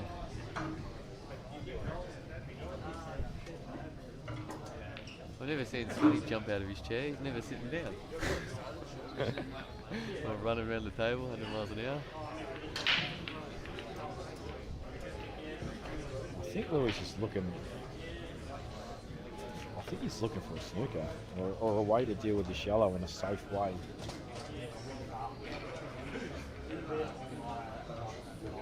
You remember, he can afford no more mistakes. Yep. I don't mind this. He's deliberately played in this area to try and get a snooker. Yeah. If anything, he's actually been a bit unfortunate because it's awkward. It looks like the shot's going to be hitting this yellow down here and screwing straight back to the rail, and your yellow's going to get in the way. You're likely to leave a super thin cut on that. I don't think you can do that. I think you'd have to play the screw shot off the side railing behind. Oh, I don't like this. Oh, that's okay actually. Oh yeah, that's fine. When he was lined up, looked like he was going really close to enough, but he's managed to catch that really nicely thin. So Scotty does have a one rail escape here. He just needs to be cautious of the throw.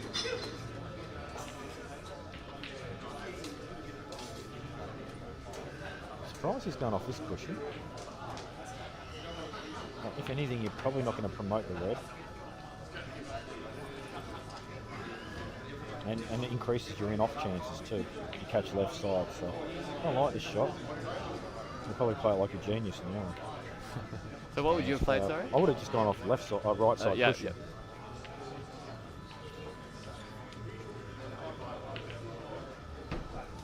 So now, Louis still got the same issue. He's got this dead ball in the rail. So this is where probably you can put the white ball in the bulk line, play the plant on the ball in the rail, screw back to the bottom bulk line and get another snooker. and bring that yellow into play if you just don't like it, if you don't want to put the white ball behind it right now. So you mean white here, this one onto that? No, the one that's on the left side. Yeah, that onto that. Yeah. Yeah, I'm playing It's a something, potential something safety shot if similar. you don't Yeah. want to pull the trigger on this ball in the cushion. Yeah. And that's exactly what he's I'm going a to do. big fan of those shots. I think I'd actually have it a little straighter than this, unless the camera is deceiving me again. No, he's good. No, he's good. Yeah. Oh, yeah. There's an unfortunate gap there. Obviously, if he's covering that red, it's better. There's more. Yeah, I think he has left some kind of gap probably. His body language. So Scotty's more referring to, well, Scotty.com.butters, whatever that name is. Is Body referring to language. Scotty's Yeah, I can see straight a little back bit of and it. his, okay. I'll tell you what, Stoicism. believe it or not, I can actually see if this frame can be finished here. Like side cushion onto the red, it can come off the yellow, don't forget. So this actually is a huge Oh, pocket. I see what you mean. What's he doing? Oh, wait, he's on it. Is he on this? Well, then, Can't be, that makes surely. Lorenzo's shot not as good if he's on this. Oh, he's soft right. Wow, okay. Ooh, that's a bad result for Scotty, I think. So I think, yeah, like I said, he did need the white ball straighter then. Had to be Yeah, you're right. more to the left, yeah. This just got more interesting. Louis fighting for his life, and Scotty's just trying to get it done. Sean's doing some nice work on the right hand side meanwhile. Yep. His first visit this frame, and he's hard to screw him up for me. I'm dying for this match on the left to actually finish because I actually desperately need to go to the toilet. I may not be able to wait.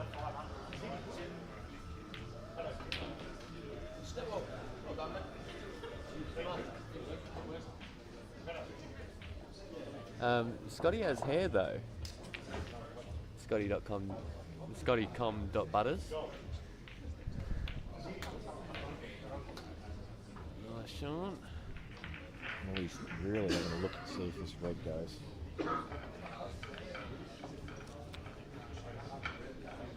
Wondering how some sort of turnover wasn't played over there. I'm sure it was. I don't think there's a turnover on now, was there? No, but there was before. He could have hit it and you just flick it with top and then the white will come up. Yeah, I did see that shot. I didn't like it personally, You didn't like it? but I like it because, so to avoid the double kiss on the yellow, you just overcut it a bit. when he had the ball in hand, Yeah. No, he didn't have. Did he have ball in hand? he had to Yeah. because the last shot he played was that screw shot. But Scotty didn't foul. Oh yeah. So what did he do I after think the that? white was like here. I don't know what he did. I looked away at Sean.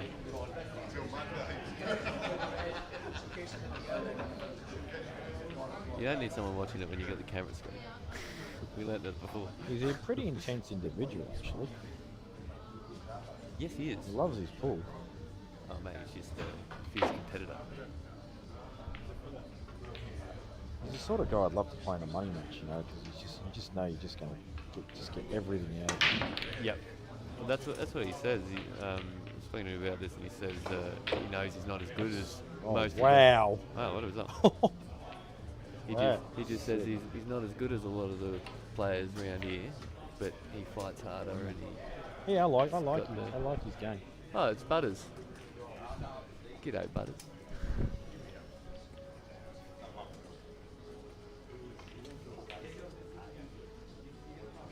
We don't want any biased commentary on Sean's game, Logan. Don't know what you're talking about. Well, big shot coming up here from Scott to win the match. It's very potable, but also very missable. How do you think he's going to pot it or not? Yes. I think he's going to get it and then fist pump. Fist pump. I reckon he'll remain. His back will be almost straighter than it can be. He's going to do a He fist goes pump. to shake the hand. Oh, he says sorry. Oh, he's actually a complete gentleman. I thought he'd be really pumped. That was a tough first round match for both of them, to be honest. But well done, Scott. Anyway, they're not all out. They're not out. There's obviously got a second chance. And Clint Kaplan and Sean Walpole at the table now.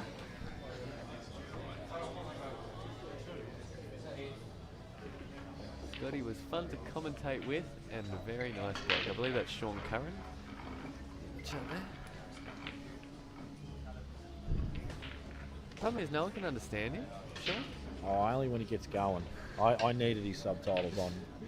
That's a couple of times I listened to him. And I think he'd had a few sherbets. But the subtitles just say, Body, body, body. speaking in Scottish. Yeah, I'm not sure what keeps these imports coming to Victoria and not other states. You'd think if they're going to escape their country, they'd go to a warmer climate in won't. Australia, wouldn't you?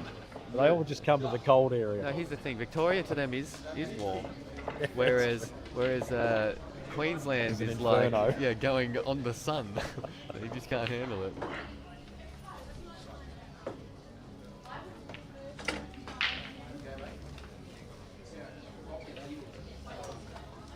Who did that? Surely it's a prank.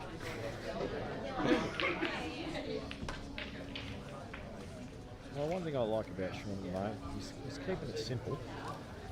He's not doing anything silly, crazy. Yeah, he does that. He has not executed that as well as what he would have liked. This is an awful shot to play here. And even if he had been neat on this, where's his link to this last yellow, with the yellow that's above it? That's a great shot, but where's the link? Like, how do you get on this? I suppose you can cut this thin, Yeah. come back across the right-hand side of the table, play it in the middle. And then you somehow get on the way. Well, as long as you can land straightish, you can only have a shot on the back arm. So we're only landing in a 5 centimetre by 5 centimetre box here. Just anything but on the rail and too thin to the middle. But yes, you do need to land in that sort of little square that's... So I want to land higher than that. Because even if you land too high and you land on the rail, you've still got the run through to play the black in the bottom right.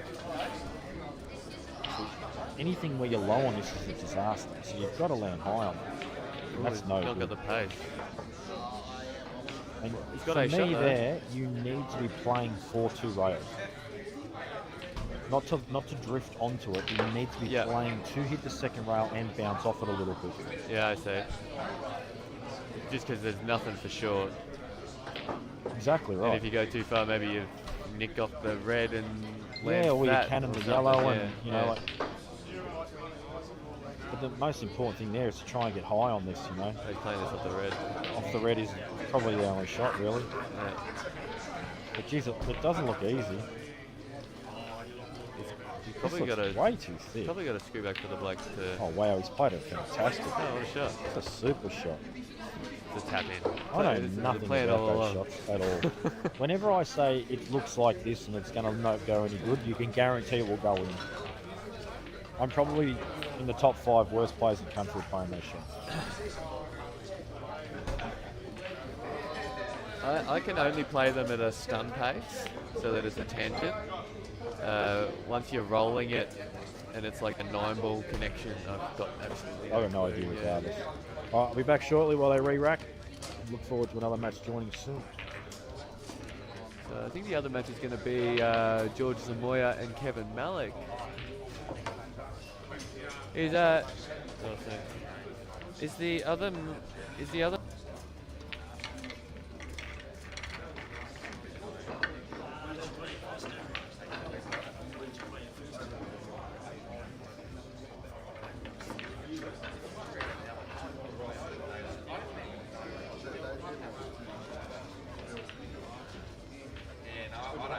Alright, so the other match about to start on stream is Josh Kithanovsky and Barry Wakefield. I'm not sure what form Barry is in, but Josh is a very handy player. Hard to beat. Shocking break by Sean, that's embarrassing. You hot racked yourself, you fool.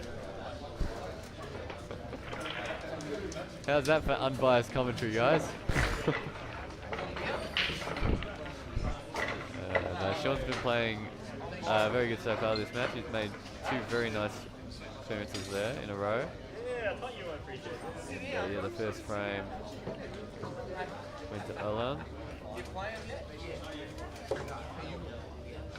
Sean missed the ball in that frame. He ran a position in the first frame and had this awkward-ish 3-ball plant. He played a safety, Owen got out of it.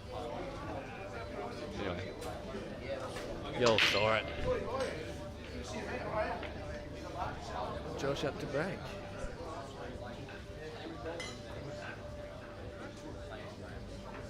Josh has a pretty huge break from when I played him last time. I thought, wow, he smashes the hell out of those.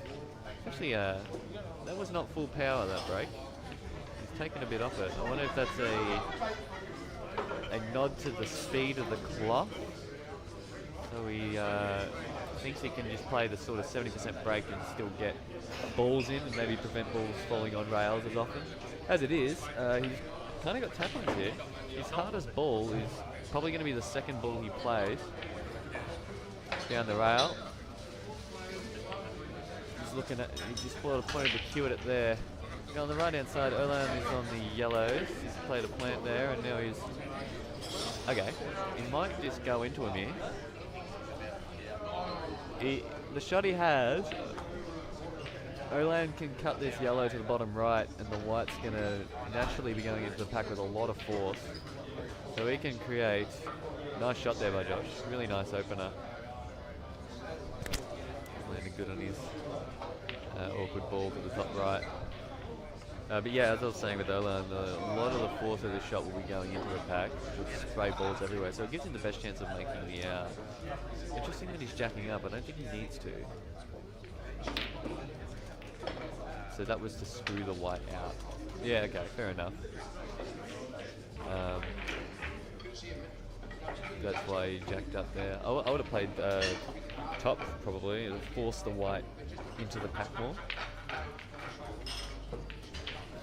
And yeah, either way you're relying on a bit of a result from that shot. So Sean Curran has predicted Sean will win 8-5. See, Sean's like to back other Seans, it seems. If we can get an opinion from Sean Dempsey as well.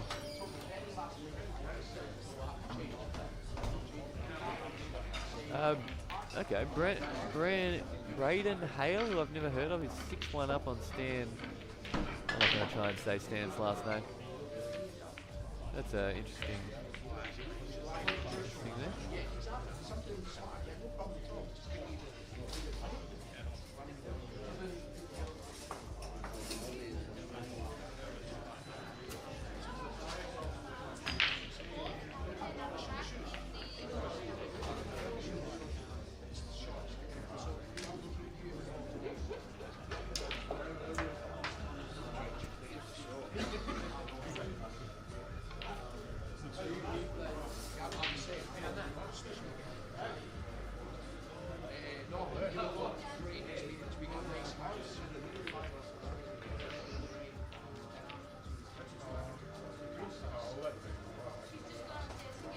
Bit of a careless shot by Josh there, but he's still alright.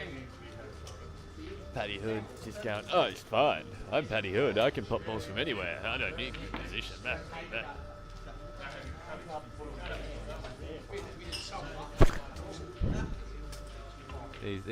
These big guns, they think everything's easy.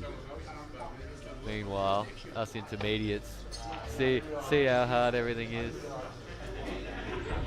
I see. Now Paddy's changed his tune now. He's like, oh, he's got a bridge like this. It's actually hard.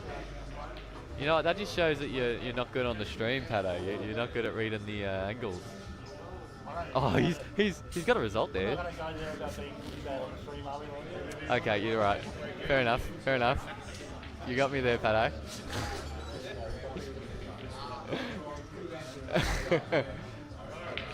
Yeah, Paddy's just pointed out that we probably don't want to start the conversation about who's good or bad on the stream, which I agree with.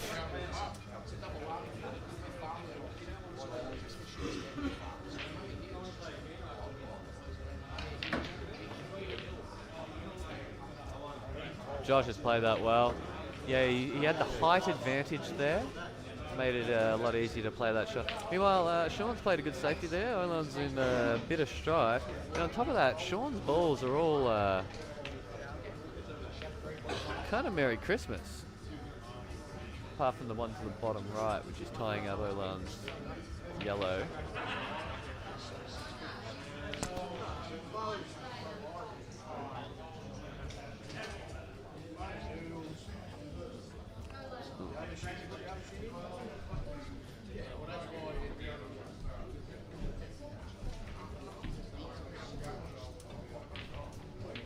Alright, nice finish by Josh to start off there.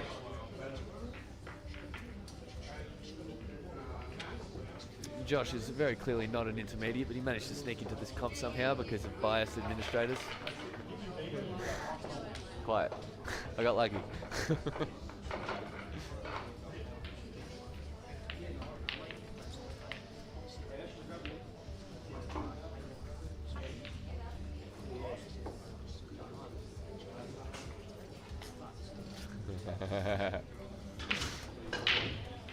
Alright, so Sean is on the prowl here, on the red.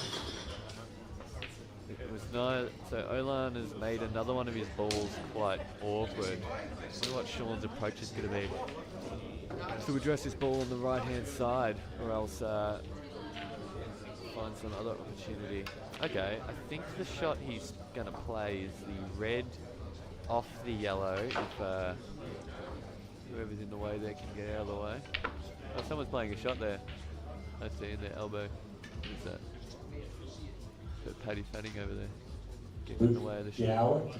But yeah, Sean will be playing this red off the yellow to clear his other red.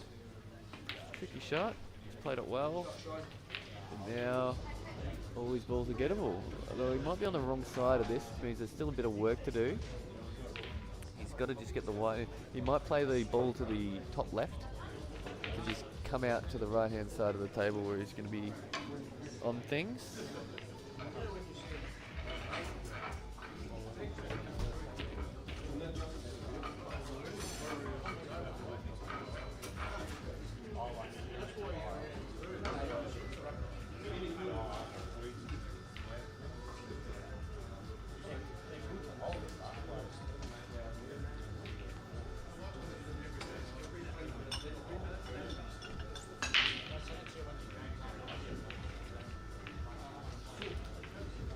Oh, Josh has played a very good shot there. That was a very hard shot to play. The ricochet off the side rail into the yellow. Heard good things about Josh, but hardly seen him play. How good is he? I don't know. He's about as good as me, I'd say, Reese. Maybe a bit better. I'm not sure. He's clearly not an intermediate. I mean, he's far better than all these people around here.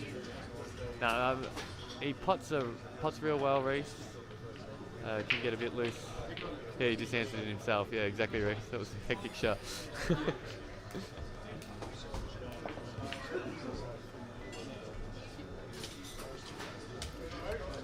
Alright, so Sean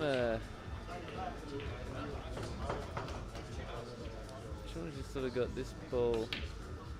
Interesting. Is he trying to land? Oh, he's landed. He's landed pretty perfect on this. I was going to say a potential pitfall is having to screw off the ball on the right to get on this other red can get a bit awkward, but he's landed with perfect angle on that one if he wants to play it, or else he's just straight on the bottom left.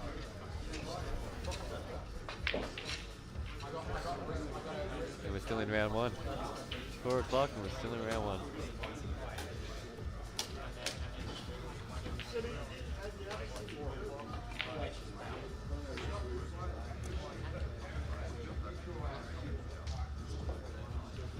So we didn't get the Kevin Malik match.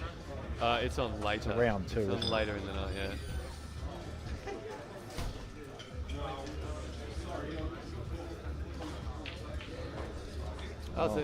So Sean's going to play the scoop back again on the block here. And them to do it. 3-1 coming up. Sean's been playing real well. He hasn't missed a shot in the last 3 frames. Well, he said he wasn't going to miss a shot for the match, so. He missed. Well, he didn't miss actually in the first frame. He landed awfully position-wise and played a safety, and then. That's right. Doesn't count as a miss, just a there you position error. go. Shot success rate, 100%. Nice job, Clint Kapler there. don't know who Josh Kitanovsky is. He's very good. Very good. He'd be one of the favourites to win this tournament. Hang on. Is this Josh here? Yeah. Oh, this is Iron Jack.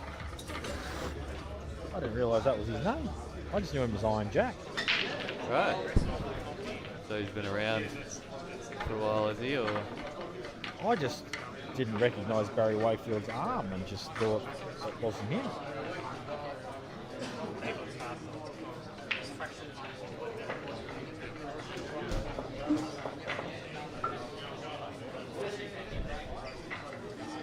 he's looking at there. You're going to play this off the top yellow. I don't think it's on, is it? Is it on? It doesn't look it from here, but as we know that the angles can be deceiving on the camera. To me, I don't know if I can get enough of it. Alright, Barry's first visit. For the match? Or Yeah, this is from- Josh ran the first rack. Big break there from Olan.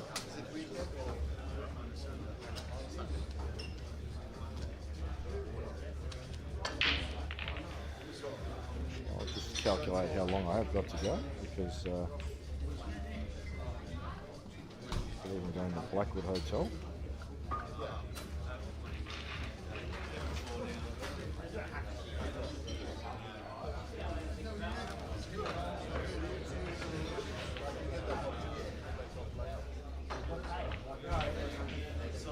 Oh.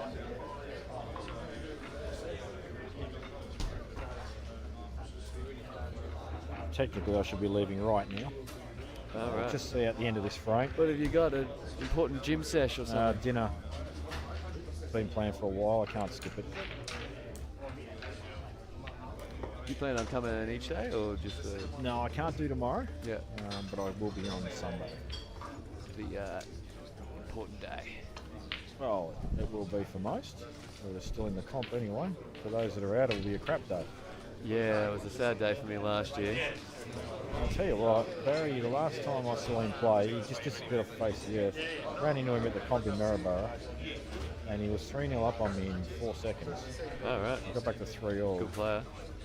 I had a chance, missed it black, and the out that he played, just the whole match, some of the shots he played were nothing short of ridiculous.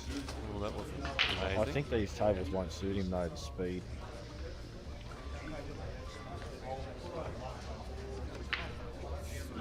Really poor first round draw for both of you, then, I suppose. Yeah, absolutely. It's not like you can seed this draw or anything like that. And you know what? These comps shouldn't be seeded. Everyone's paying the same entry. Yeah, you can't see a comp like this. That's absurd, I think. Pretty unfortunate going off there, although obviously that's a result of his previous shot. Yeah. He played a really good cut.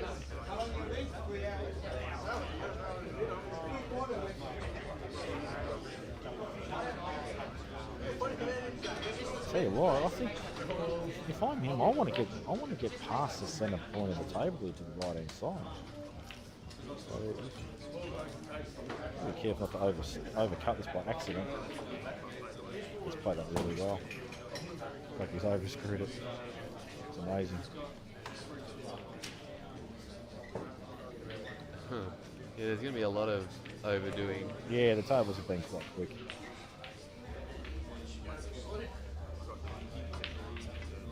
This is missable. I don't expect him to miss it, but it just has a little bit of pressure attached to it. I hate shots.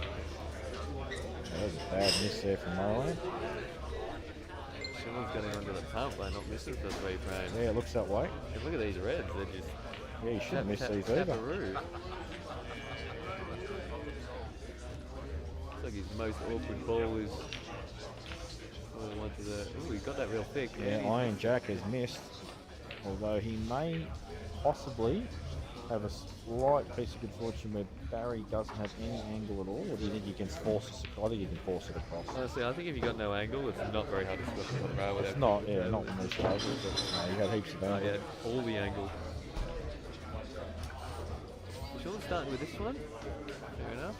Get rid of this one end of the table. Actually, I really like that choice of shot he's taken first there. Yep. He's just got basically stun. Yep. The probably most awkward ball to get on is the one to the middle, is it not? Yeah, The no. yellow's in the way of your putt to get the Honestly, I think the can be hardest your part of last that ball is as clearance will be that you're just making sure you transition to the black correctly. And he's deliberately left that ball at the bottom of the table as his transition ball. And even if he lands, he can almost land anywhere on it, because if he lands to the left, he's got the yellow as a stopper. Yep. He can land straight, he can land to the right and come to the side rail. Yep. So it's actually the perfect ball for your link to the black. Definitely overplayed that. Obviously wanted to be... Better to overplay it than underplay it, I guess. So I don't know. Well, yeah, playing it to the ball line maybe, but like you just want the little run in so you come for side rail and land nice and straight on that red. Yeah, exactly. Now he's got to screw off the side rail and get to a similar area, but yeah, if you overhit this one, you're in. I'm just wondering if it's worth playing the ball in the middle. Yeah, play the just ball in go. the middle. Yeah. Oh, I did not think that's that the went. shot. Yeah, that's fine.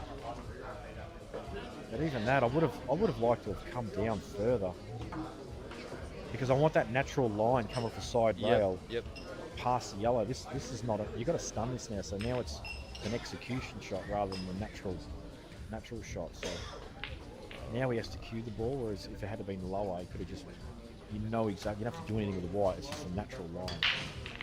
I thought he was real straight here. Looking Looks at like he's got a little bit. Yeah, I of think he does have a bit of action. If you're straight, you just screw up the side rail. But you still got to execute. You know what I mean? Yeah. If you're low, so he's okay. He's played it well. But that's actually the worst result, because now he can't get super neat on the black. Yeah, For the middle anyway, unless he decides to screw back. he's a real good potter, is Sean. He doesn't really care about these. You dare say he's just going to hold the white there and just Yeah. chop it in the middle there. Yeah. Whereas me being a rubbish potter, I like to get nice and close on all my shots. Oh, you have to tell me, mate. I'm once again top 5 worst potters in the state. That's And, pretty this horrendous, is actually. what can go wrong when you don't do the little things correctly earlier. You should get yourself into big trouble, not little trouble. Jeez, that's a poor shot. Somebody's thinking in his head. Look at his face. He looks so calm and happy. I think he's thinking, dude, I'm an idiot. Look at. He's played it well. Alright, there's pressure. Well, I'll tell you now, if Owen does not get these, then he has no chance to win this match. Yeah. Make it call. He'll go 4-1 down, he'll be feeling the pump. I predicted him to win this match. I said he's a better player. Very often am I wrong. This could be another example of that.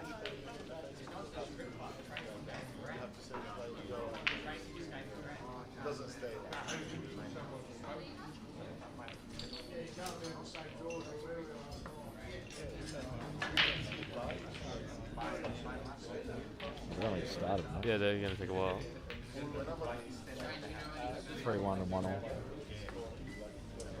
You're always that bad.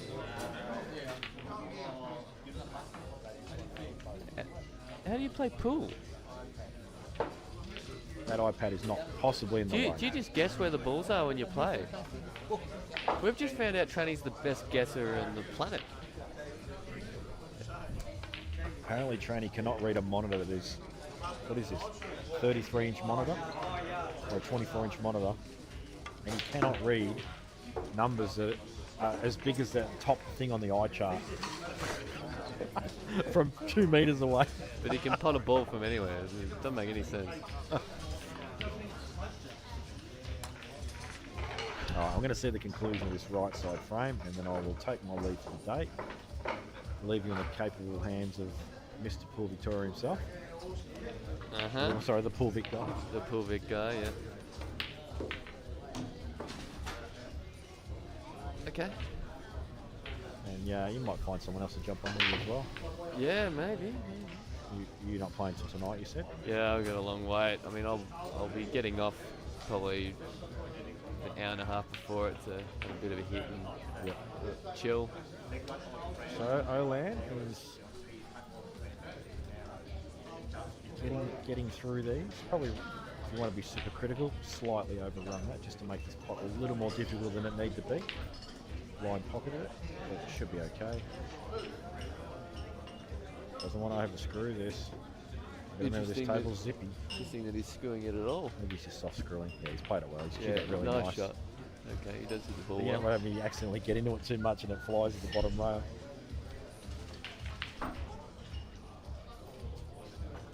He looks a bit more focused too now. We're up. All right, enjoy the commentary, folks. Enjoy the coverage. There's plenty of good matches to come, I'm sure. And I will talk to you all on Sunday. All right, see you, Jamie. Always good to have you, Mr. Australia's #1 commentator. Nah, no chance, mate. Can't even be #2 because Butters is still around.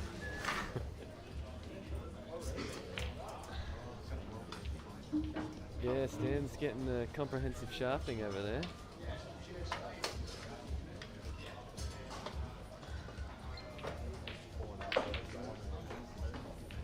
Ooh.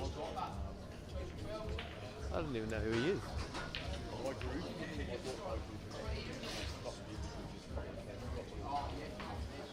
All right.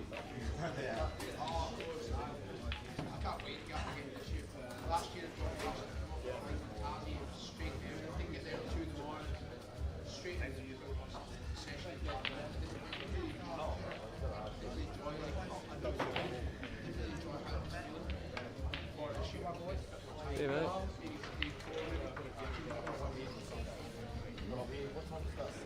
So Barry meanwhile has been running through Josh here.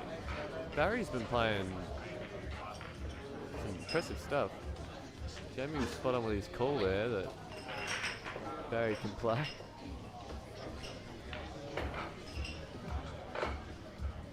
Barry's just relaxed, drinking a beer, joking around, not too phased. Meanwhile, Josh is under the pump because he missed that chance in the second frame. Looked like he was in prime position to go 2-0 and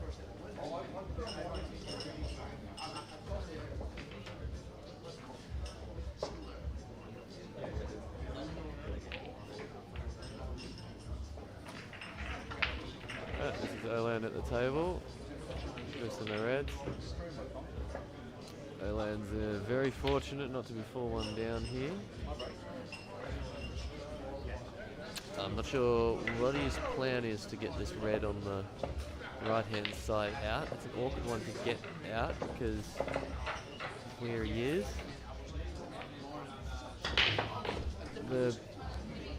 He'd ideally want a ball to the top right pocket that's below the line of the red so that he can get the right angle, knock that in and get into it. It doesn't have that. It's a lot harder to use balls to the middle to get those balls out because of the difficulty judging the throw with topspin.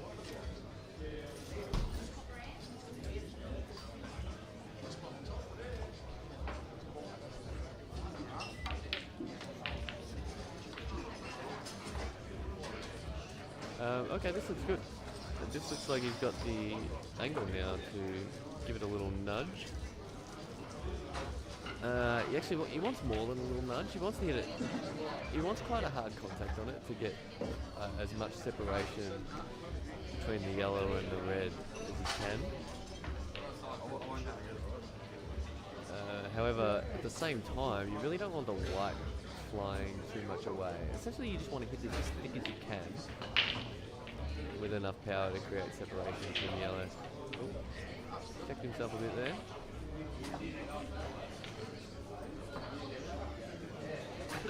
Yeah, Sean is hitting the ball real well today, it looks like, though he's just missed that one though. I thought Olan mustn't have the right angle. Maybe he's screwing into it off this one. He's got to get into it. No, so he tried to create an angle that wasn't quite there. He's missed the extraction anyway. Right, now Sean can likely secure an advantage in this game. Getting himself nice and ahead. Ooh, Josh has covered a lot of balls there. This is onto the middle, that's quite a good result. If it isn't, he's in quite a bit of trouble.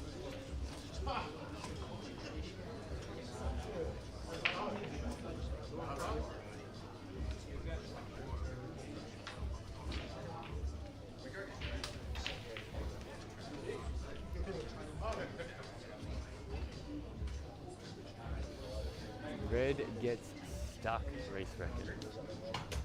What makes you think that? I reckon if you smash into it with, and you get a decent contact on it.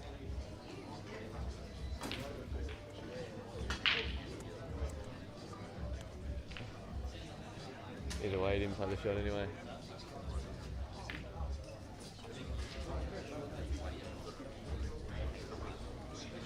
Okay, so Erlen's decided he wants to get that red, the yellow away from the red as quick as possible. That's probably just an acknowledgement that he's not going to be able to win the frame as long as that's there. However, at the same time, it really lets Sean get into a position where he's really putting Olan. So Sean's got more balls to snooker behind, and every one of Sean's balls are on, with the only one being slightly difficult is the one near the red below the white now. Excuse me for a moment.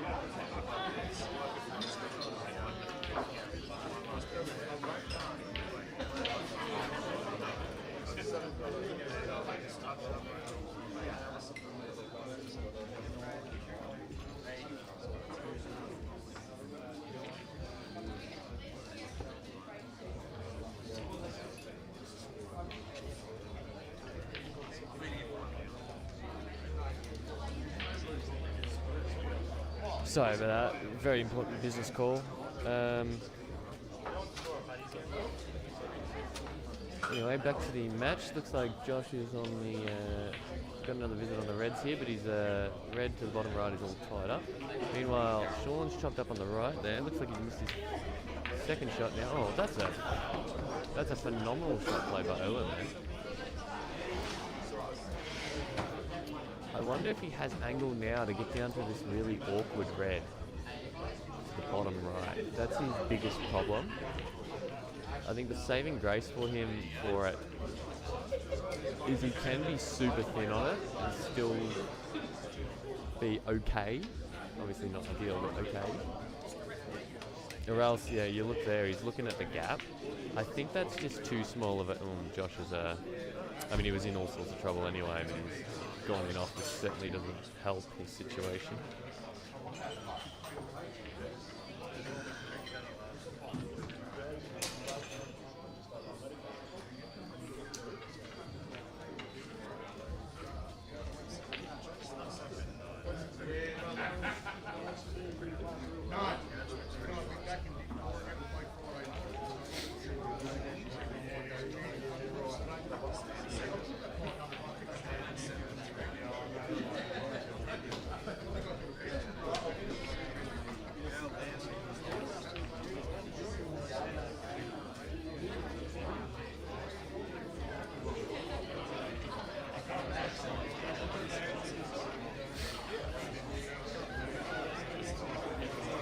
See what Olan's decided. He's playing the top of the Reds.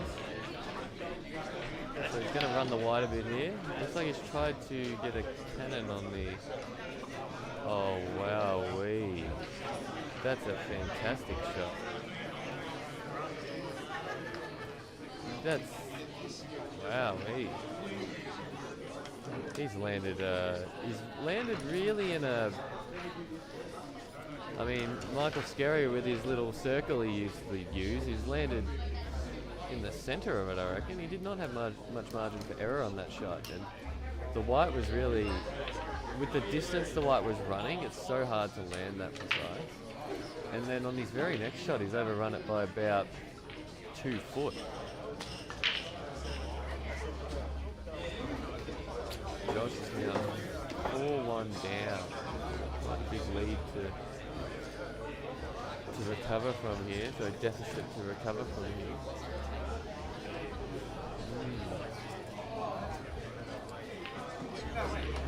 So Olan's, yeah, he may use 2 rails here, or else he's going to screw back. No, he's tried to use 2 rails and he's actually butchered it. I think he needed to really dig into that shot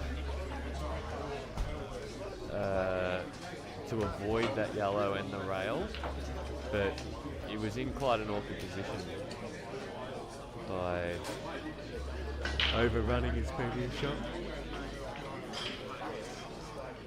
The difference between 3-all and 4-2 here is really quite significant on the back of Sean starting quite flawlessly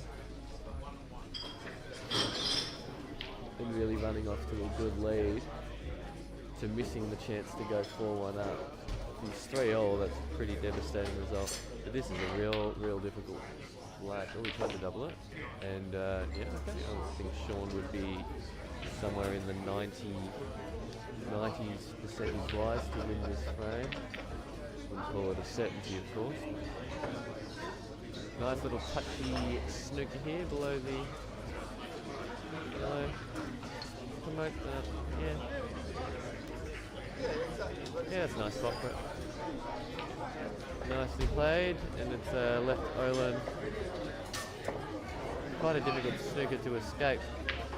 If he does escape it though, he's leaving a lot of distance for Sean's shot.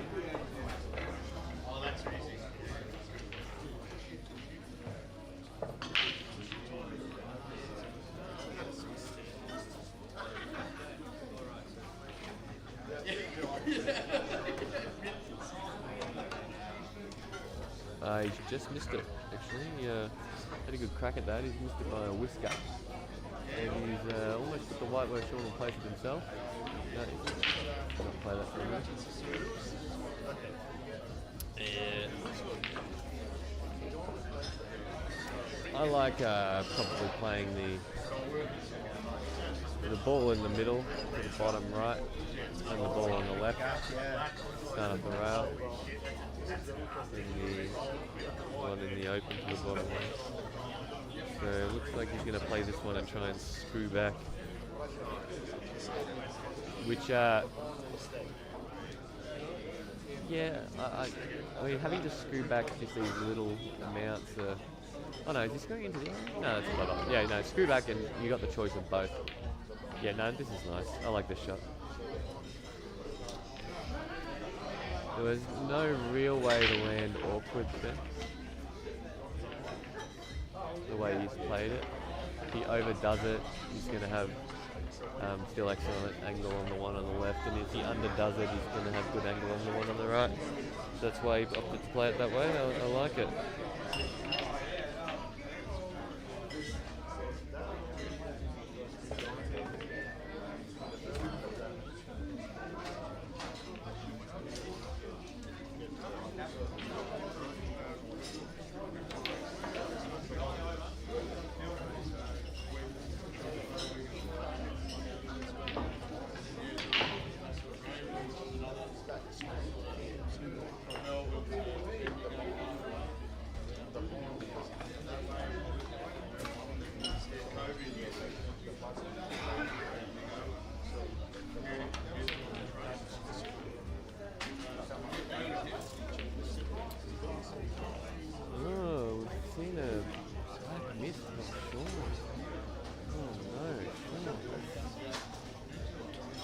That's devastating. They were really unmissable. Unfortunately, I looked away for it. Oh, wow. We've seen, Jesus, massive swings in both games here. What could have been 5-1 to Barry, 4-2 for Sean is 3-all and 4-2. They're huge differences. Anyway, on that exciting note, I'm going to leave you all in silence. However, the wonderful Scott Fraser is sitting around. He might jump on the commentary. But anyway, I have to go see my special friend.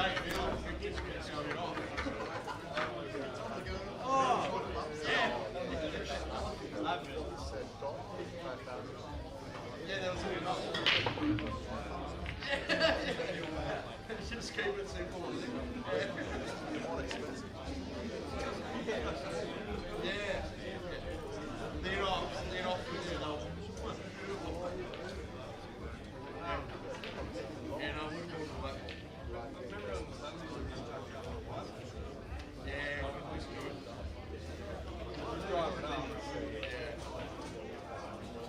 Oh, you kidding?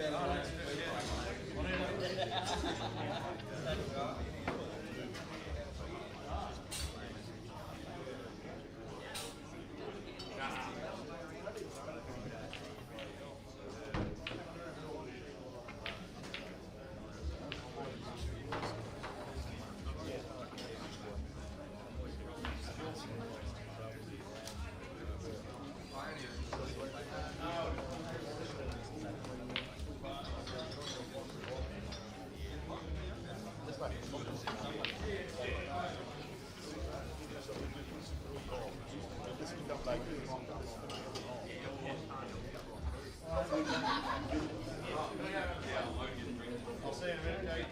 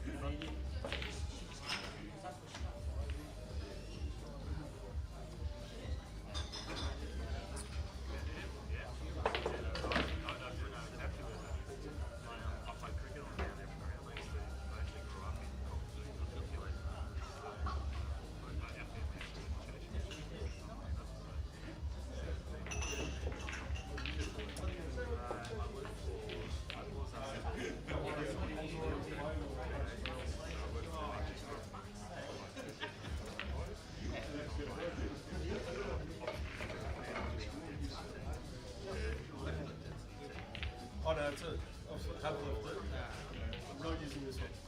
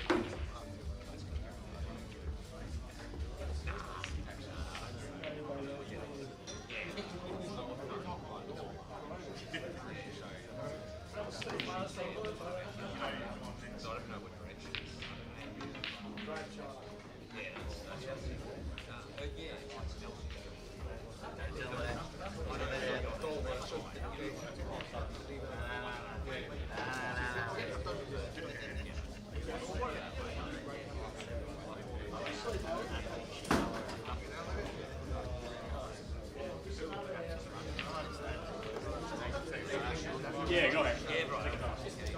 Long one. It's a long race.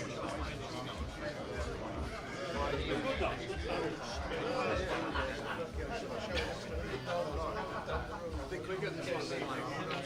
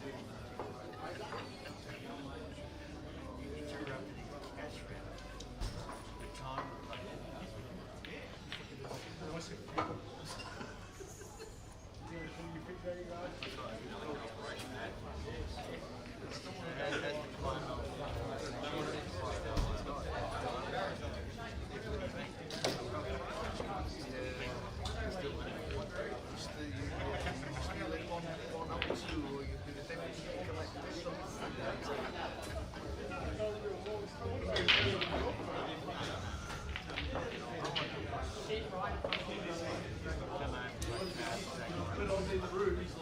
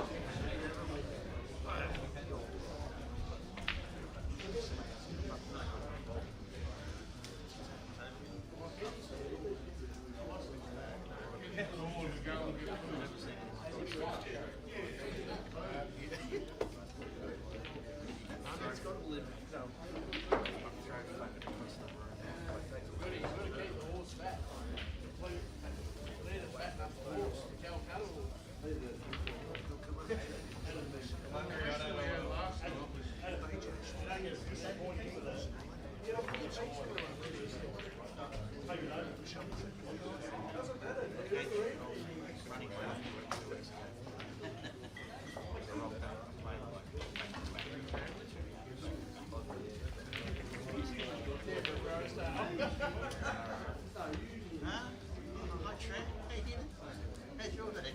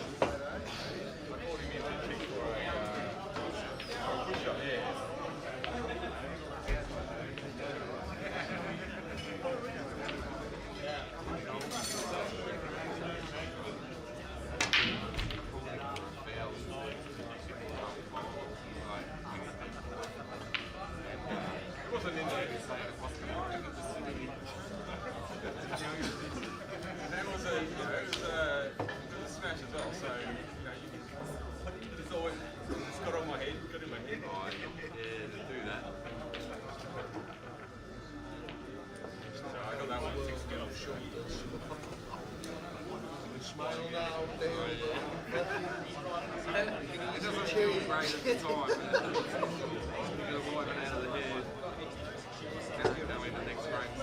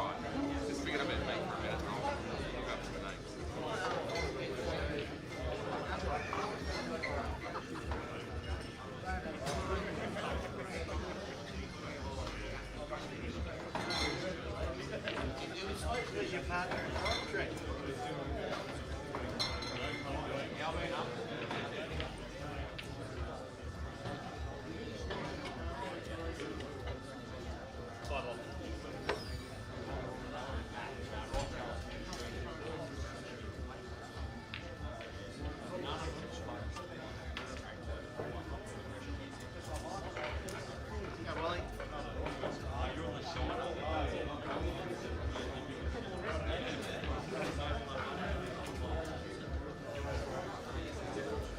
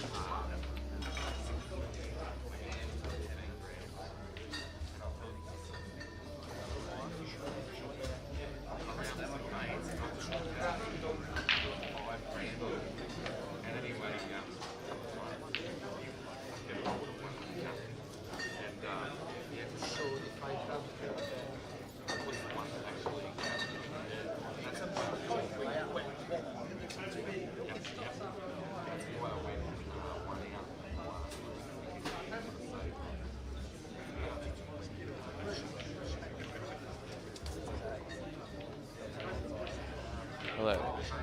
Hello. Hello. So it auto mute. No, it looks like it's. Oh, okay. But it looks like it was.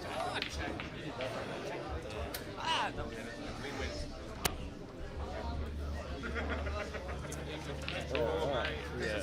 Darren Chambers and Trent Mason on the Woods side. Ulan Amahoni and Sean Walpole on the Woods side. Race 8 on the right, race to 6 on the left. And presently it's 5-all with Olan. You must be on the black, otherwise you would not be playing this red. So this is a very difficult black. I question if it's even on. The camera angle can be somewhat deceiving. If it's on, it's incredibly thin cut, very difficult. Somewhat do or die. Oh, he's gone in off, and that should be lights out on this frame. Sean needs to capitalise here. Where's the chat hiding here? See what all the peeps have been saying. Hello, my people.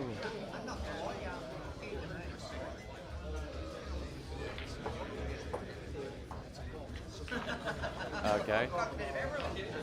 After this match between Sean and Olan, Dan will start a new stream, probably titled Losers Bracket, and we'll be going for 8 hours. Yeah. My match can't be too far off, can it? Or there's still a lot of losers brackets to go. Yeah, okay. I'll be one of the early-ish ones. Hello, Joey. I heard you had a win. You want to jump on the mic? Of course. We're about to have a new commentator. Hello everyone. Hello Logan. Hello. How are you tonight? I'm well. How did you go today? Yeah, I won 8-3 first round. My next round against Archie. Mm-hmm. You know your next round opponent? Yes. It's very difficult for me to say his last name, but yes. Oh, right. Mm-hmm. How's this game been going? I've not seen all of it, but Sean was 3-1 up, had a chance to go 4-1 up, botched it, it was 3-all. And he went 5-3, and that's 5-all. That's still going, that one, Sean and Olan is still Yeah, playing. and on the left, I didn't see him on the first game. It's like, nicer than Sean. These tables are beautiful. Yeah, Absolutely beautiful. these four in particular are really nice. The ones, the stream tables on them, the two behind them. Oh, there's Jack Green there. Gavin Roberts, one of the tournament favourites, I believe. Trent Bowes, by the ball.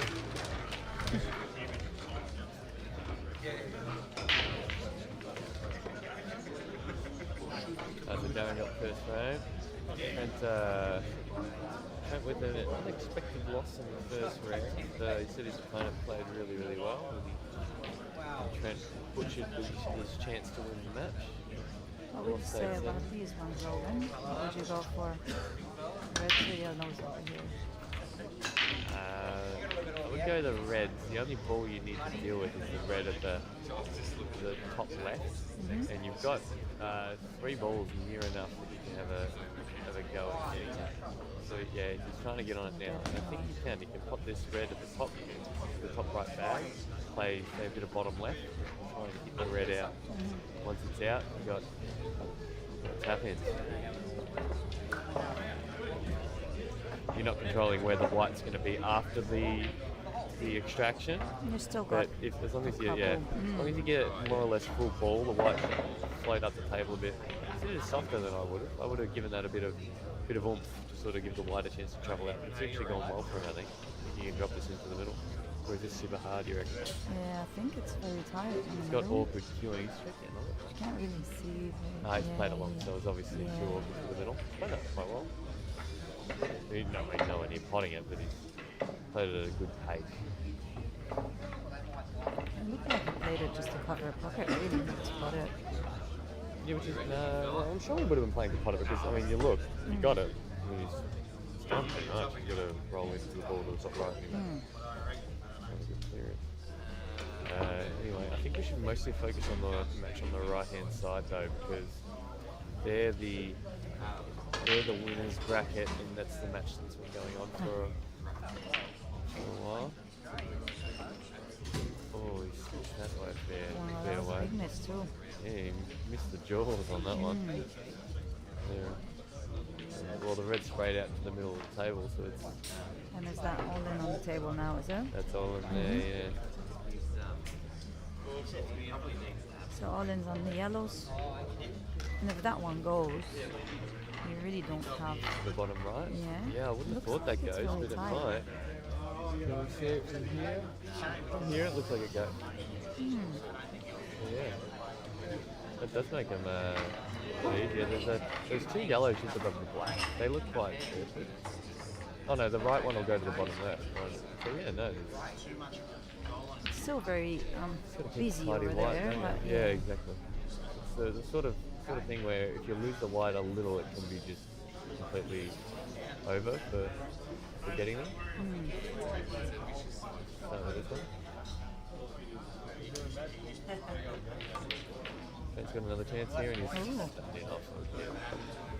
And Owen, no, I think he's good. I think he can probably go the yellow to the right middle. Centre. Yeah. And then probably try to get to that from the back. It must not go the way he's playing it. Yeah.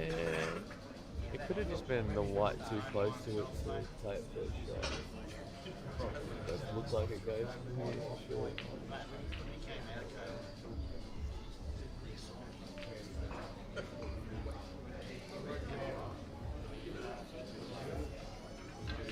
This is a very important frame for Olin. Because he can either go 6-0 or 7-5. It makes a huge difference to him. Yeah, 7-5. He's on the hill. Exactly. 6-0. Massive frame, this one.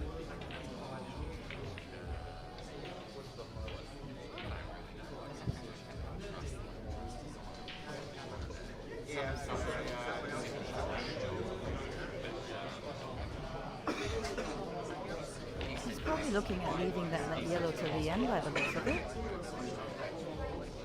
Which yellow are you talking about? The one right the next one to to the the bottom red. right, yeah. Well, it's a good final ball. Is it because it's blocking the red a little bit, or is it because it's... I wonder why he's going this way. Oh, it's because he's got all good queuing, isn't it? But yeah. just makes it a little bit more difficult, doesn't it? I don't know, I'm a little confused by his mapping, but... Maybe a little screw back here for the one in the center. I doubt he'll try and land that precise. I think he's more likely to be playing for the one to the bottom right now, just because that's the easiest to land on. And then he's just got to play some sort of shot to get nice on the yellow to the bottom left. Maybe he's one. Oh no, okay. Yeah, I don't know. This can't be correct, surely. Leaving that ball at the other end of the table, that might come back to bite him. Now he's got to really trouble the white now a lot. It's usually better if you can keep the white moving as little as possible. It's just become a little bit more difficult, hasn't it? Yeah, I still think he'll get them because they're not hard. But now it's certainly... They're sort of getting harder with every shot, which is not the way it's supposed to go.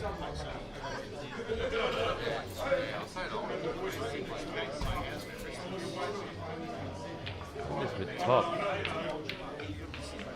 Great And shot. Yeah, that is a nice shot. Rather well. As well, you know, there's the factor of the fact that it's a very important frame. Yep. Sometimes you feel like people start doing different things. Obviously, I wouldn't know as much as you, mapping and all that, so I have no clue, but I'm getting there. And you can still see a few things. For sure. I think he's landed just slightly awkward on everything here.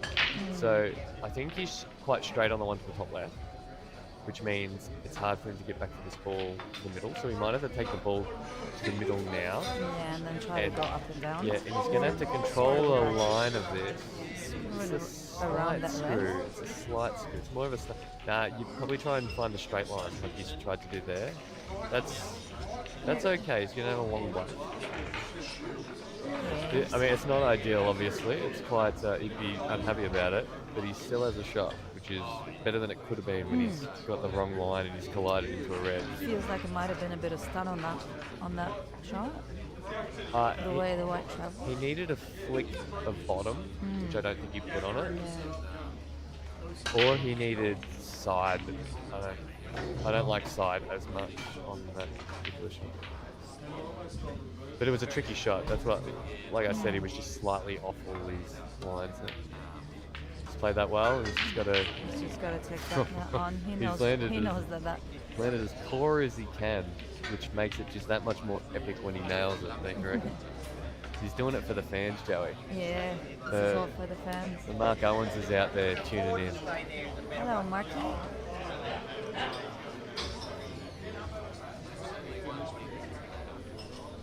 I'm Marky's #1 fan. Nana. You're his #1 fan? Yeah. He's a great player to watch. That's a superb shot he's played. Massive. Well, on, yeah. So that's 6-0. As we said, it kept getting more and more difficult, but he held his nerve, didn't he?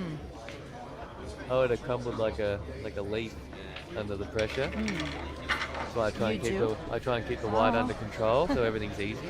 Yeah, that's good when you can do that. Any medium difficulty pot, no chance of going in. Yeah, I heard you say early on, because I was watching the stream when I was taking a little break, and you were saying that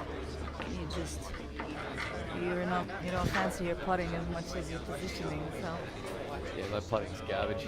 But anyway, Darren's 2-0 up on Old Trent here. Trent's been playing really well of late. He's been playing a lot of the good players in this tournament and really pumping them, not just beating them, like beating them convincingly. And he lost his first round 8-7, and now he's 2-0 down here. So we are on the loser side on the yeah, that's what I was talking about there. Yep. Joshua Hand snooker. Khan Olam, Khan the Queensland. Alright, we've got some Queensland patriotism in the chat there. What are they, Queenslandic? Is that what you call them? You know, like Icelandic. Yeah. Repeat that. Queenslandic, like Iceland. Oh, that's cool. That's probably what have you been having water? Yeah, I've been drinking the waters. Good. The hard Very waters. good. I owe you like several drinks, by the way, so if you want to drink, let me know. No, I'm trying to keep it together till my next game's over. And we can partake in the beverages. Yes, that's right. I don't play at all when I'm drinking. I'm horrible.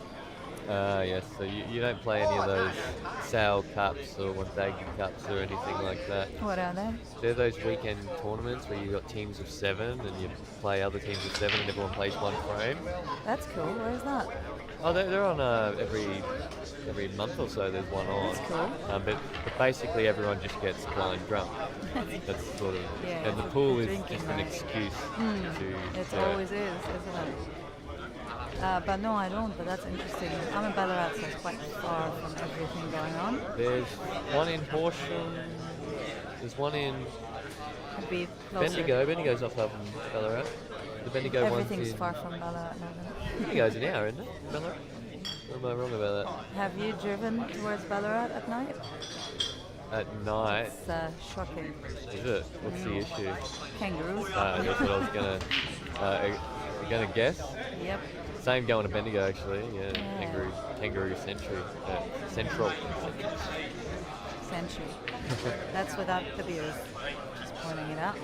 Without the beers. Beers will come later. I know.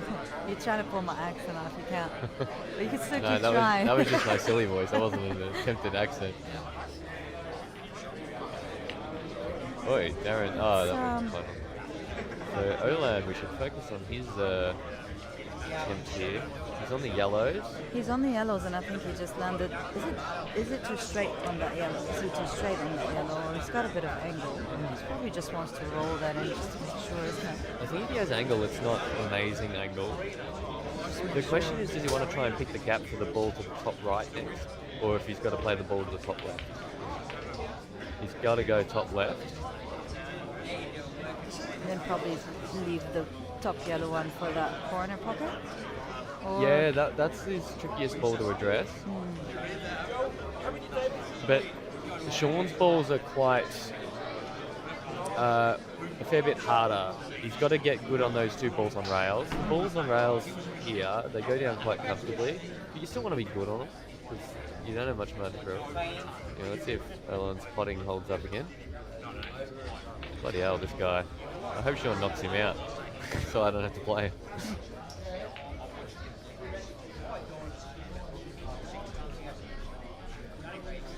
I think he's good here. I'm just not... The white might be floating up towards the yellow. I wonder if he's gonna. Oh, he's taking that one first. Yeah. You don't want to really play the super thin one. If the yellow... That yellow is just past there. If that went to the right middle, he probably would have played the cut to the top right. But Just because he doesn't want to leave it till the end. It's like a security ball sort of thing. No. Just because if he played it, he wasn't landing anywhere. He was going to come like out to this zone where he wouldn't have been on that ball to the middle. He would have come out to the left-hand side of the zone. So now he's just got a natural line here. He's just got to control the pace nice to get as straight as he possibly can on this yellow to the bottom right. I think that's what he'll play for. That looks pretty good. Alright, now it's just one more pressure putt. How do you like his chances? He's been putting really well, so Yeah. I mean, let's see what he does with that. I mean, if he's like in an overshot would do as well, because then you lock that. I think he actually, see, he's playing a little bit of bottom. I think if he rolls it, there's a chance he tricks the red and goes in on. Yep. So I think he had to play it like that. He's played that really nice, and he also played it in such a way that had he missed it, well, actually, it is completely safe. You're right, but it's more importantly, it's just not leaving him on the ball down the right. Yeah. He's probably on this ball to the bottom left. But yeah. Anyway, that was a great shot. And it's going to be 7-6 to Elon. Can Sean find something? Deep in his... I don't think that was ever possible, but it gave us all a bit of a scare there.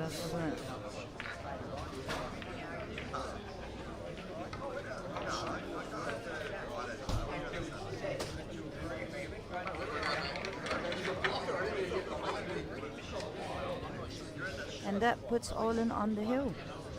Correct. It's another big frame, and it's Sean's break, so that's also always an advantage, isn't it, when it's your break? Yes. No, I've been having a big issue with dry breaks so far this tournament, and well, hopefully that will change. Yes, and I'm noticing more and more as I'm dry breaking a lot. I can't just show my breaks image. Just how poor positions you can get put in when you dry break and they just settle their balls up. Exactly, yeah. Alright, we got one. And man, the red's a junkie. And no, he is on a yellow. I was going to say he's not on a yellow, but he is on one. The yellows are and good. that goes through those reds as well. Yeah, if you're neat on it, but alternatively it also goes to the bottom right, so it's got two homes that ball. I'd feel like he tried to, if he plays the plant now and just try to screw back for that yellow to get rid of it, because where it's sitting, it's... Yeah, I think play the plant, screw back to the rail, play the ball to the top right, and then play the ball you're playing. I'll get rid of that next, okay. Yeah. But I don't think, I would only play that shot if I'm feeling good. Because you've got to play a plant and a screw back. There's a fair bit going on there. But the plant looks pretty straight. Pretty plump. Especially I'm looking at it here and it looks dead straight. It is, yeah, it is. Pretty. So, Yeah, actually, that shot looks insanely easy. I think he's incorrect to not play that. Yeah, Rob. Well played before. Yes, come on, Wally. Marky's rooting for Sean, so am I. You're going for Sean, aren't you, Joey? Or do you not really know Sean? I'm neutral. Neutral. I'm neutral in this game because I know them. I've seen the guys around, but yeah, okay. I'm neutral. And he's going reds. Wow, I'm baffled. So we have one partisan hack in the commentary and one professional. Is basically what we just found out. I'll be playing the part of the partisan hack. I mean, the way he's played that red he's got a perfect angle to open those two reds, and I think that will push one of the reds into the. Yeah. Okay, that's gone very well, but he was introducing a major luck element by going reds. His yellow, every shot was something he could control. There was no guarantee they would split nice. These ones? Yeah, the ones you just actually, the two reds that were next to each other, the second red was always going to push towards the pocket. True, but you needed them both to set up and for him to be on something after, yeah. Okay. Oh, and that's on as well, and I did not think it was on. That's on, and what part of the Emerald Isle is Olan from? No idea, big fat rack.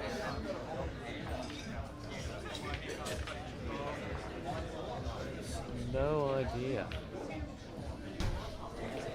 I haven't heard him speak to see if he sounds like you guys.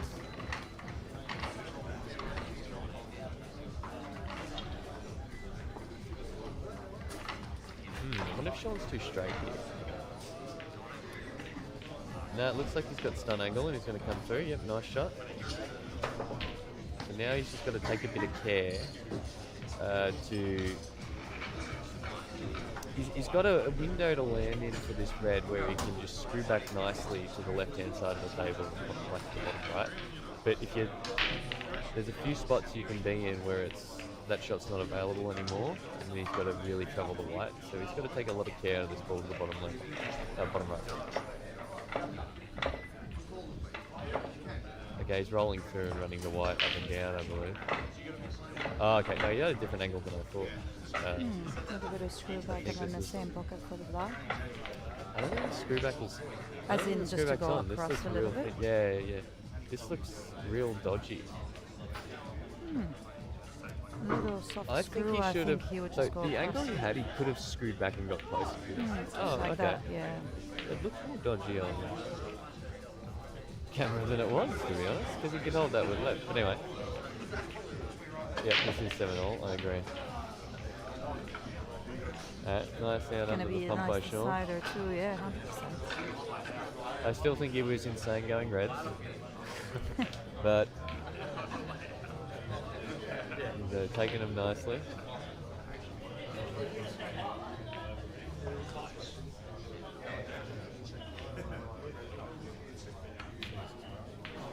That was really nice, yes. 7-all. Sometimes some people, because you know how you've got sometimes the frame where you've got the red and the yellows, and they're sort of, it depends on what kind of a player you are to choose, but sometimes obviously you have a definite answer for that. Is it reds or yellows? But sometimes it's like...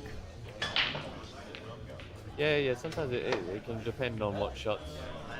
So if you map the hole out, which to be fair, most people I don't think do map the hole out, but if you map the hole out and you determine that, this way has 3 shots I'm not comfortable playing, that shot has 1, and you go that way. But that can be different depending on what shots each player is comfortable with. So yeah, you're definitely right. There can be a different correct answer for each player. But there's always your definite one, isn't it? Like this one over here, I bet most people would have went yellow. Oh yeah, that one there. Yeah, probably, yeah. But still, that gets it up to Hill. This is a very interesting frame, this one. And it's Ollensberg. How's Ollensberg been tonight? I haven't been keenly watching every single break to give a I thought you good might want to answer just to learn how to put some... yeah, maybe you'll learn how to hit the balls hard. How to put some balls in the break.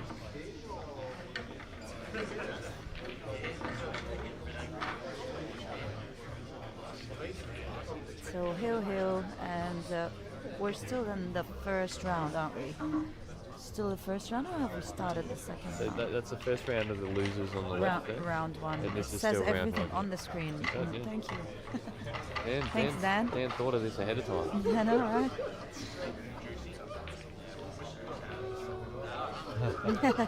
Thanks, Dan. Tony was having a real laugh at all the questions he was getting asked about the bracket as soon as he posted it up. He's like, it says on there, bah! It's always better if you read it. Wally and Ollie went up the hill to fetch a pail of water. Thanks, Mark. Good one, Mikey. Finish that for me, Logie. There you go, I did.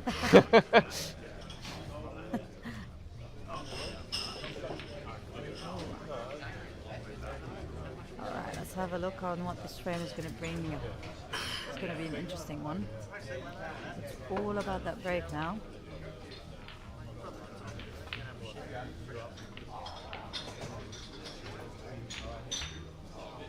Wow, Darren's put a nice block there. Okay, Owen smacked that, but he's got a load of unwanted side on that. It's still spinning.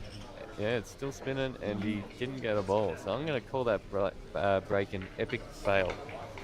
Even though it's slightly overdoing it, but we've got to spice things up a bit in the commentary. So can Wally capitalise? I'm going to say no. There's a fair bit in this frame, I think. This is one of those frames where you look at the reds and the yellows. They're both quite tricky. You've got that yellow block on the bottom there, and then you still got that red in here. They have one key problem each. The yellows kind of have 1.5. So the yellow to the top left, and then the yellow on the bottom on the rail. And also the red at the bottom left is in the way of the yellows. Where would you go here, Logan? Would you go reds or yellows? Tricky, isn't it? I think I would do what he did, and then I'd be looking at a safety here, especially at 7-all. I don't want to be the first to.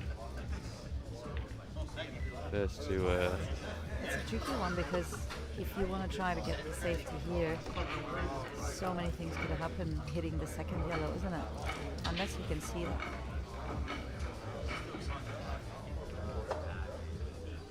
Yeah, he went for it. Unfortunately, we have what's his name? Head in the way. Oh, there you go. Nice shot. No. 108. No. You know what the fans want to see. That's a good shot by Wally. That's what I would have been looking at playing. Nice little snooker there. And I that's would have liked to see how he played that. Maybe learn a thing or two while we're doing this. yeah, you just clip in off the front ball and then cannon into the yellow from below. And they both got up, no bother. So Wally and Ollie went up the hill. Wally in front and Ollie behind. And they both got up, no bother. Oh dear.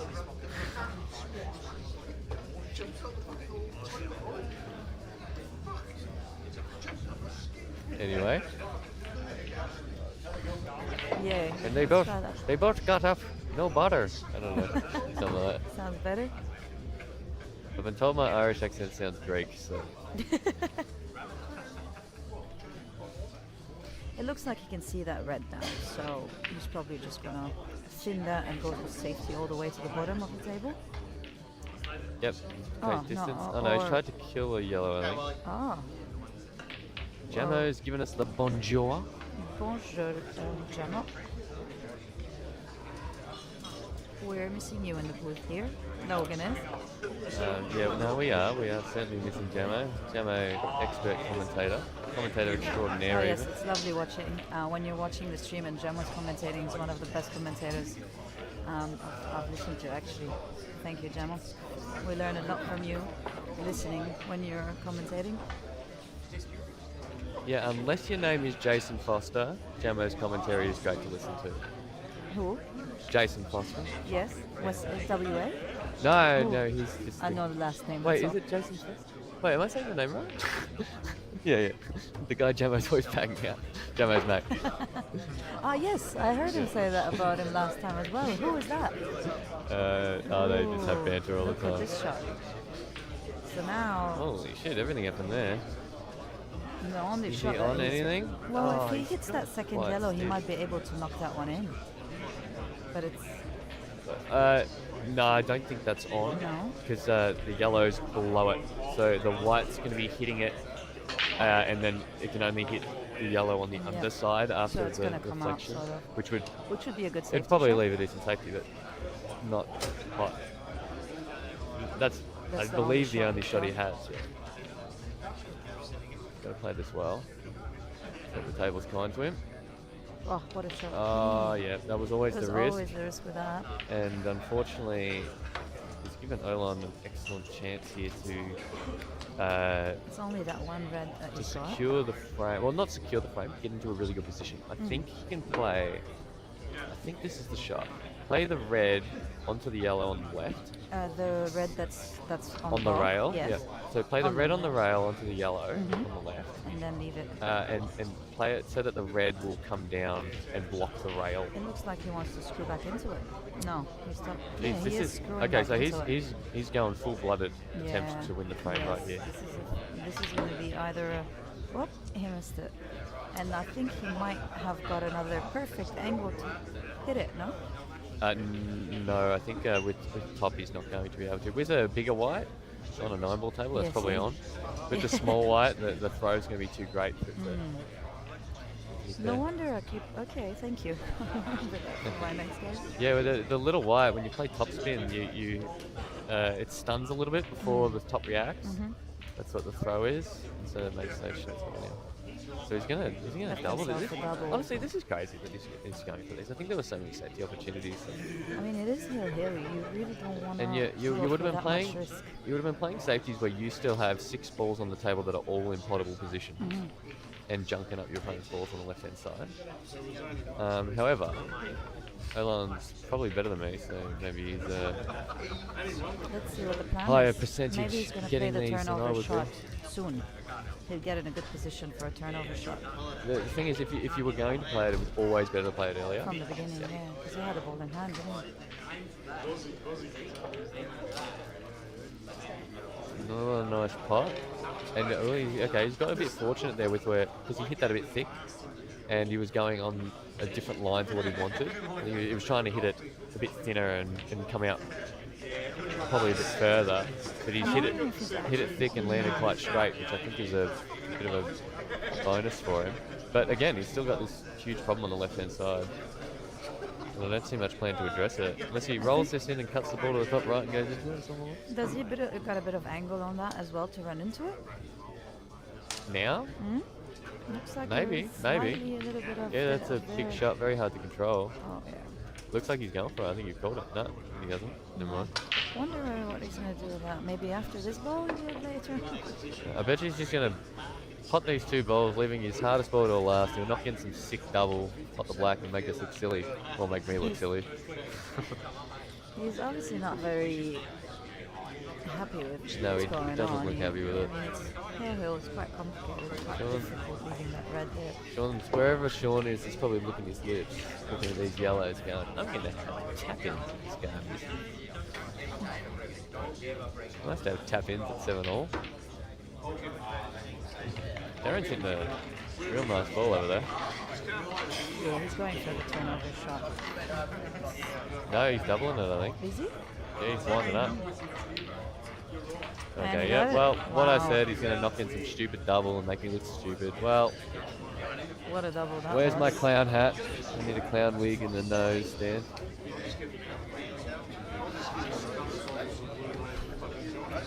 I think he's going to have.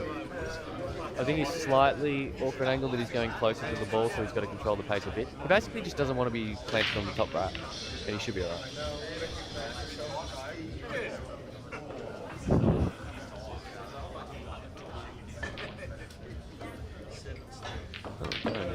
Oh no, he had dodgy angle and he's played a good shot there.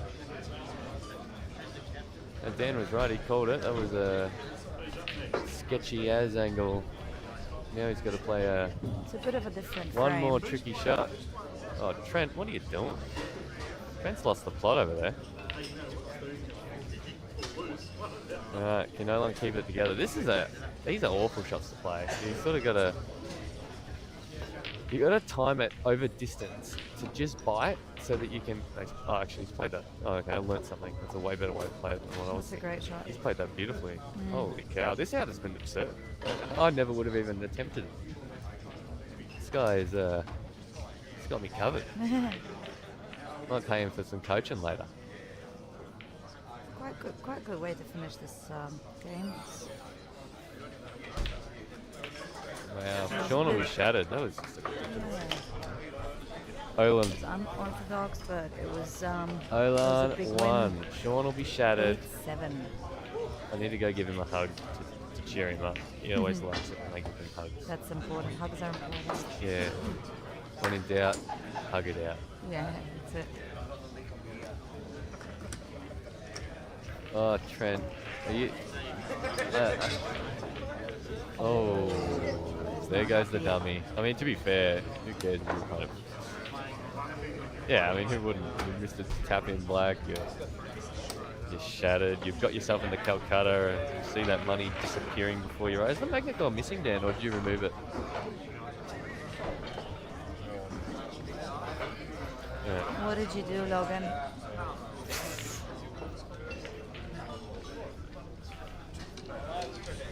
What dropped? Let's have a look. I'm just doing some magnet. It was on one of them before. Joey still got hers, so it couldn't have.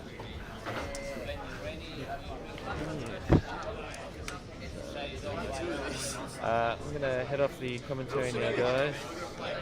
Enjoy watching all this stuff.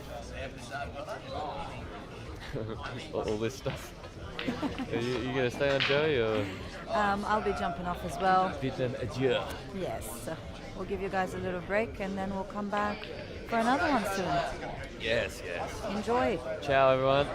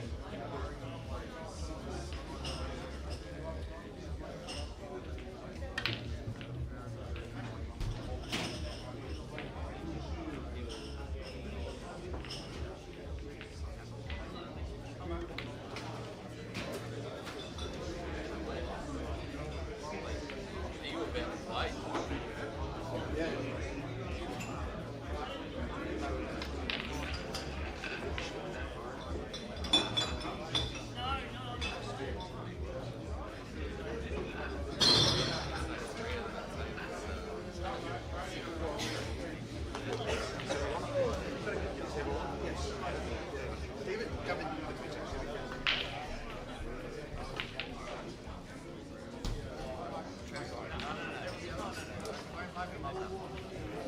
I want to look.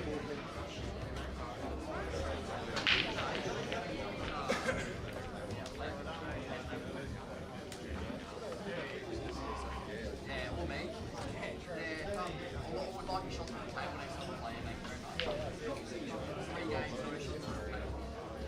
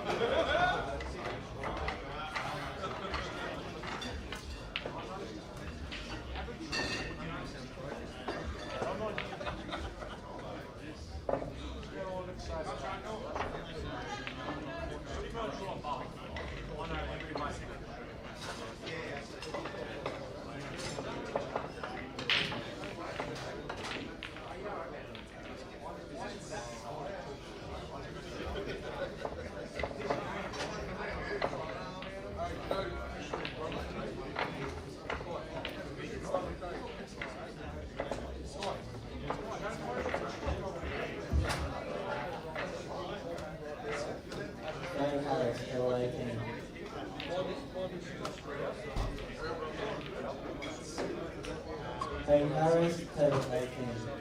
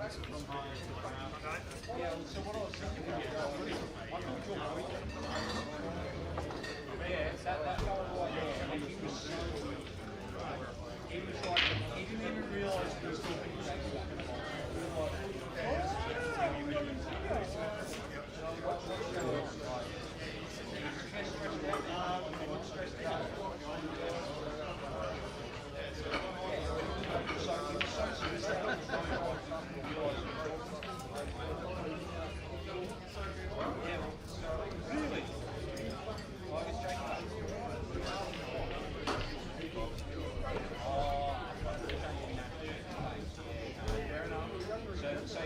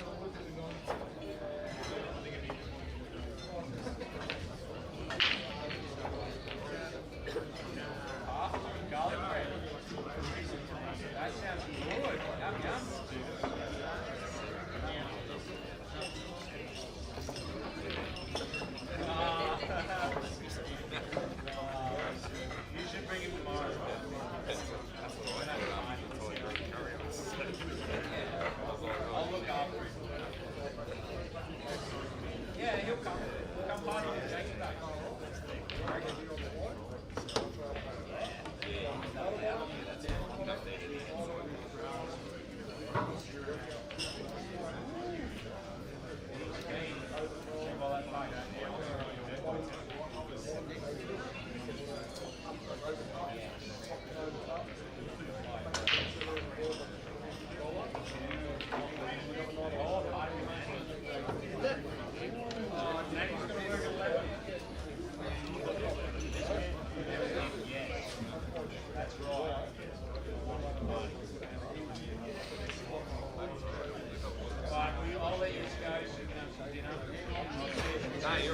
I like that.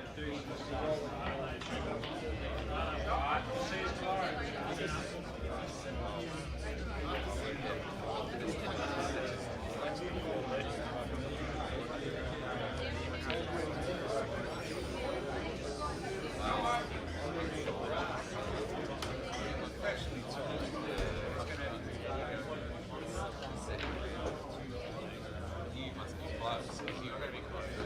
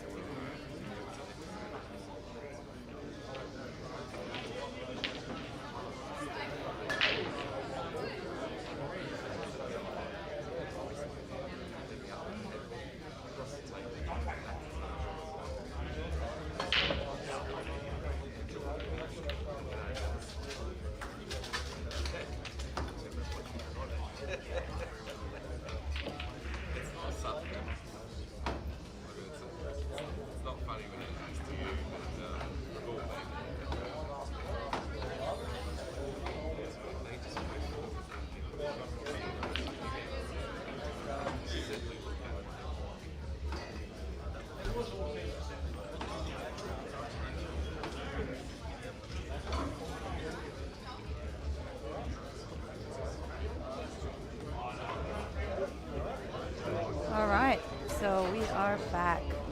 We've got the Slate Intermediate 8-Ball Championships 2025. Good evening to everyone watching us. So we've got a rapid charge round 1. We've got a race to 6. We've got a hill with Trent and Darren. And on the right hand side we've got second round of the winner's side, and it's race to 8. So this one over here is looking like Darren's clearing this up.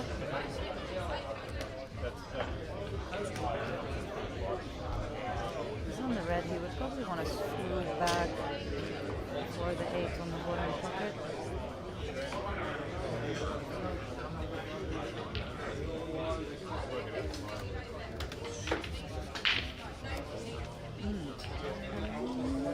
Screws that a little. And with a new cloth as well, it doesn't help much because it might That's sliding. He's eyeing that corner pocket, maybe probably because it's safer sort of. If he leaves it over. Why is he looking that side though? I think the double is a bit better shot here. Purely only that you can get the white to sort of come down table. Play a double with a little bit of safety involved as well. It's good that somebody who knows the game is commentating to me. And he's pushed it wide. You need to punch that. Otherwise it will just slide wide.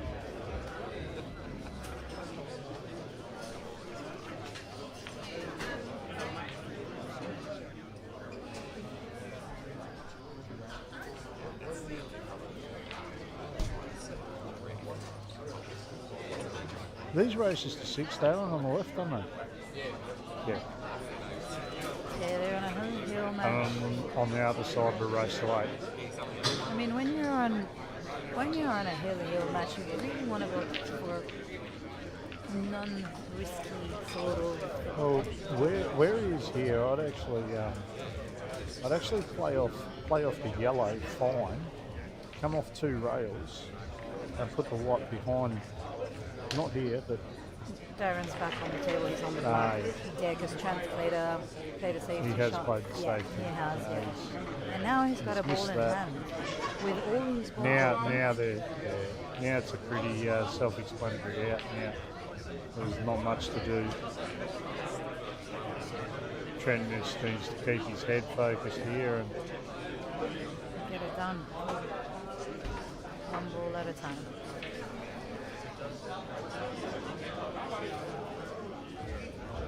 Still got to be a little careful the way he goes here. You've got that well, I'd get rid of the centre ball now closest to the pocket because they could come back and bite him. It opens up a little and bit. if he just drops it in now, then pots the other centre. Yeah, I don't like this. He's looking at a I two-way don't like shot this. here, Yeah, I don't like. He's come out enough.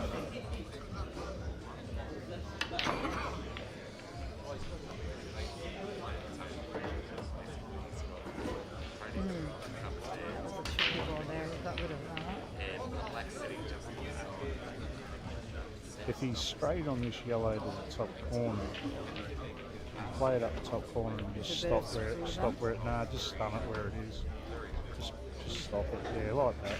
Really good shot. Now just this one, and then just make sure he stuns back to basically where he is, and he can just drop the rolls, one in the centre and be on the black. Perfect.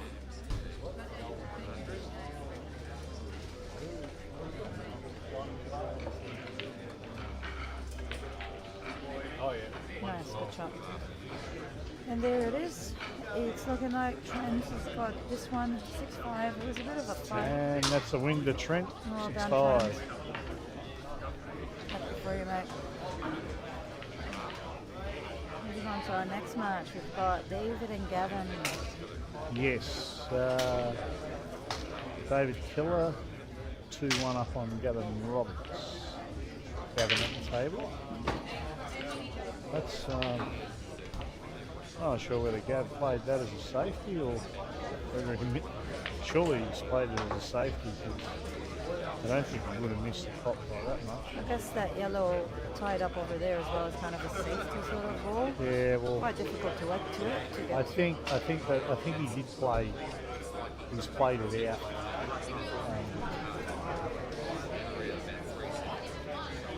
I don't know.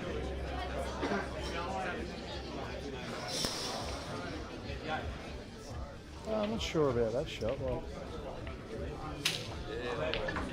it feels like a bit of a going to be a bit of a tactic battle on this.